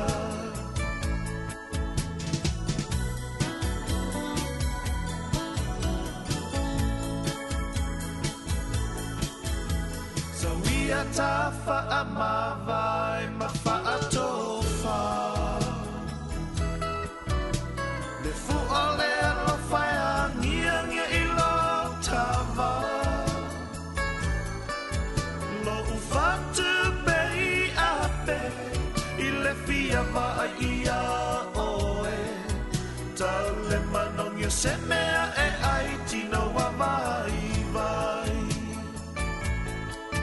Tau le manong yo se mea e ai tino wa vai vai Le masina wa va ai lunga maunga mai la vepese le fetu lima ina o te vale minuti na tale o le tu lai se funu ma le lua ya o le aukuka ta pena fo ya wata o maftanga o le uli e mai se lava nei o tatu mutu tausi le nei taimi e a pole ale kuka ya e ino ya la fo la o mana tua ia fuala au tau na inu le tai ao awa uli afi ana ia tātou matua tausi ia e wha moe ia te oere nā o lo e nafa mana ia tātou matua tausi ia oe nai wa e sila fia lea lātou fuala au e tau ona inu i lea taimi ma lea taimi ia pe amae ala tau tari ngā sua na ona i wha manatu ni taimi wale la tātou fururua ia e talai le aso ia e fuinai mātua e ole se fururua masani o talai le lātou aso ia e manatua lātou fuala au e tau lava ona inu lātou fuala au ia pe amae ala tau maftanga ia i lea taimi ma tūlanga pe on whatunuina e fomai ia ai au na ingalo le tātou o tino ia lo pepesi le wha i o le misela ia e o le wha manatu a le tātou tautua ma le nei au nanga le siufonga o le laumua ia anga ia whaia tātou tui pui ia e pui mai ai le wha i o le misela tui pui o le misela ia meise lava nai whanau nai whanau iti ia wala au le i lau fo mai po lau GP ia ma e anga ia e whai tui pui e le lei lava le whewai ia i fuafuanga fa e kalesia ma ainga ma maftanga i lea vaiaso ma lea vaiaso ia la ua malu pui asia ua ainga e ala i tui pui o le misela pesi al wha mai ia i nei taimi ia wha manatu nei vaianga wha pena taua ona malu pui e mese foi pe amalanga i Sāmoa e lea lau alu i Sāmoa ia wai le tu ua le whewa i le tātou atinu e malanga i Sāmoa e asi ainga ia po fuafuanga ia o a foi fuafuanga i ainga e nganga i le tātou atinu ma nei al tāpena le e ruatu o umana whailau tui pui o le misela ia ona e alu fia lea le se me te pole ai le se me te pole ai pe toia a fia le whamai ia wana o umana whailau tui pui o le misela natu pia mo nei mātua ia pe a whai le i whaia tui pui o le whanau ia mo le whamai o le misela toi ono minuti na tale o le tu la se fulma le lua ya te penane la ia o le kuka i lunga le lau ia wa tani nga su o le auli ya ma e mafuta mai pe ma tuaki lunga lau le tio i le tasi o ono tesi ma le tasi fa mo pe a fa yo nae fa longo mai ma tu tausi ia ma le ai nga to wa te lo le tele o inga nae wa mafuta fa tasi le tama ma le tina ma le fa na wa le ini a onga i le yaso ia ona tulanga pe ona i foi ia solo te ia o tele ai ngā luenga ma onga ia o le mwhai ona whātau ina. Ia alo whao pesa lo te e ia ina e le o iaini savari fo ia i tai luma o le maotafono ia mawaenga e pe ona masani ai solo te ia ai o lo whao pesa lo te a whaia onga ma fo ma ia manisio au nanga manisio ngā luenga. Ana winga ia e te iloa le yon tangata whewa ai. Ia lona winga le telo tangata lau mafuta i tonu a inga. Ia mamane ia fo ili ne yaso ia e mafuta fatasi ai te mama le whanau ia ma inga umalava ia e au fo ili whewa i wale ua whai asi ma lolosi o savili ma timunga i pe ona ili ni taimi na ia a whaina seisi ia ai olo talapele tātou leina wai lava olo o whelava se mea nai te silfia ia olo poloka le awala o ngawila au o le mwhai ona ui atu ta avale ia ili nā nofoanga po le nā mga ala e wa e taunua tia i mana ia luwala au mai e wha ailoa le tātou tinu ia ona iai hiro ia emise ia i lātou olo o ui atu ili nā mga ala olo e anga i atu iai iwa iai ala talitonunga o le asone nei ia e telefo ia awala olo poloka ia ona ua ngawila au ila lo lungo le awala ia e tala pele tātou laina e te vala au mai iai pe a pe te fia vala au mai e reporti mai ni tūlanga e pe ona e va ai lungo le awala ia i le solo fo o fo le o vaenga le palapala solo mai le awala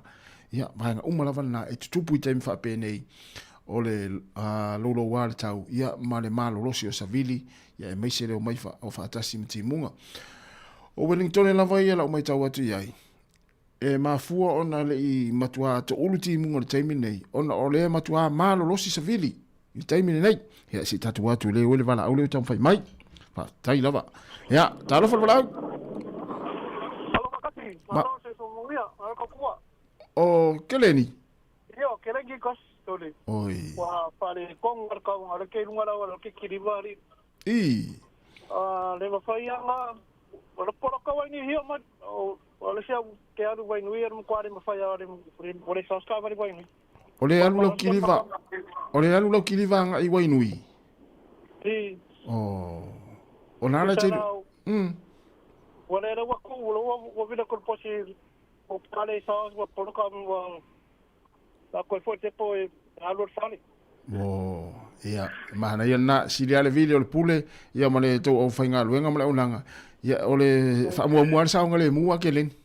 Ia, o le vengi la po ko asia al makangi so. Ia, tamala na e whaingo fia o na tūle il matangi wa e te le, fo le tari il matangi, ia. O le angai la le wai nui leo, fo le o whaima tau whale tonu mai ia le angai o ta vale, Ia, lopoloka wai nui, ka oli wai nui, kiripa wai nui wale mwhari. O ia la, ia o le whaapuupua le aso, ma angai le whale mafuta le tina, ma ta maiti e, ma whaamumor saonga le mui ngā luenga, Glenn? Ia, okay, so, panguia le aso. Ia, whaateitere lava. Ele makangi, lau la duengi, vele. Tal fai.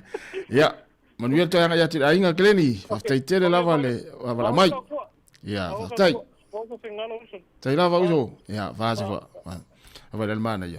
O tato o whaafonga ia lo fio i ta vale, o lo ngā lulu i ta vale, ia pe fola na ia le sunga ke leni leo wala mai, ia pe sana ki liva le tau alu ave oi wai nui. Ia lo no winga o faisina fa le tono le anga ilunga le maunga fo le ia ilunga le wai nui. Ia na la to fo ia le fale. Mana ia tele. Tulanga na le mana o mia, fe la se vaenga na te lo apoloka ia po wa fa le tono fo le awala.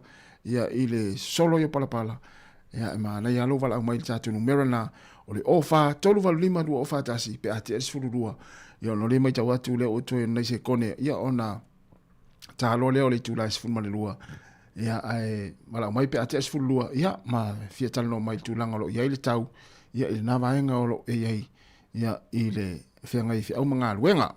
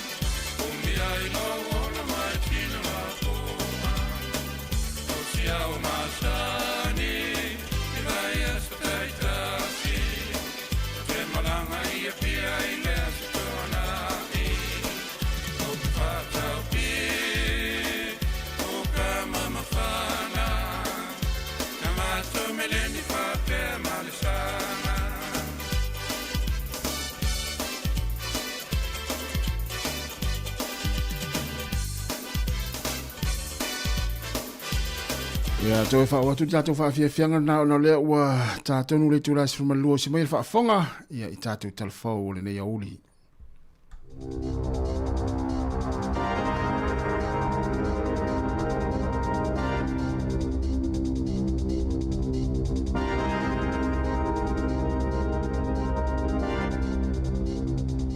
E toi fatalo fato le fa poponga o telefo mule ne yauli. Ua tuina mai se lapata inga ka mupani ele tise, e ono tele aso e motusia ele tise, pe apa upou ele tise, ona ele saunga le mumo le au whainga luenga, ni ngā luenga whaaleleia ona o savili malolosi, ua fautua ina tangata lau tele, ia ave i tutono whale pe saini mea tō tino lo oi fafo, e ono whelele solo, ma awhi ai waio ele tise. Olo o lango malo si le vaenga whaupu whaia le leiba le te te le aso. Pei ona iai i tustusinga ale tae o le pāti ia Chris Hipkins na ia whaailoa e tū malo si le leiba e lango. Matutu whaatasi ma le au whainga luenga le malo e whina wina tutongi mai si mata upu olo o solo te e ai. E ui le ti munga inisi o vaenga o New Zealand ai na vaaya le toa tele o whaia onga fo mai matangata whainga luenga le malo i awala ma lato lau papa po whaailoilo e mamoli atu ai se fe au i le malo. E ia isi solo te ele i whaatau no uina i isi pito no o New Zealand ona o le tau. Ua toi tolo pole solo te ala uwhainga luenga tine mu sa fofua mo le whai ungo le masina nei. Ua toi whaasila sila o le a whaatau no uina i le aso fitu o November. E wha o ngai fielding sa malangai pasi ana iai le tangata whaamani e le misela pe ona whailo mai le pule nuu Michael Ford. So o se tangata na awai whainga malanga ale zigzag road bus i lea so se fuluvalo o ke topa ngai mai i lea o ngā a Colleton i Fielding Intermediate Manchester Street ma lea o ngā mawalunga Fielding o lo iai lewa noi pesia i le misela. Ua whautua ina ia vilina le Healthline mano nofo i le fale e tau fia i le pepesi o le whaamai. E na o le valu se 40% tangata i New Zealand ua mai au na whaia tui pui o le misela ma o se numera mawalalo pe afua i le 5% e mo o mia e tau fia i le so ona pepesi o le misela. O whanau Maori o lo wa aia le pa mawalalo numera o ilato e whaia tui pui o no sfunuvalu te si ma le 5% o whanau ta ilua tausanga ua mai a whaia tui pui e o mai le whai ungo uni pe a wa atusa i le valu se 12% i a New Zealand a toa.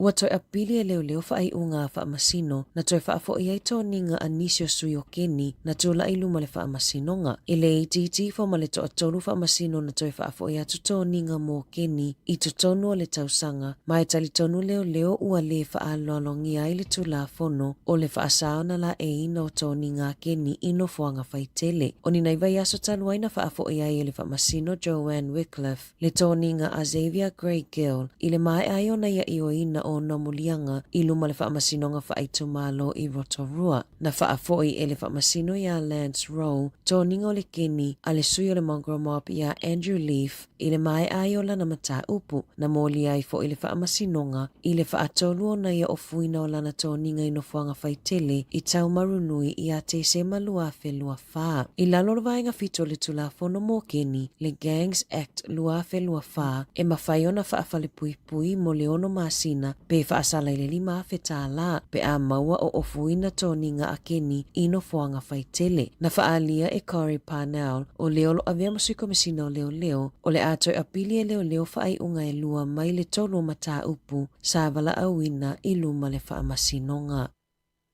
Ua whaalau i loa le teo New Zealand le ingo le GP Wellingtone le ana maliu ina ua pa uia i se la au i le awala savali i Mount Victoria. O Dr. Richard Tyler o se GP whaapitoa ua loa lana tautua i le soifua malolo i na New Zealand. O Tyler sa taitaifono i le Medical Assurance Society Campus Health asosi mo fo maitu to atasi Wellingtone ma le BMAC New Zealand. Sa awai foi i le whaavaina mai o le Wellington After Hours Medical Centre. E tolus fulfitu tausanga o avea taila ma whaatonu i le Medical Assurance Society. Na mamoli whaamaisenga a nisio fo maisinia i le ainga o taila o na o lea tala whaanoa noa.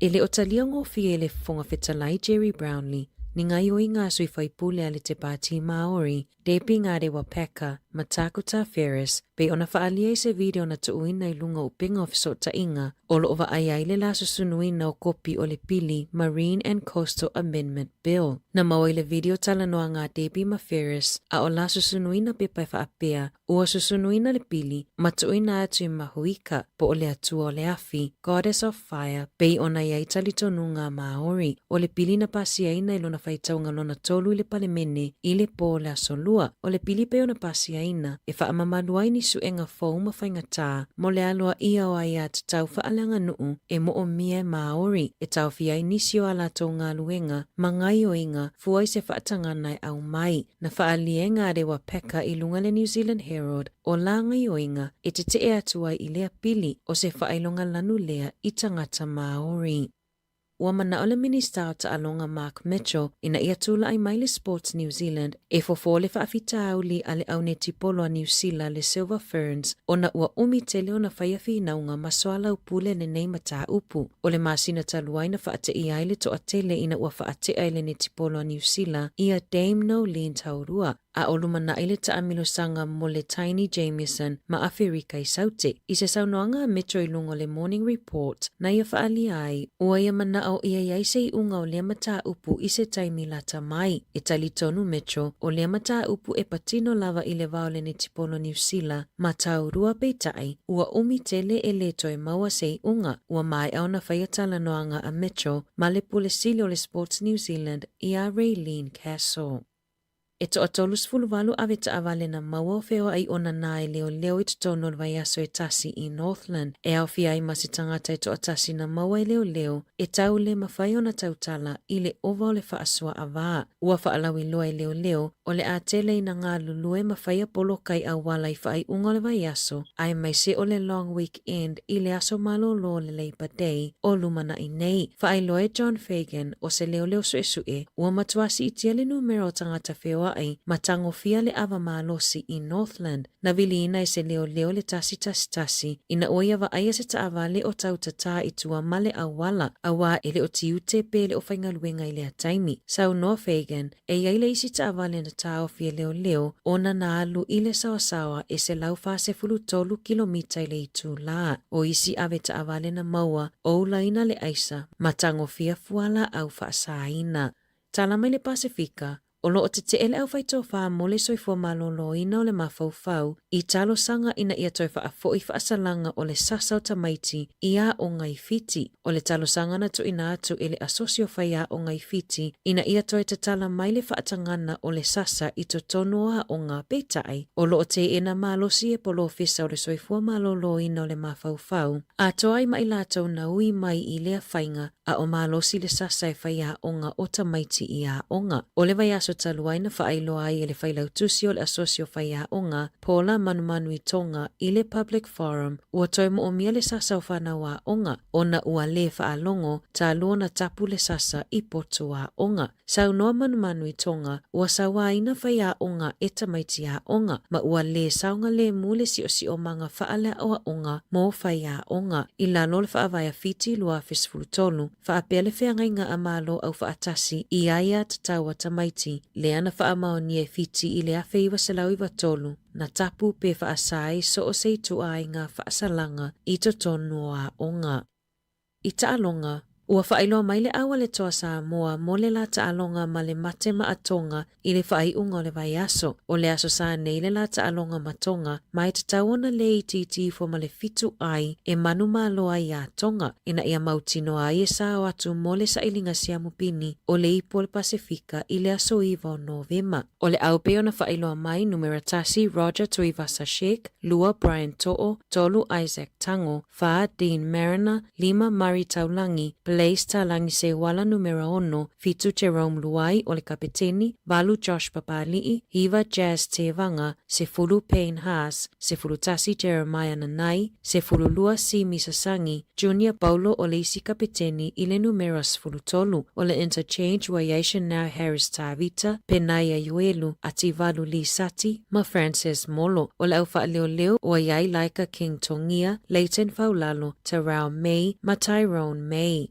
Talafowia mai le si ufofonga le lau mua mo le nei vaenga o le aso.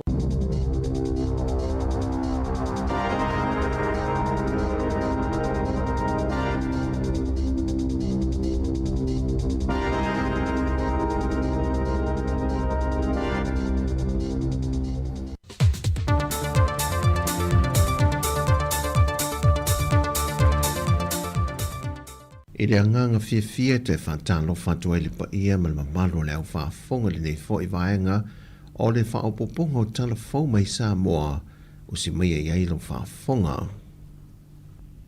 O le vai aso le nei o se whaamanu ianga le a onga tūlanga lua vai mea o le ofo i nātu iai oni fesoa swani mai ini Sāmaria le lea le atunu na malanga e ngā luringa luenga whaavai teimi ni usila e le kampania le Hortus. O le aunga le nei fesoa swani na whaalia e le taitai malanga le sunga ia whaalinga.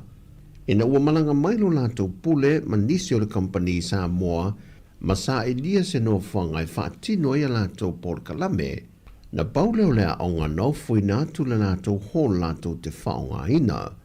Na fuaia na whao Sofia se anganga e lātou te tu ese nai vae ngā tupe mai a lātou te tongi ma tupe maua mai a lātou ngā ruenga e wha mau popo i se fesoa swani le uofo i nātou se taui e fesoa swani e le tūlanga le ati na ina o le sio sio manga o loo a o ngā ialo ma whanau le atu no o.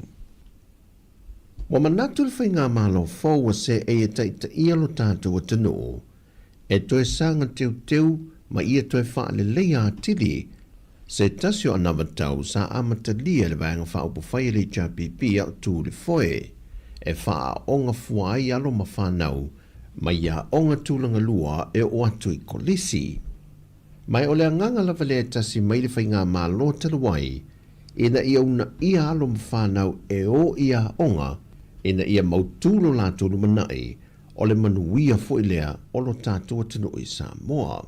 Ma o fuafuanga le whainga mā lo o se e nei al whātua tue le tua Sāmoa o tasi, na whaadia le minista wa onga, ia ai ono Alec Ekeroma. Le funding lang na, e leo include le, as you know, e lai free la fo le onga.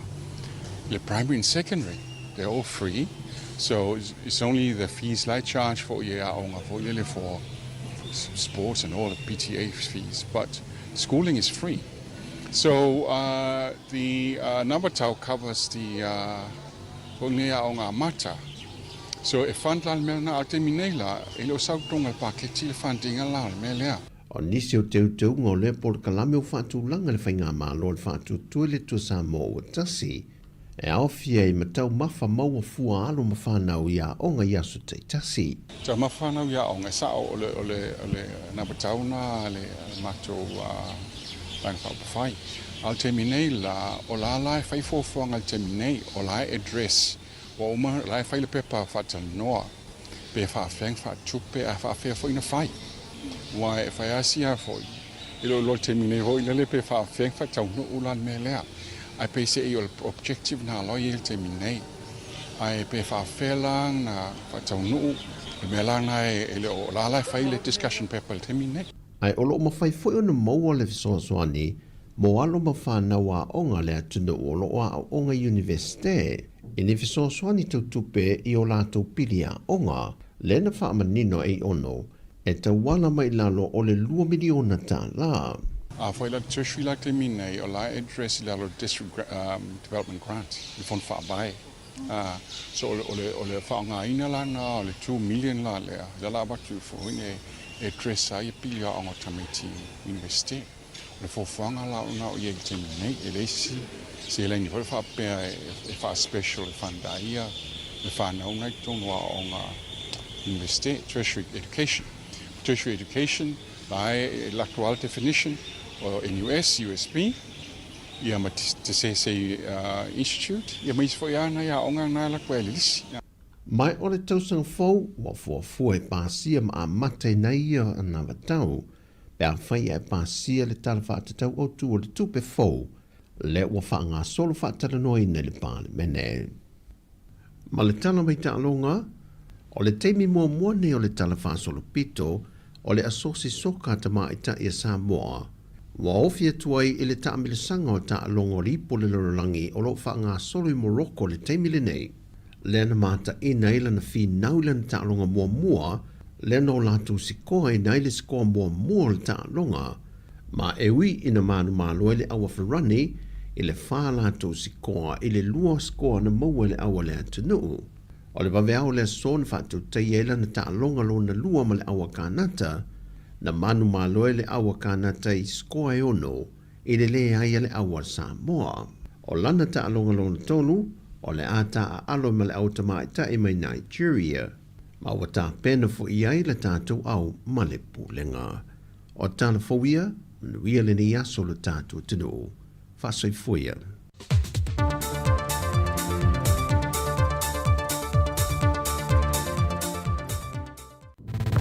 Sika o mano longa ma tau mafutanga o leo au li si fofonga o le laumua.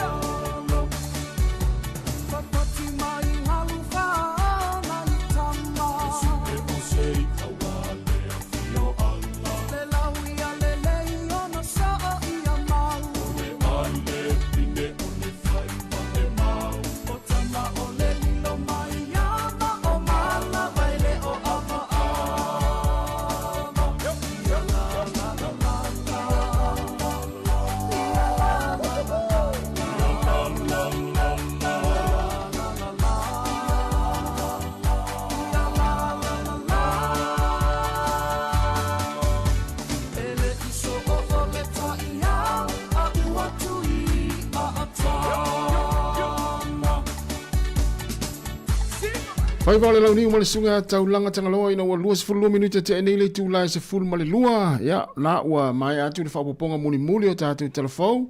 O le nei aso, ia pe ona tāpene ina mtu ina atu. Le tumaita ia ana wha solo, matala mai Sāmoa, le sunga ia tā se salem. Sam, ya, mlatu na ua malo lo le to tele, ya, ma halo fo itali ngā sua, ma tau maftanga le nei taimi le aso, ia ma mafuta mai lungo le tātou tautua, i pesenga fianga musika se ufiloi, ia se ipa ile tula tasi, ia ona mai a fo ile o le tātou tautua i lungo o le tasi o ono, te si ma le tasi wha mo poli tātou frequency, ia ai wha au pere tātou maftanga i lungo o penga tawha ilangi se pa ile tula tolu, i le a fia na nei, lona winga, e umila le tātou maftanga, ia ufitau le fo i wale o tele ina malolo mai tātou, mai ngā ruenga, ia mai se fo ia whanau a onga, ia mafuta mai, ia il tātou proklame o le nei fo ia uli, ia toi whawhiroi ma toi whatalo whatu, ia alo i tari ngā sua ma tau maftanga o le nei taime le aso, ia ona toi whao wai leo ngā ruenga nisi, wa ia nisi nau toi toi amata ngā ruenga le tasi,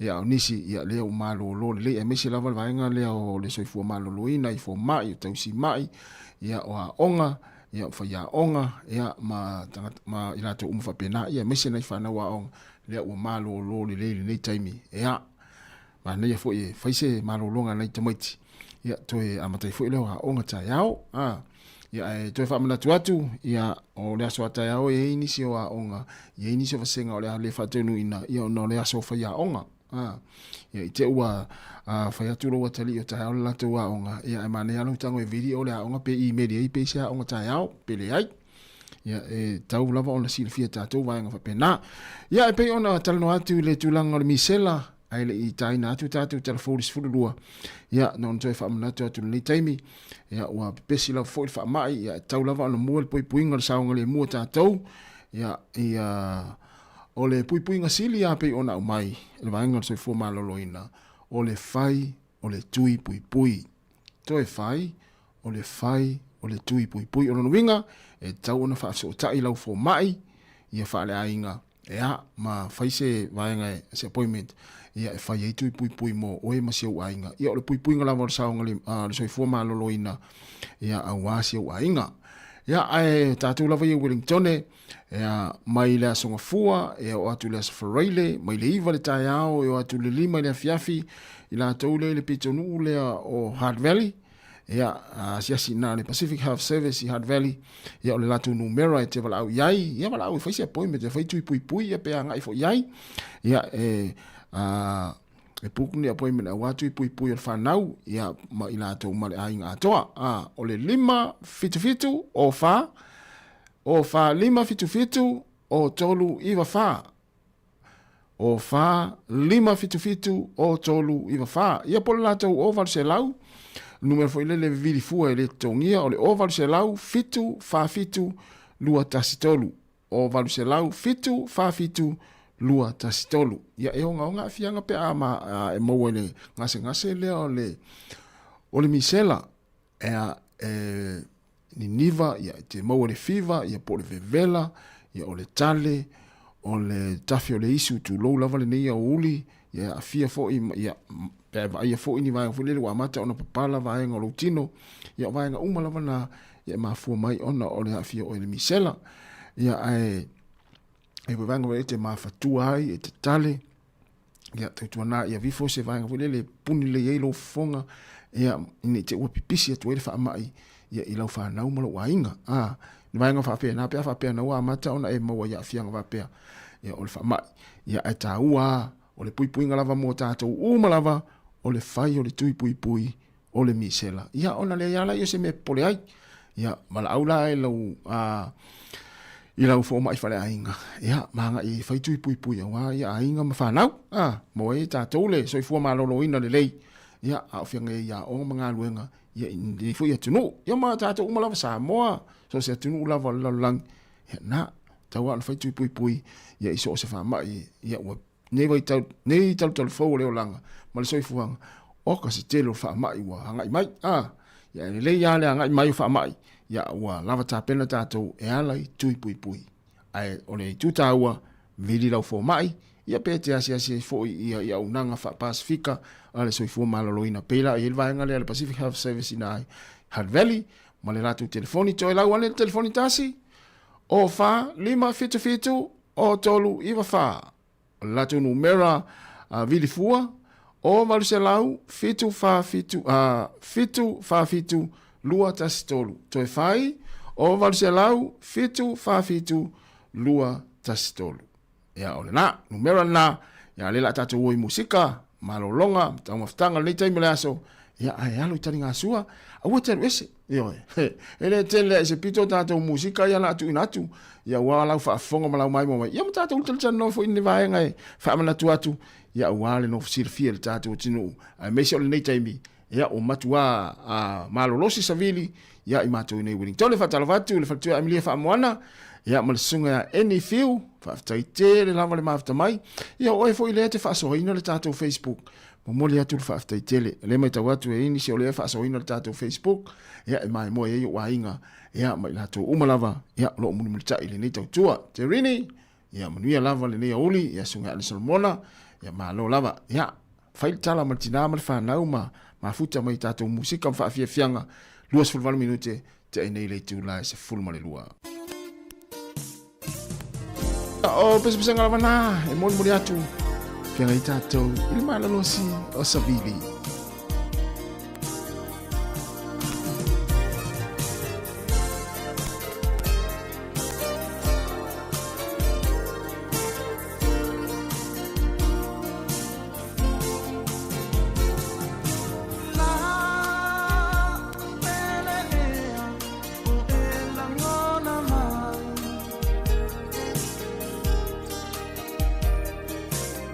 Sia, ua,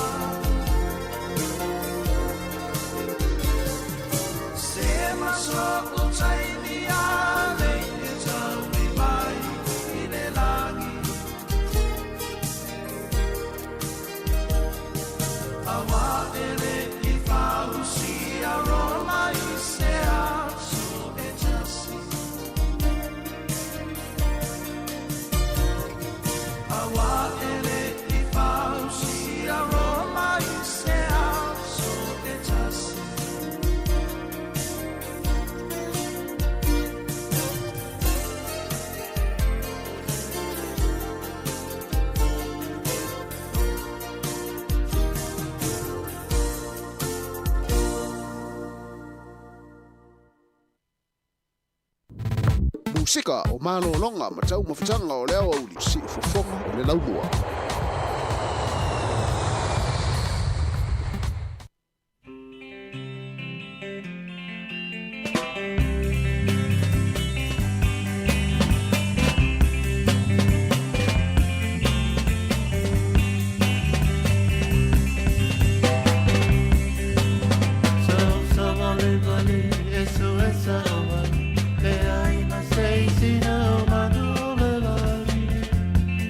Love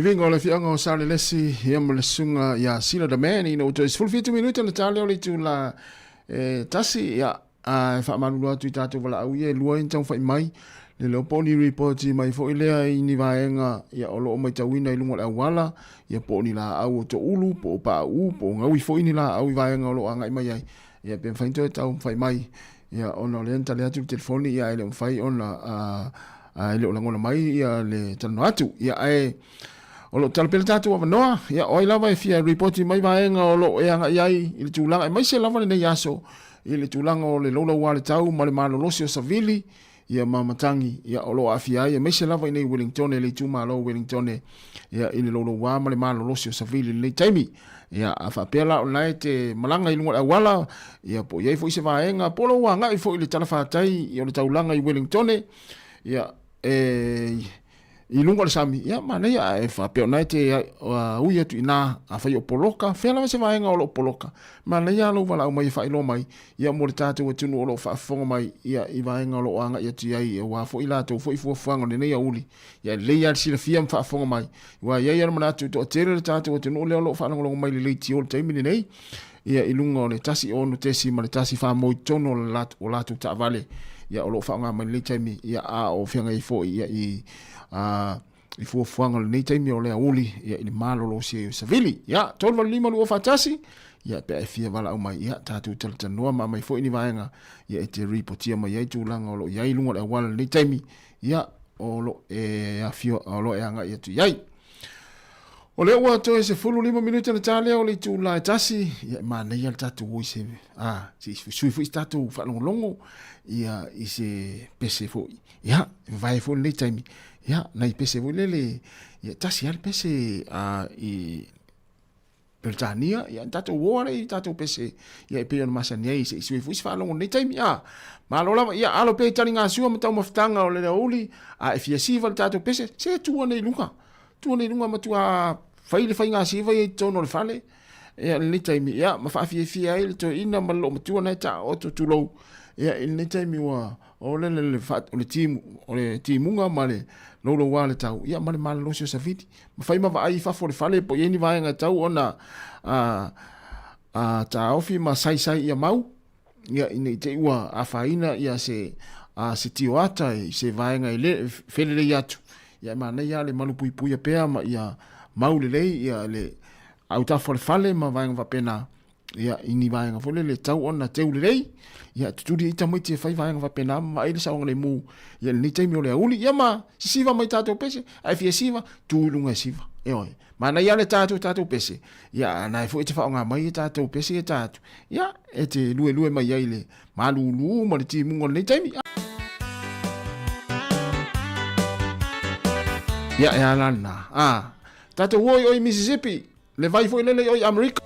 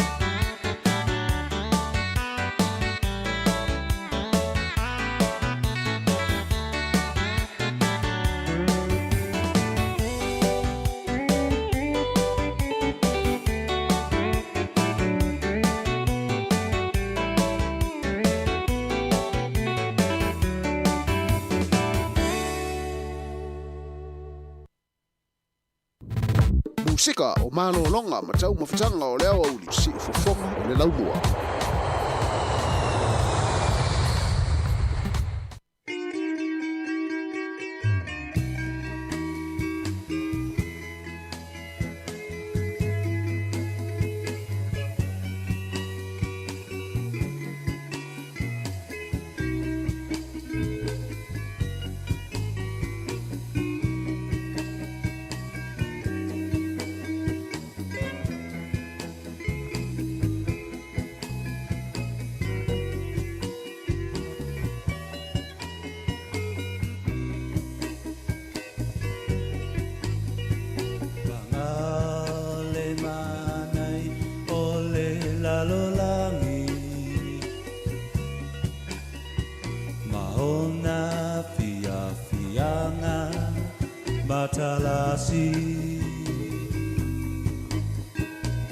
Ai filotasi ai masatani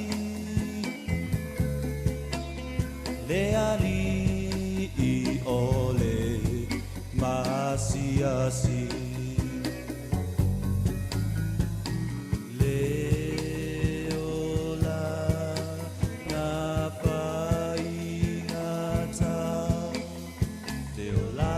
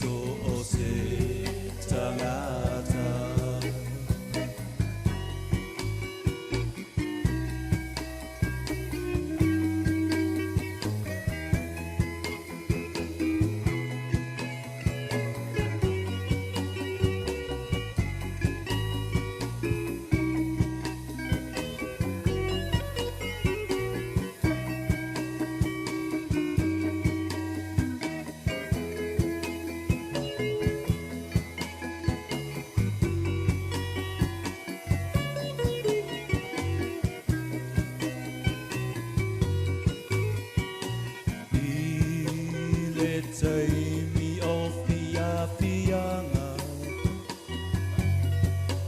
Aosa tani maona tulanga So se mea ualelei Eta umbapai e faaleanga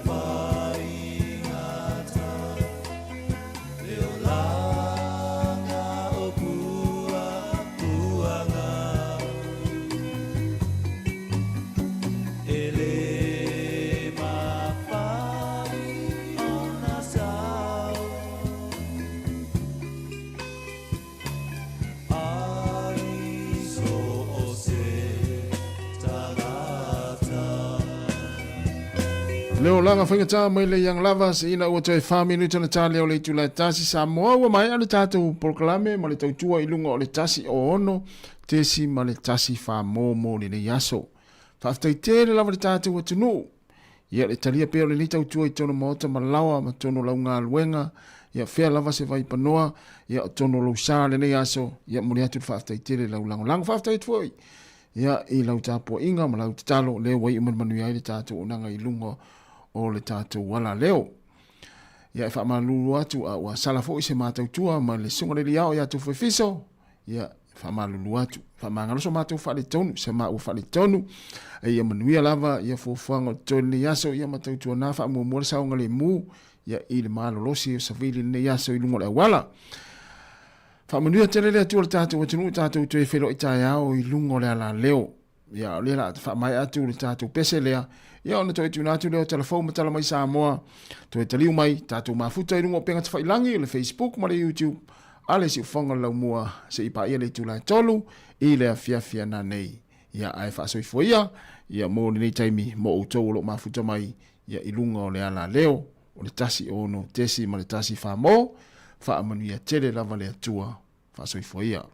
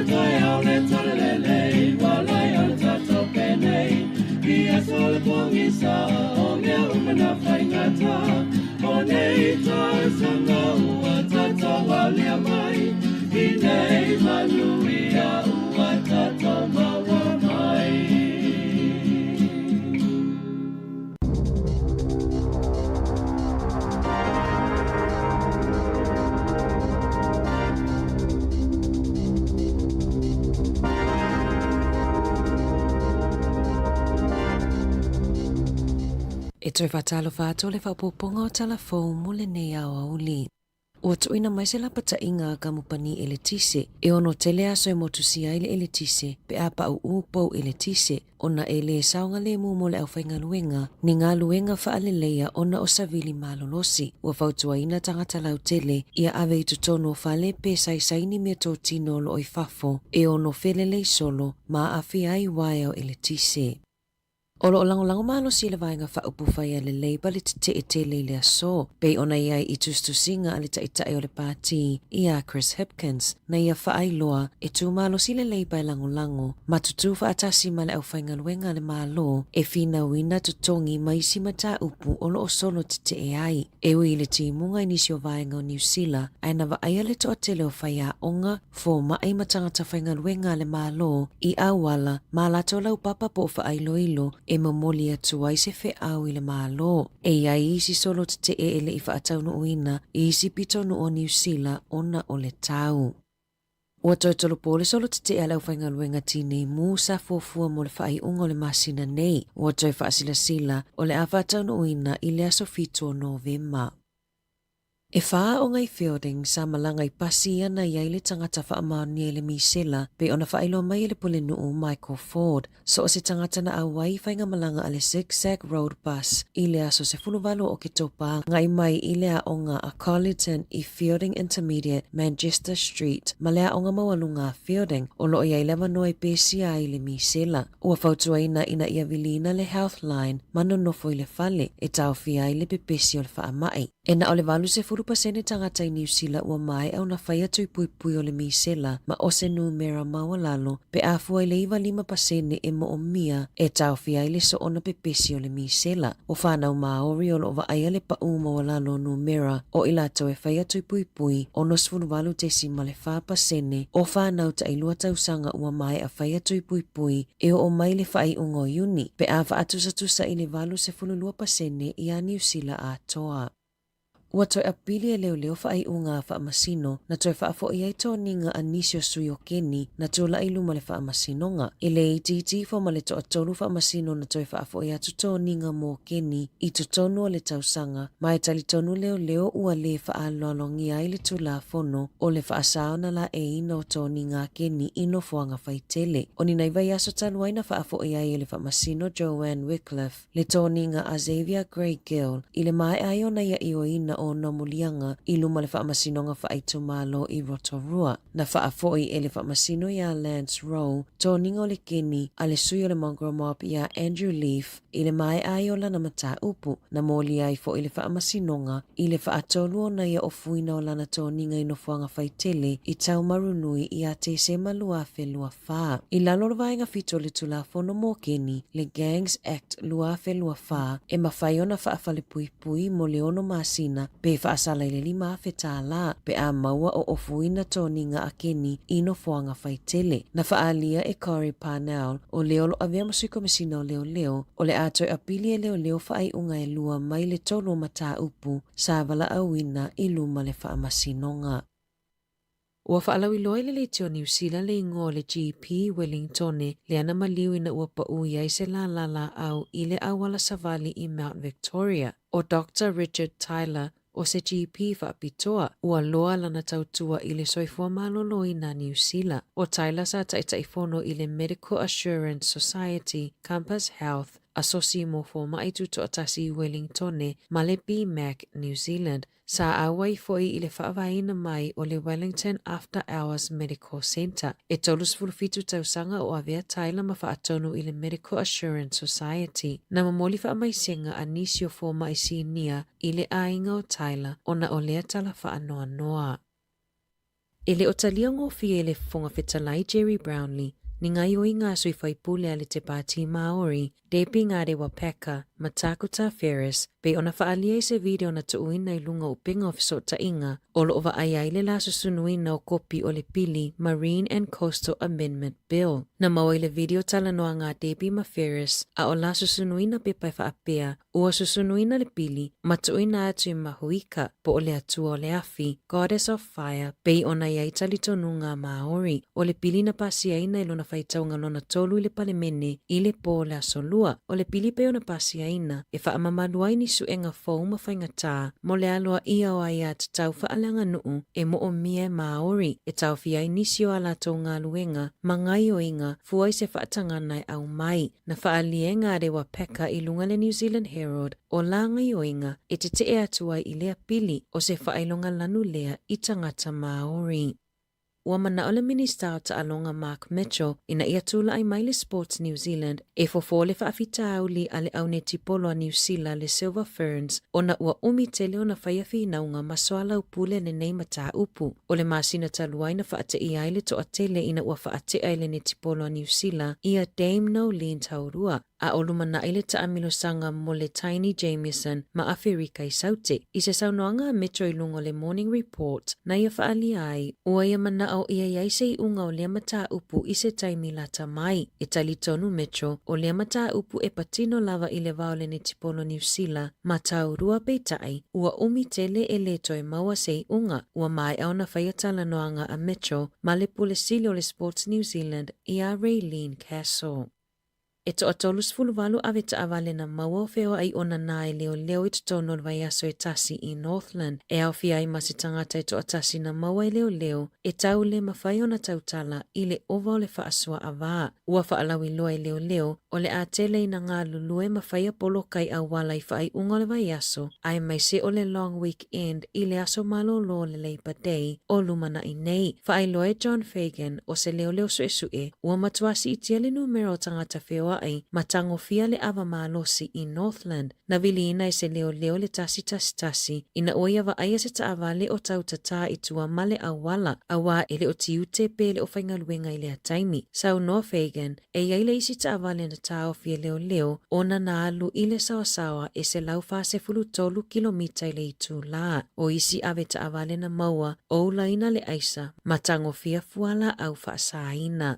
Talama i le Pasifika o lo o te ele au whaitoa mo le soifua malolo ina o le mawhauwhau i talo sanga ina ia toi whaafo i whaasalanga o le sasa o tamaiti i a o ngai fiti. O le talo sanga na tu ina atu ele asosio whaia o ngai fiti ina ia toi te tala mai le whaatangana o le sasa i to tonoa o ngā peitai. O lo o te ena malosi e polo fisa o le soifua malolo ina o le mawhauwhau. A toa i mai lātou na ui mai i lea whainga a o malosi le sasa e whaia o ngā o tamaiti i a onga. O le vai aso taluai na whaailoa ai e le whailau tusi o le asosio whaia onga pola manumanu i tonga i le Public Forum ua toi mo o mia le sasa o whanau a onga ona ua le whaalongo ta lua tapu le sasa i potu a onga. Sau noa manumanu i tonga ua sawa ina whaia onga e tamaiti a onga ma ua le saunga le mule si o manga whaale o a onga mo whaia onga. I lalo le whaavaya fiti lua fesfulutolu whaapele whiangainga a malo au whaatasi i aia tataua tamaiti le ana whaamaoni e fiti i le awhi iwa salau iwa tolu na tapu pe whaasai so o seitu ai ngā whaasalanga i to tonu a onga.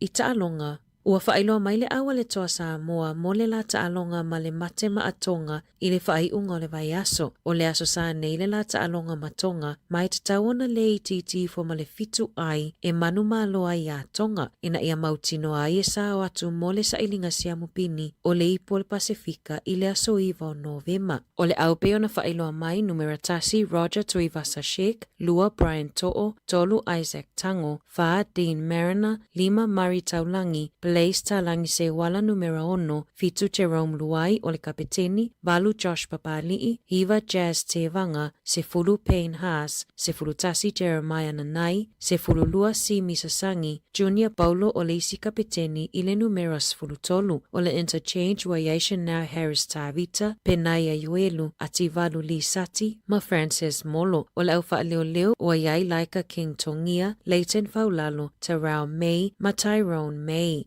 Talafowia mai le si ufofonga le lau mua mo le nei vaenga o le aso.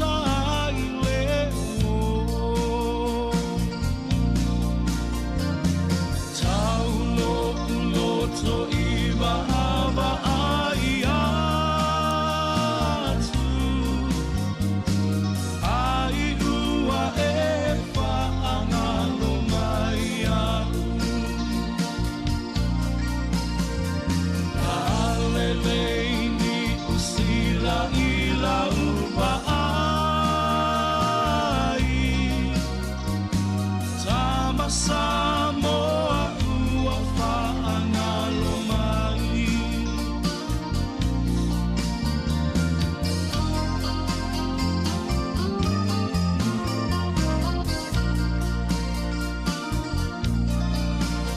Ola wina ola utusi na lafo mai.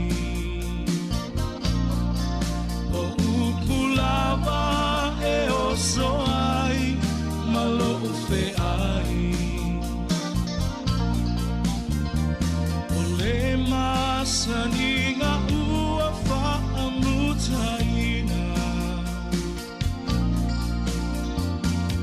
Ai o le whaaponga I o lau toe a ina. Taulo uloto iwa awa ai atu. Ai ua e whaangalo mai au. Lalelei Amerika I laua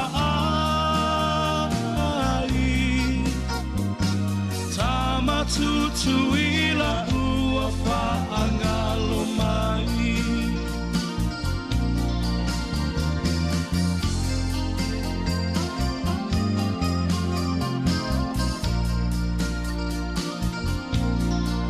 Ai ui I lea wa umatu o umana onga.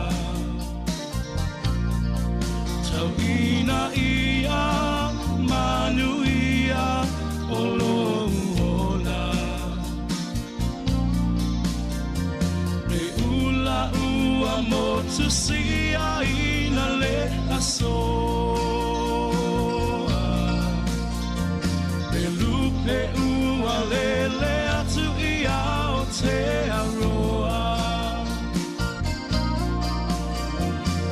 Taulo uloto iwa awa ai atu. Ai ua e whaangalo mai au. Lalelei ni usila I laua ai. Tama Sāmoa ua whaangalo mai. Tama Sāmoa ua whaangalo mai.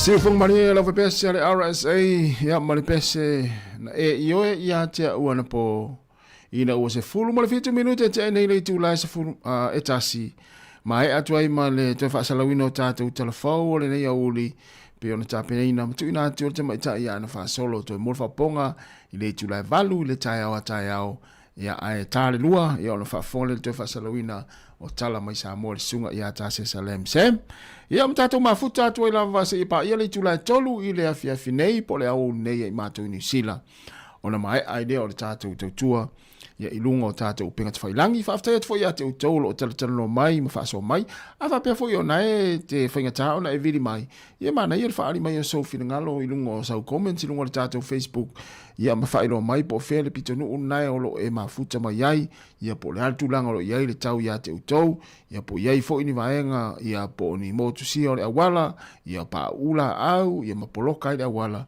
ia whaari mai ilunga o le tato Facebook ia le na fatalvatu le sunga petelo le tele maana manuia lava le nei uli faaftai e polin masua o feana te mafuta mai Hamilton ui ia o te malo o Hamilton ia faaftai tele lava ia le mai tawina i pe ona mai fu tatu telefou ia tele lava isi vai ngole atunu o lo mai tawina ma va ai le solo te tangata fainga luenga le malo ia pe fu la mo wina mai le sunga ia e polin masua ia ina i Hamilton ia faitaua fe mafe tangata o lo solo te ai ia wa ina nai o lo langi le nei taimi masalo ia a o nei lava ia Wellington ia ele o fatenu ina i fafo ia solo te ia pe ona masani ia a o lo faali ia la fo i le o fa inga ruenga o fo mai ma onga ia ma tulanga uma fa pena ia pe ona molimawina fo initial tatu tinu oranga ia tu fa mai ia i nei taimi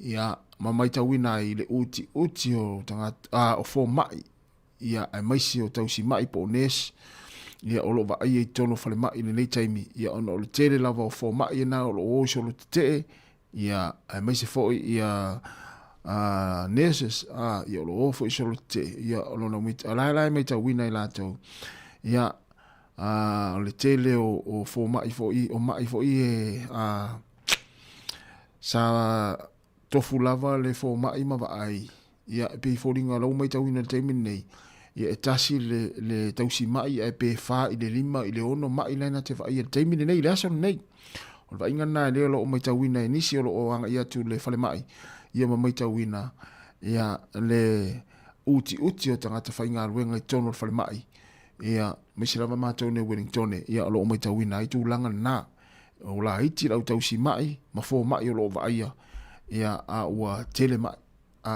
ia talo fai ia talo sia ia vave ona mo se tonu le vaenga o lo solo te i fo mai fa ia onga ia ona tulanga la fo i le fainga o ngal wenga ia pela ona moli mawina mai ia initial tatu o tunu o lo anga ia tu fo i fale mai ia ona na tasi le fo mai pe tasi le tausi mai ia e toi titi se furu mai laina te vai ia le aso le nei ia ele fainga o fia ngal wenga ia mai se la ia nai ngase fo ia o lo tinga ina te taimi nei mo le aso le nei fato a umala tu ta otonga ia fai te tenga ta nai fo nai mai na mana ngase le na ia le vai ngal taimi nei ile uti ia o fainga luenga ia o fo mai ia matausi mai ia me fo na mana ia le tausi le o le pui o lo so i fu ma lo ina ia wa so i fu ma lo ina le ia le mfai fo ona e o fale mai ia mo ila to umalava ia o lo mafuta mai i fale mai ia o atu ia fa malolonga le tua ia te utou ia il fianga i fo i mai o tino manga se ngasi o lo afiai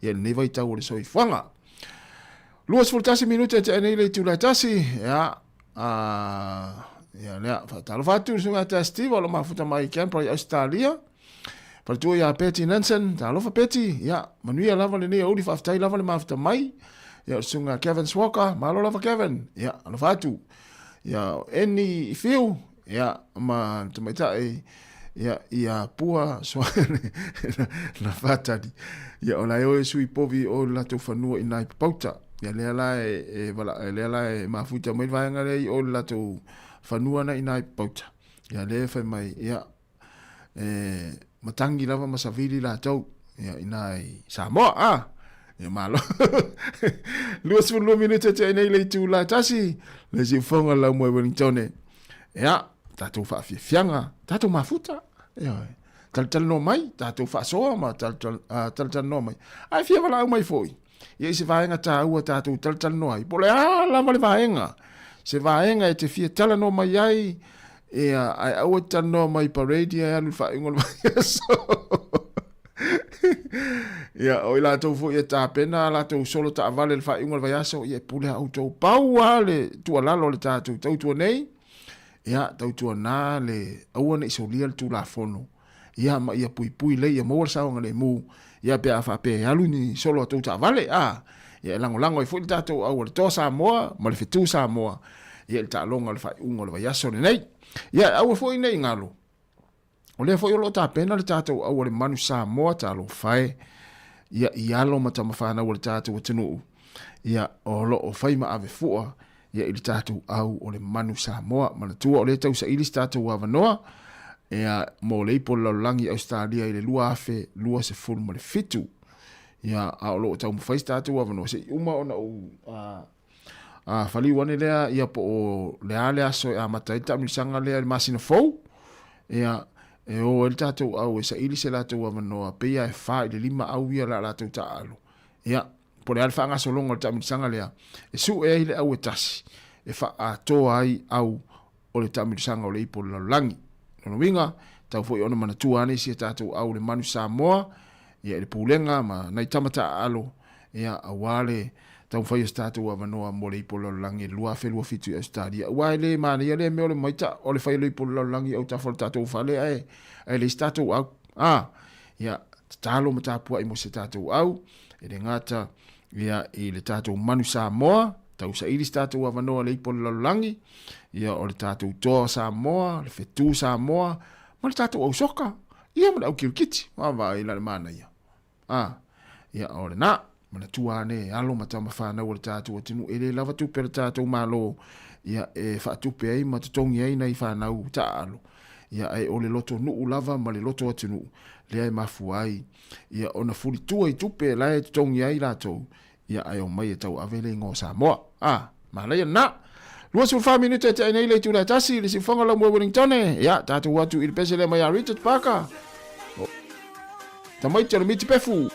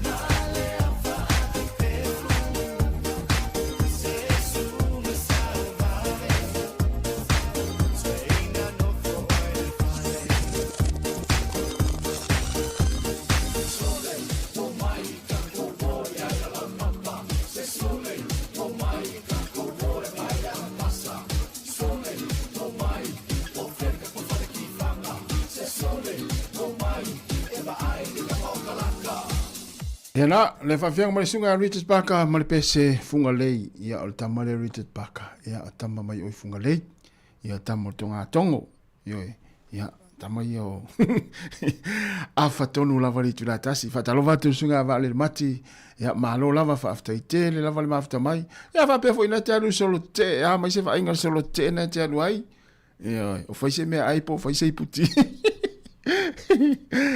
Ya malo lava whaafta i te lava le mafta mai ia Kevin Swoka ia manuia fo li ia uli ia o le ai fai asi malolosi me o savili ai mātou nei Wellington e Porirua ia ai mātou i tuane mai tau te fo ia i tala fo pe ona vai atu lunga o ala televise ia mala leo whaasaralau ia mātou lo tu ina mai ia o iai nisi o loli ia o lo whiwa i lunga le awala ia o matua o ile o ilo ai o le matua malolosi au savili. E ini se loli na uma ia tau watu ila loli motu i saute.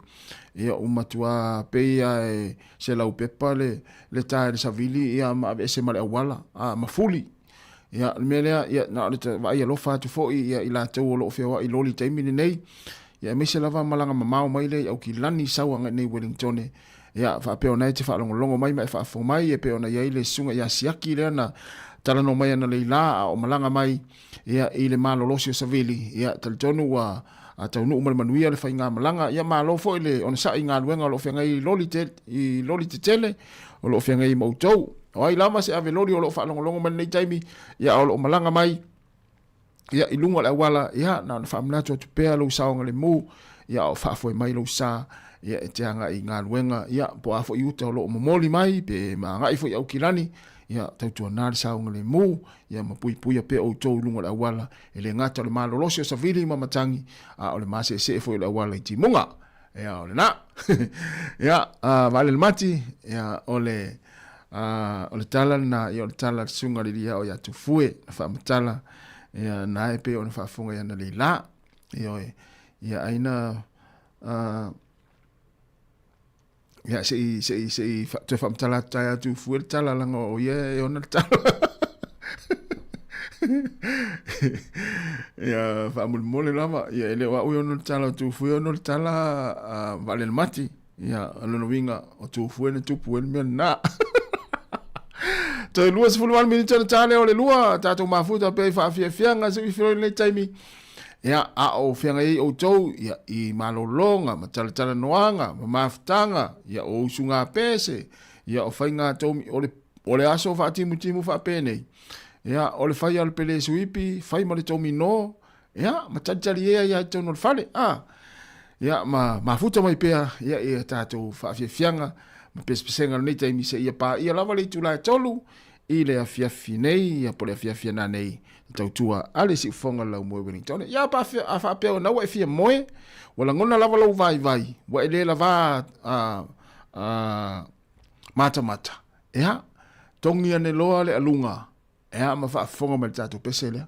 Ea, tongi ane le alunga, ma aue le pisa, aue le pao, ia fa fonga ma tatu pese lea.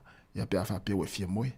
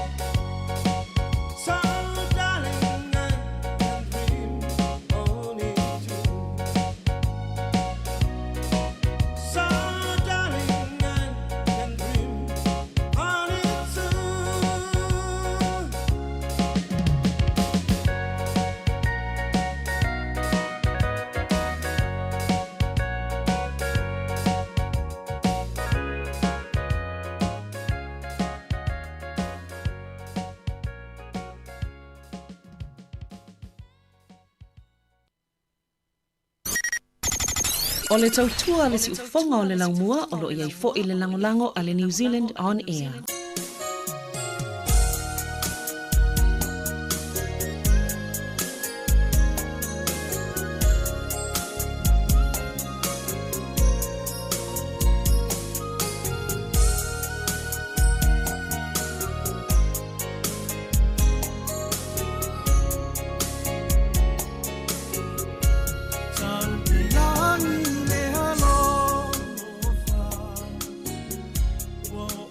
Yo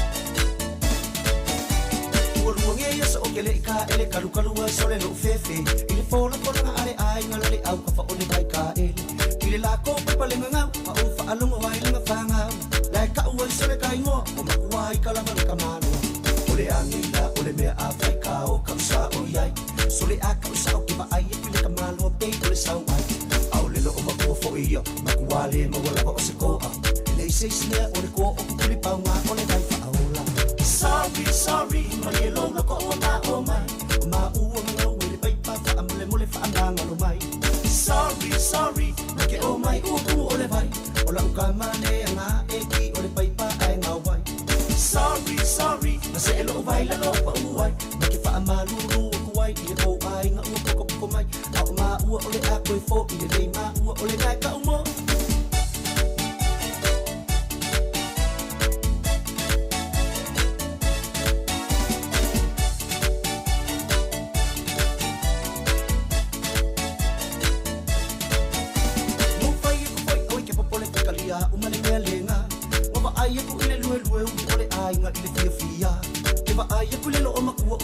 solonga roi maka ele kangi ile fia ele anga ole kangi sole ile ika o umangi lau le lo maku mare ko inga ko la fanga se awe ke pole ele le yo ma ole bele iko sausa kia asa of ila oi e mo li fautu o to ile o masau ngale fia lo a ulo ko fi kuli mai ai o lo mele le sela sole ele mama i fa ngai fanga mo bingi ile kai ko fi ku o la ka ma muri ai le ai sorry ke o mai u ku ole vai ola ukamale anga eki ole paipa ai nga wai sorry na se lo vai la lo pa uai ke fa amalulu ku wai i o ai nga u ko mai au ma u ole a ko fo i le ma u ole nga ka umo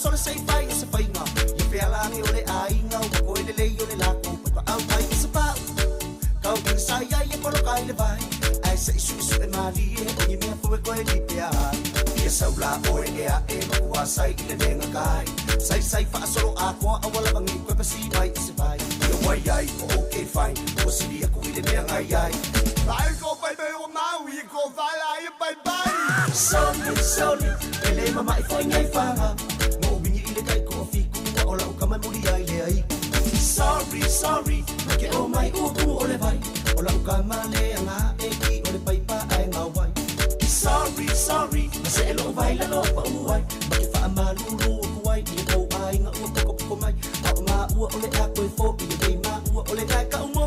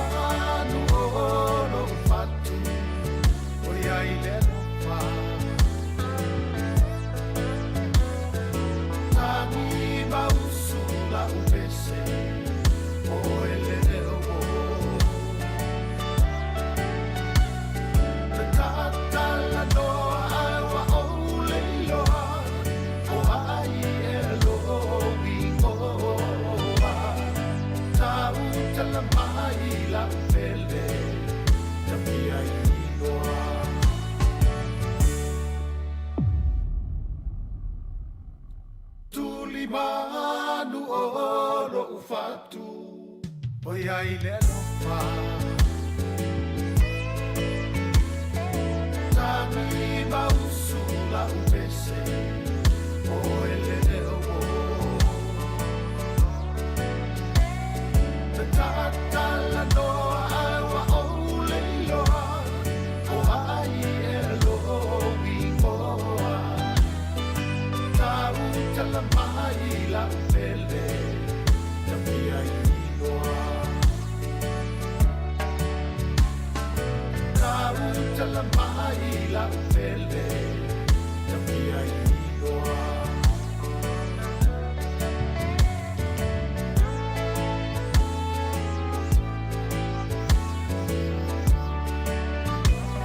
Ia whangamane singo ia aniseko whale moe mare pese o le tuli manu o lau fatu o iai le alofa.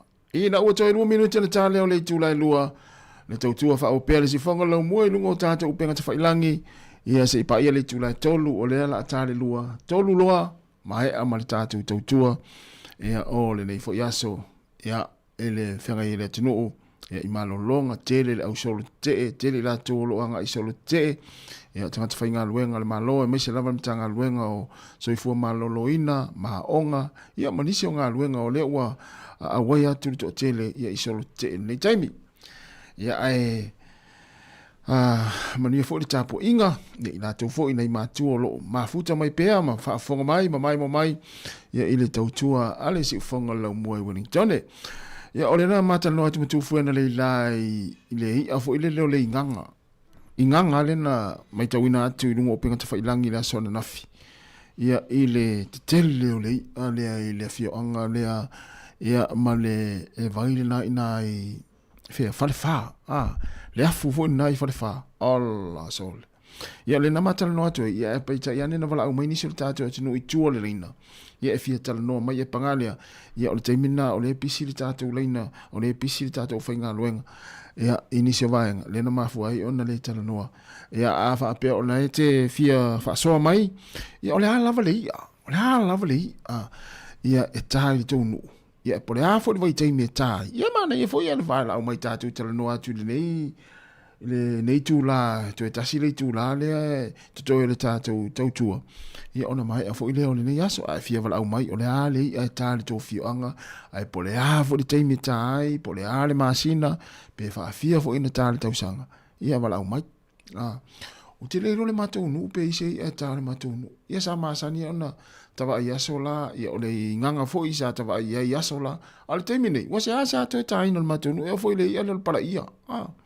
Sama sani fe anta vai aso la matu nu ya o se asa to vai o te lo pula mafu anga por mea wa matu lava le fa sa fa le ngai nai nga tai fale ma am ia male to e ia le lo pota e wa un tata e tale ia o pine lo ma mai fa pena ia o le anai ia o le tele le sa ta ia sola ia fe afi anga lo fa o pe termine ai o to o isi tala ia no le na mai tau atu i na le fio anga fale fai le afu na i fale fana na fio au mai fo inisi i lungo le fio anga i lungo penga te fai langi la le tele o le inganga le inganga tasi minuta te ene le tulai lua ai fia wala umai ia ai o te wala umai pe fa pe na te wala umai le nu o lo to lua ia langa te le mala le fai vo le nu o le to lua na la e vidi mai ai fai mai o le wala au mai fa matala mai le fai ia le i ala ya el to nu ai o te fa matala mai le i ala ya el nu o lo to lu langa te le mala mai tasi minuta te ne tulai lu si fonga la mua fa fianga musika so filo nei taimi tar tolu ia ona tatu fa ma mai lo le amo ne yaso ya lu mal tatu pesa na fia mala mai tolu malu lima lu fatasi ofa tolu malu lima lu o fatasi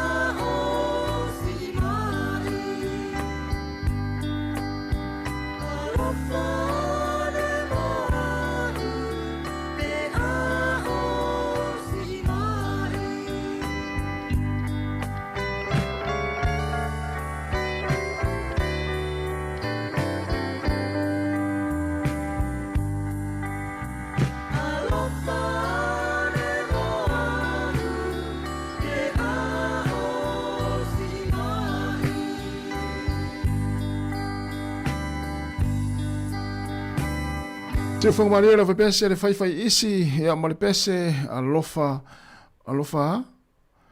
ane moa ia le nā manuia fwoi tāpenanga o le nei a uli ia i la tau fwoi o le a tāpena e wā ia ngā ruenga le whiawhiana nei pe a whapea iaini se whai ngā ruenga le whiawhiana nei ia o le whautuanga lava ia ma le tua lalo e le ma whai ona tuua o le saonga le mū ia ma wa ai lunga le awala ia i le malolosi o savili ia wae tarosia ia o atu le whiawhiana nei le tūlai ono le to e tatala i whemalanga inga ia train ia mapas ia o eise swinga o le malolosi o savili ia ai tautua nā pere saunga le mū pe a whapea o le nai whaafoe lo sa i lunga la wala wā o le toinga malolosi o lo i savili taimine nei ia ele te taua o na whaateme te me lau tango lau uina o le foe uli o lau ta avale wae mawhai ia le savili o na mimilo ese ia e te whiua la e tau tau fiofi ia pe ale maulau tau fiofi le ave o le po le foe uli o lau ta avale ia e mawhai ia le savili o na ese lau ta avale malunga la wala me nana na whaamlatu pe le taimini nei mo oile naolo e whaafoeina le sa i lunga la wala nei taimi a lo o iai lo a inga tono le ta avale ia o e lava le naolo o iai umaola ia po so i fua o ila tu o lo fewa i lunga la wala ni taimi o la tu fu yo ta pena wa fa nga malanga fa pe na o to e tolo mai ia fa nga malanga i malai valele ia tau na usta ia leima ia ustai ma fa lo ngia fo ile fa unga ia pulenga o malai valele mai la tu fa tonton wina valele ia ma company valele ia wa sili ale puipuia i lo le tonga fitia na ia le ustai le ia pe a fa pe o laua to e tolo po ia whai ngā malanga waalele ia ona o tūlanga le malolosi o savili ma le lolo wa le tau. Se full 5 minuta te nei le tūla e lua tāle tolu ia ona mai ale o le tātou tau tua le nei aso ai whaafatai tele lava le tātou tinu ia le mai mo mai. Ia msalolo to telefo inae mai mo i le fonotanga le pāle meno Sāmoa o lo whaanga solo le teimine nei le asolo na lua o tau au fianga ale pāle mene mamalu o le tātou tinu i Sāmoa.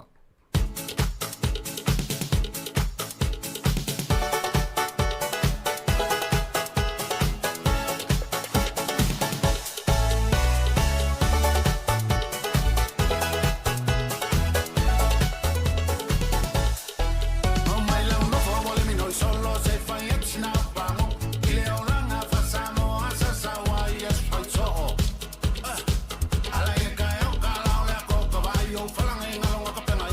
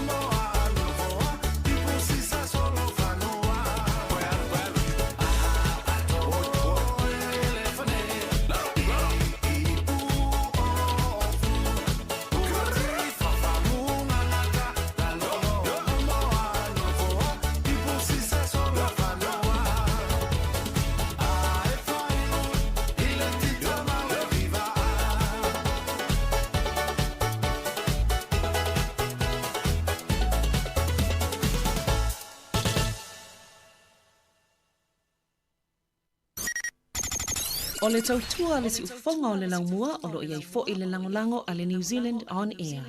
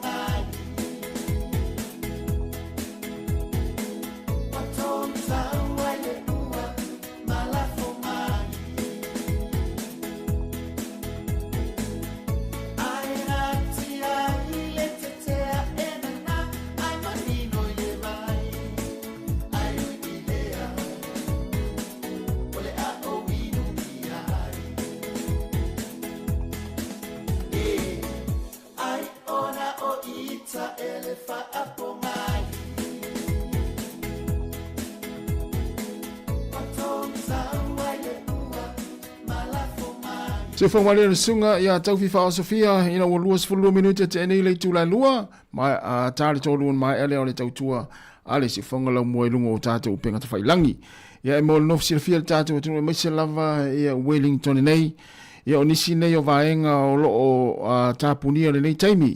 Le State Highway lua i nai le vā o Kaitoke anga ia tu Featherston i le maunga lea Rimutaka Hill, ia o loo tāpunia le taimi, ia o loo le malolosi o Savili, ia matangi tō whātau tau. Ia moi rātou e anga ia tu i nai Rimutaka, ia i le State Highway lua, Kaitoke, anga ia tu i Featherston. Ia o lo tāpuni nei taimi ia o le malolosi o Savili. O lisi vaenga lo tāpuni le taimi nei ia I Whippy ia le State Highway 508 I le va o Joseph Banks Drive ma Postgate Drive. Ia ona o tūlanga o le Suavai ia po le vai wa tafe vai ia ma vaenga umwhapena ia manisi o vaenga o lo polokai da wala ia lolominga o lo iaini vai fo ni la au o lo ngaui ma polokai da wala ia I le vaenga le I Whippy nanga ia tu I Whippy le ini nei porua State Highway 508 ia I le va o Joseph Banks e pe no failo mai drive ia ma Postgate Drive ma fua mai ia ona o lolonga ia lolominga o le e vaia I le vaenga lea ia ele mfaiai o na uia tuinta vale ia ona o tulanga lo iai lo longa o vai ia manisi o vaenga ia o lo poloka ida wala ina I le ture ature ina I Whippy ia o isi lava umfoi ia State Highways ia o lo o tatala le taimine nei ia awaleanga ia tu ia inga ma fuafang fo I o nea fiafi ma le nea uli ia e pei on whairo atu ia o nisi na vaenga e pei ma nei fo imfai ma report ia atu ia I tūlanga ma vaenga o le awala o lo poloka le taimi nei ia wale whengasoroa I ma le fiafia o le tātou o tino ia I fuafuanga le nei taimi o le auli ma le nei fiafi o le ua luas 5 minute te enei le tūlai lua le si whanga la mwe Wellingtone ia e fia wala mai ia wala mai tolu wala lima lo o fatasi o omi le o fa fafoto Wellingtone ia pia e fia wala mai ia tātou tala loa luas 5 minute te enei le tūlai lua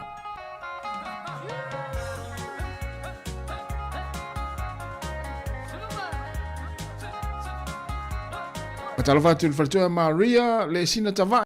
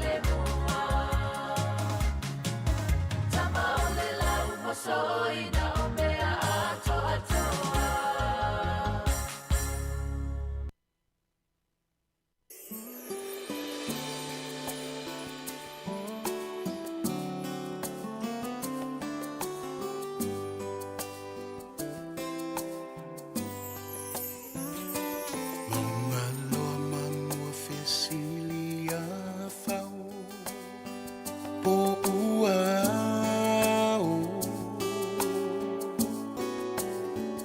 o fele la e o so ile tai o ta fau awa wale malama mai le vave au pe fa alau avele mama li fatalo fai wango to le fetua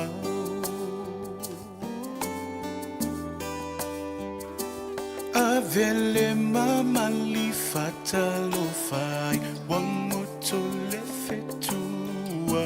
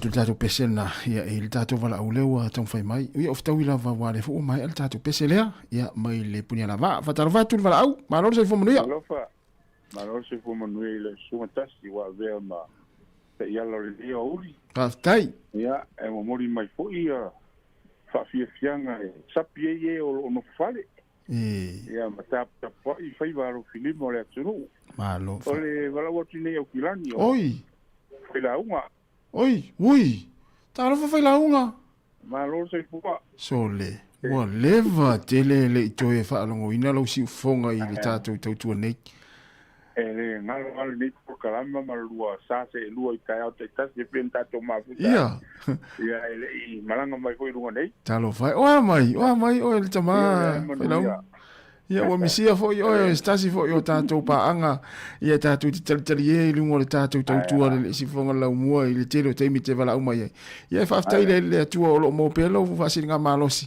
ia ma e mafuta mo le tato por kalame fa ftai ya tasi le na bona le fa ya u le vila to ya matamata to por kalama ia ma sal do fa so le tai a ma ftai ia wa vela valu si o fonga foi ma sunga tu foi ma ia ma foi o penga ruanga uma ia por kalama o telefone o malu tai ao actor tai ao ia pare te falonga actor ya no wo bon tempo e vai no suena wale wala trate vai wa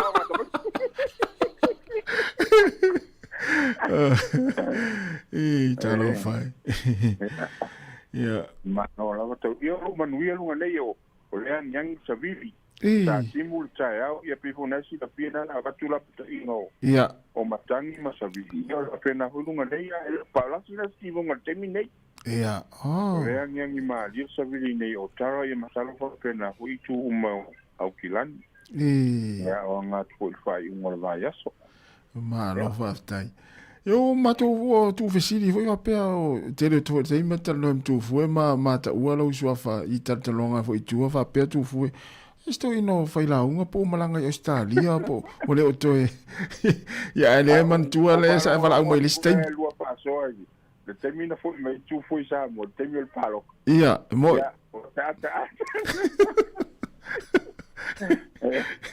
Saule malanga ya na buena la bata pena ya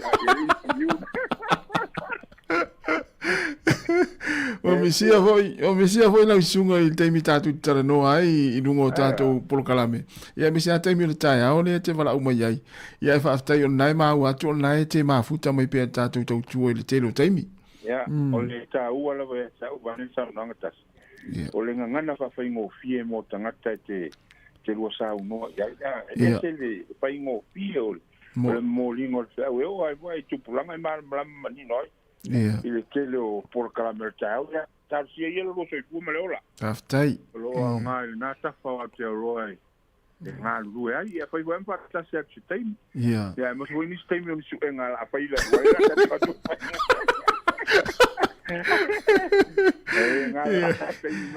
já lo fai io me fai infatti la uno fare voi nei fesili voi le fa il taio ya ma je voi todo wapsi lo si le fa ma po voi ma lo si yes ma no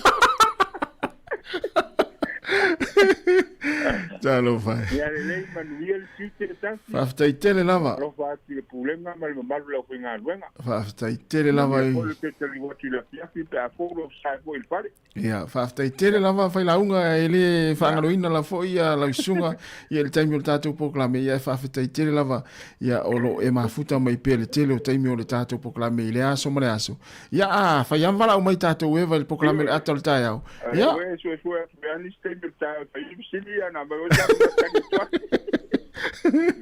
ia mai o tele o taimi alan tato le vala o telefone fa sa al fine il telefone ia se longa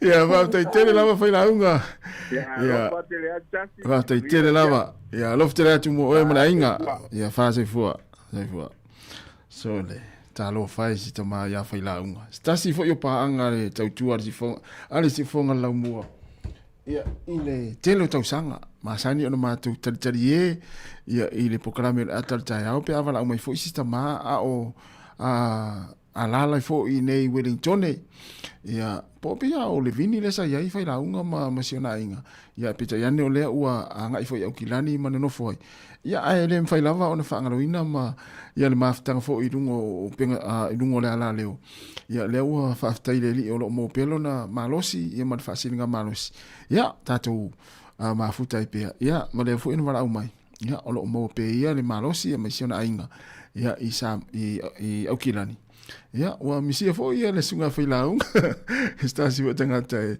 ma lia fo ia sta ma tu lo fo ia swafa fo u fa swafa ina iraing ia fai laung le sta anga e se fo de ma lia le a vala au mai tai me proclame atel tai au ia I tau sanga u mai a I tai le tatu tau tua ia I tai Wellington ia alof te atu fai launga ia misia fo ia lo sung fo I tatu proclame ia ai ngatu ia le la fai foi mai vala mai ia pe amonia vanoa ia pe afatanga fo tina da ingal telefone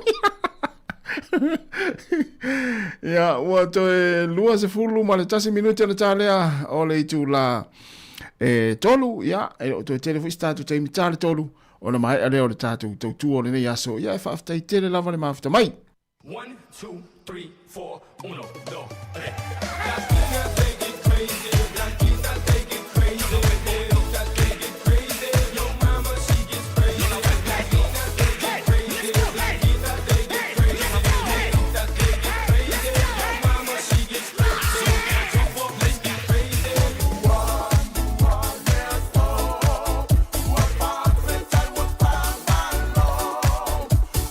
Money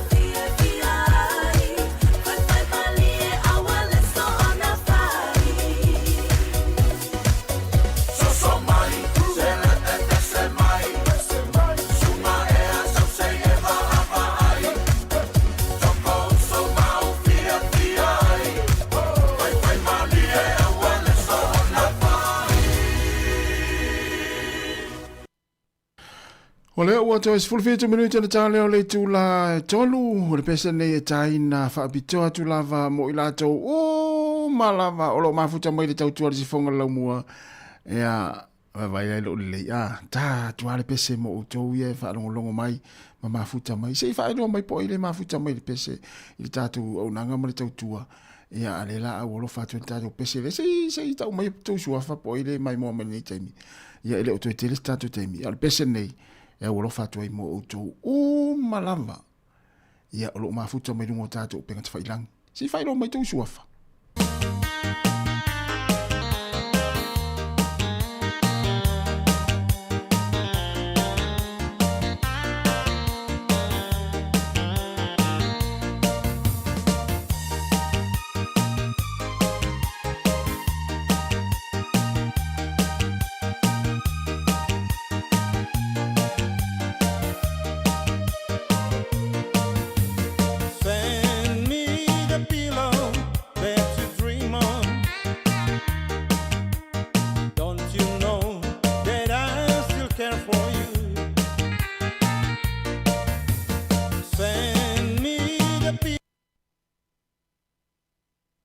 Se sere pese nata sile na tamo na itangata ia mafuta mai e oi vai ane por pese na na tu o te tai na mo na ivaenga si la tau ia na mafuta mai ia lea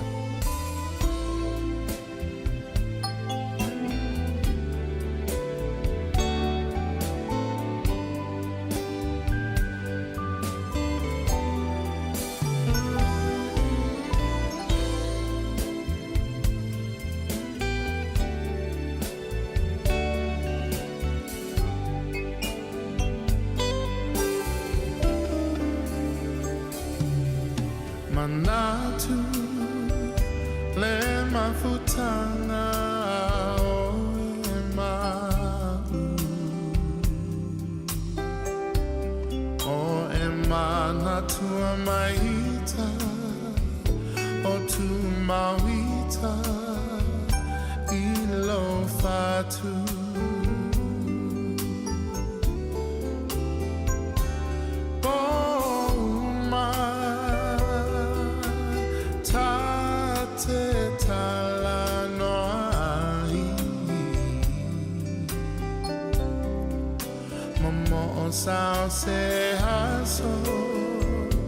Sao se haso, tato e fiava ai.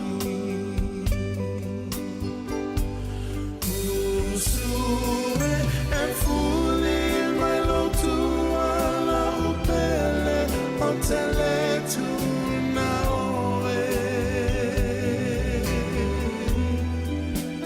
Tau sao songi Mana tuai Usue e fuli mai lo tua le polonga tale lava a fai olea a upele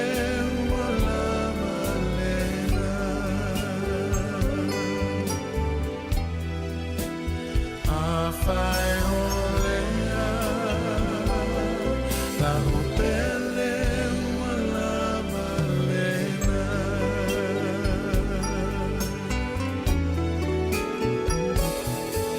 le fa no ua foli mai o ia